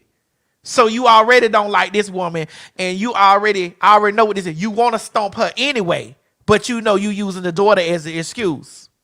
Because let's be cute, ladies. Come on, let's be motherfucking real. All ladies, including the trainees too, they have had boyfriends and all this type of stuff. The first thing we gonna say, I'm not gonna fight that hoe by him until this bitch disrespects something about me. Anything about me could be, she could say whatever, they could be fucking, I'm not gonna fight this hoe by him because it ain't about him, you know what I'm saying? It's just about disrespecting me. And all it takes for a moment to be like, this, you touch my child, I been want to beat you up anyway. Or you said something to my child, I want to beat you up anyway. Or, you know what I'm saying? Like, I'm not fighting her over you when really and clearly it's most definitely that. Mm-hmm. Mm-hmm. What y'all say in the comment? Craig, what you say? So I agree with what you said. I actually did a podcast a few years ago about this, and I had fathers on. And these 3 fathers were interested in participating in their children's life. But in these scenarios, and it's not always the women, because sometimes these niggas be on that fuck shit too. Yes, a lot. When that lady has moved on, and he trying to make her life miserable, and any man that comes into her life miserable. But in this particular podcast, these 3 fathers, they were trying to participate in their children's life. But the mothers were making it so difficult. And what that podcast taught me was sometimes these men become deadbeat. I'm not saying that it's an excuse, but sometimes these men become deadbeats because they just don't want to deal with your ass. You know, every time you call, every time the father calls trying to talk to the child, especially if the child doesn't have a phone of their own, they got to talk to you first, and you and they're arguing and carrying on about some foolishness. So by the time they get to talk to the child, they're exhausted. And sometimes in these scenarios, this one that I'm talking about, sometimes the mother is still angry that the relationship ended and how it ended because he cheated and da-da-da-da. So she, and don't let him move on first. If the father moves on first, sometimes that makes that woman even more angry. You know what I'm saying? But it happens in the reverse too, because again, I've seen fathers, I'm just speaking about a podcast that I did, but I have seen fathers who have done the same bullshit. My nephew was one of them. Oh. Child, that lady had moved on.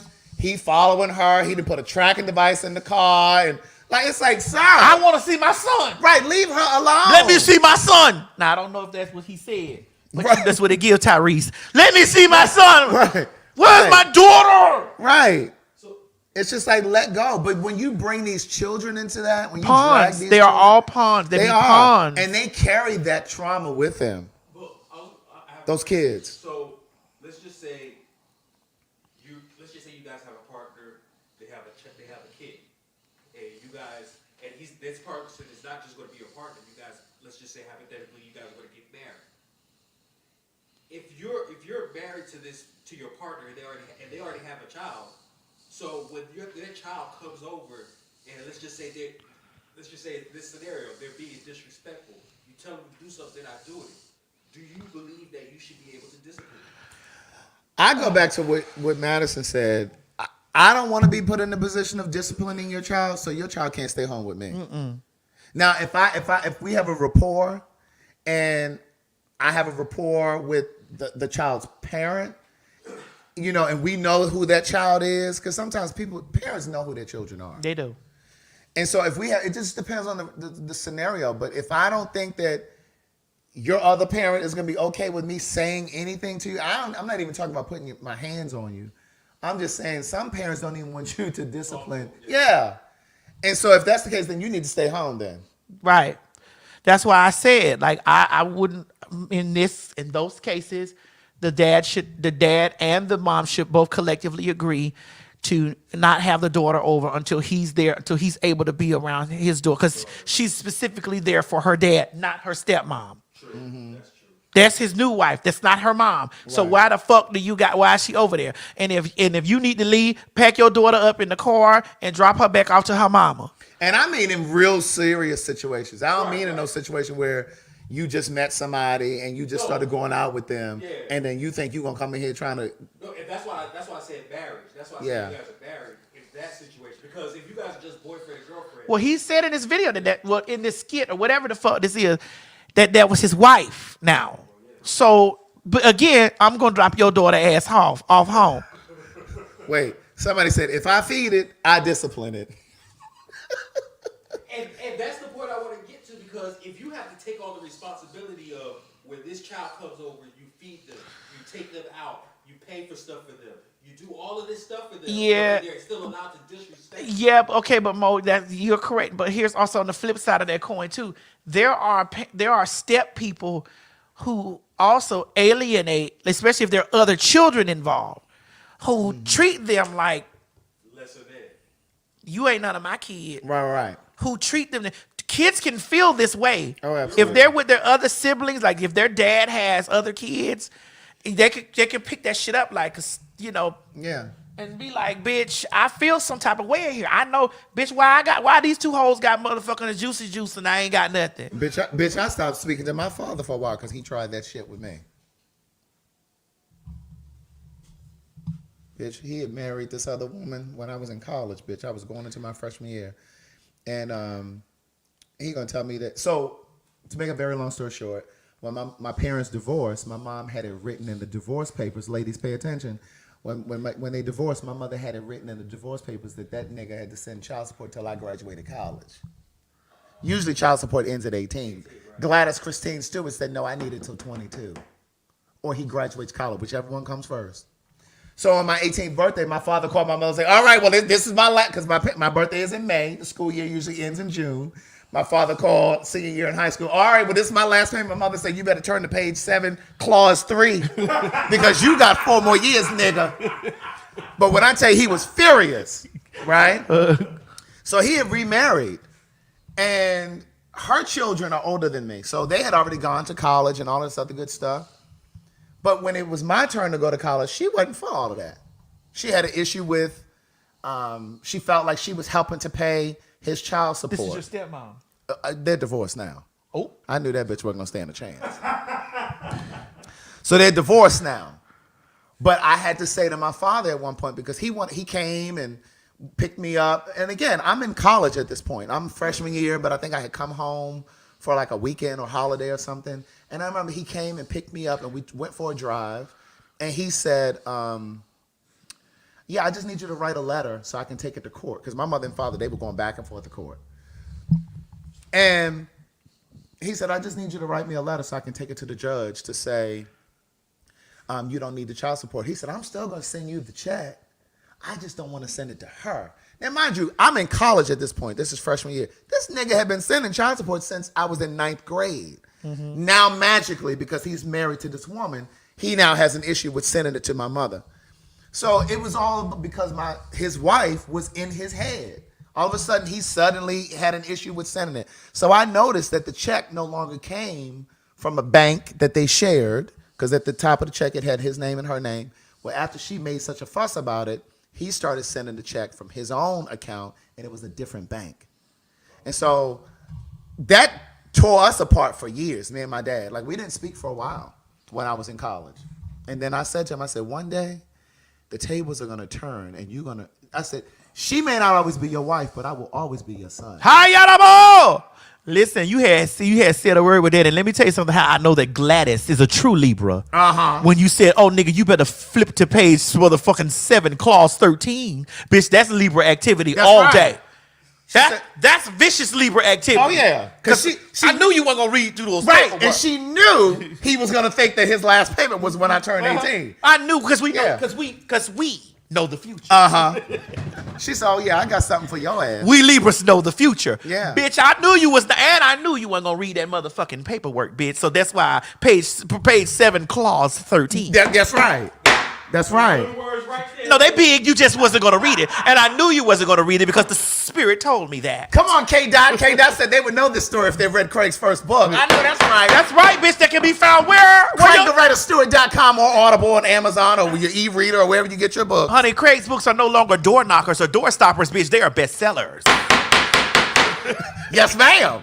Everybody's buying them, Who bitch. buying your book, Everybody, Craig? bitch. Craig, who buying your Everybody, book? bitch. Who buying your book, Everybody, Craig? bitch. Everybody's buying it, bitch. Bitch, that bitch said some crazy shit over here. Okay. Bitch, that shit was so Yes, funny. indeed. Everybody's buying it, bitch. Okay. Girl, we done gave y'all 4 hours of our time. Yeah, we got to go. We got to get the fuck out of here. It's Sunday, bitch. We just ate that salad, but Sunday dinner is definitely waiting on me like Shantae's man waiting at home for Craig. No, anyway, I don't have no man. I said Shantae's man. Oh, okay. Is waiting at home for Because Craig. communication is our partner, clarity is our friend.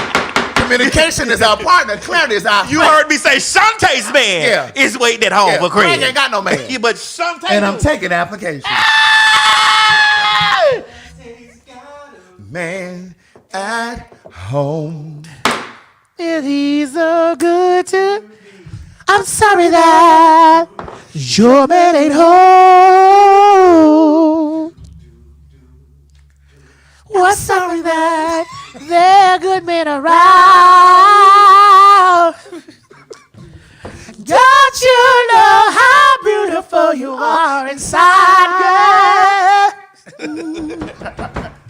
Don't you let nobody go and steal your pride. Oh no. There's no not that men are on the side. Oh no, that men are high. And never love is on the side. Listen to me, girl. Wait a minute, come on, Shantae. Damn, I wish you could play music on this bitch. I know.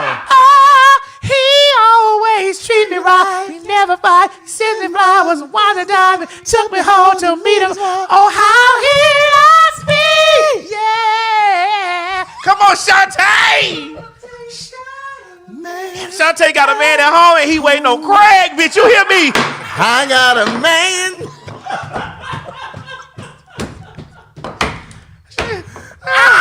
Wait a minute. Little Miss Sunshine said I never liked that song. Girl. It's okay. We do. Oh my God. We do. That's a good one. Shantae got a man at home waiting on Craig. You hear me? Shantae ain't had many, but that's a good one. Hey, she ain't. Shantae only had about 3. Wait a minute, songs. Love's taking over. Now that love's taking over. Ba ba ba ba ba ba ba ba. She had that, and she had It's alright, it's alright. You remember that? Baby, it will be alright. You don't remember that? I just know Shantae got a man at home. That's all I needed to know. I told you she ain't had many. All you need is one hit, though. That's true. All you need is one hit that stick like grits. And then she right. I see what you did there. I see what you did there. I see what you did. That's all you need is one hit. Yeah, I that see stick what like you grits. did there. Listen, and then she But went the on key and is you married that gotta man own it, though. And she went and married that man over there at BET. Ooh. See, you still digging. Go ahead. But you got key is to own the trade. own I mean, it. the copyright to the song. Yes. You have to own it. All of it, not 50% or 37%, 100%. Because that way nobody else will have to reach out to publishing to pay you. I'm only giving keys to stuff. Greg, stop. Girl. You had seen that lady's paperwork. I did. And knew that lady didn't own the song. I did.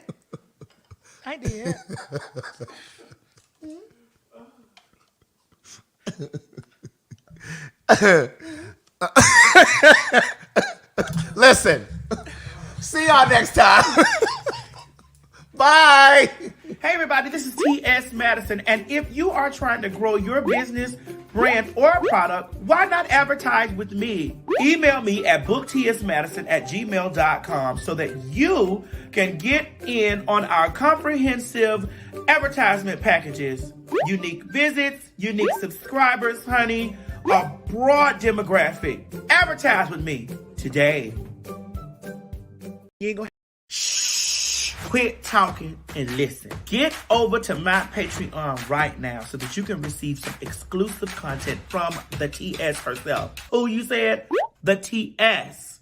Patreon is filled with one-on-ones, exclusive content, behind the scenes. You can even chat with me in there, me and you. It's just me and you. So get to www.patreon.com/TS Madison Hinton, and you'll be glad you did.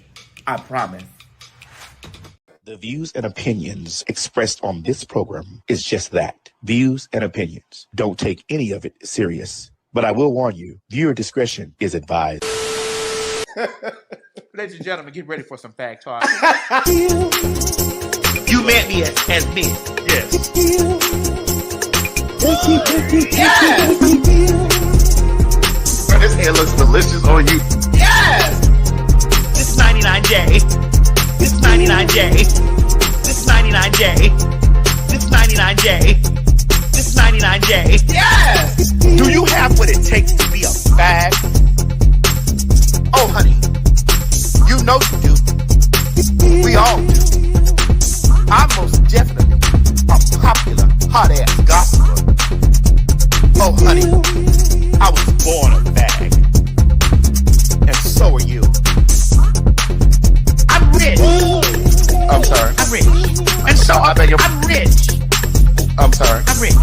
And so I beg your I'm rich. I'm sorry. I'm rich. And so I beg your pardon. I'm rich. Say it again. I am rich. You're what? That's right, girl. PHAG. Popular, hot ass, gospel. Hey, that's right. Yes.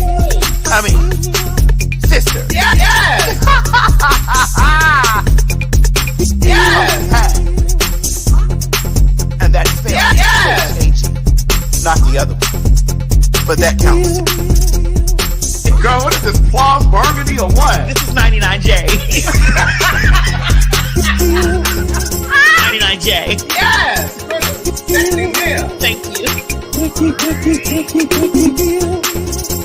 You met me as me. Yes. Yes! Bro, this hair looks delicious on you. Yes! This 99J. This 99J. This 99J. This 99J. This 99J. Yes! Girl, what is this, plum burgundy or what? This is 99J. 99J. Yes! Sexy hair. Thank you. I'm rich. I'm sorry. I'm rich. And so I beg your I'm rich. I'm sorry. I'm rich. And so I beg your I'm rich. I'm sorry. I'm rich. And so I beg your pardon. I'm rich. Say it again. I am rich. You're what?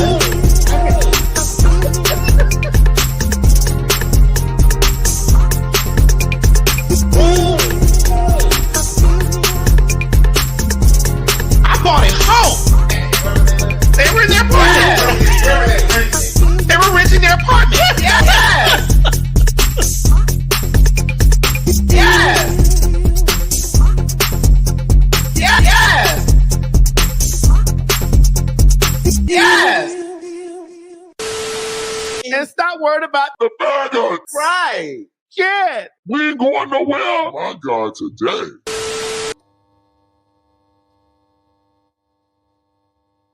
You ain't gonna have no other choice but to see me because I'm in everything. There it is you ain't right gonna have there. no other choice but to see me because I'm in everything and everywhere. I'm in film, television, Okay. streaming, music, bitch, and pornography. Damn. Bye.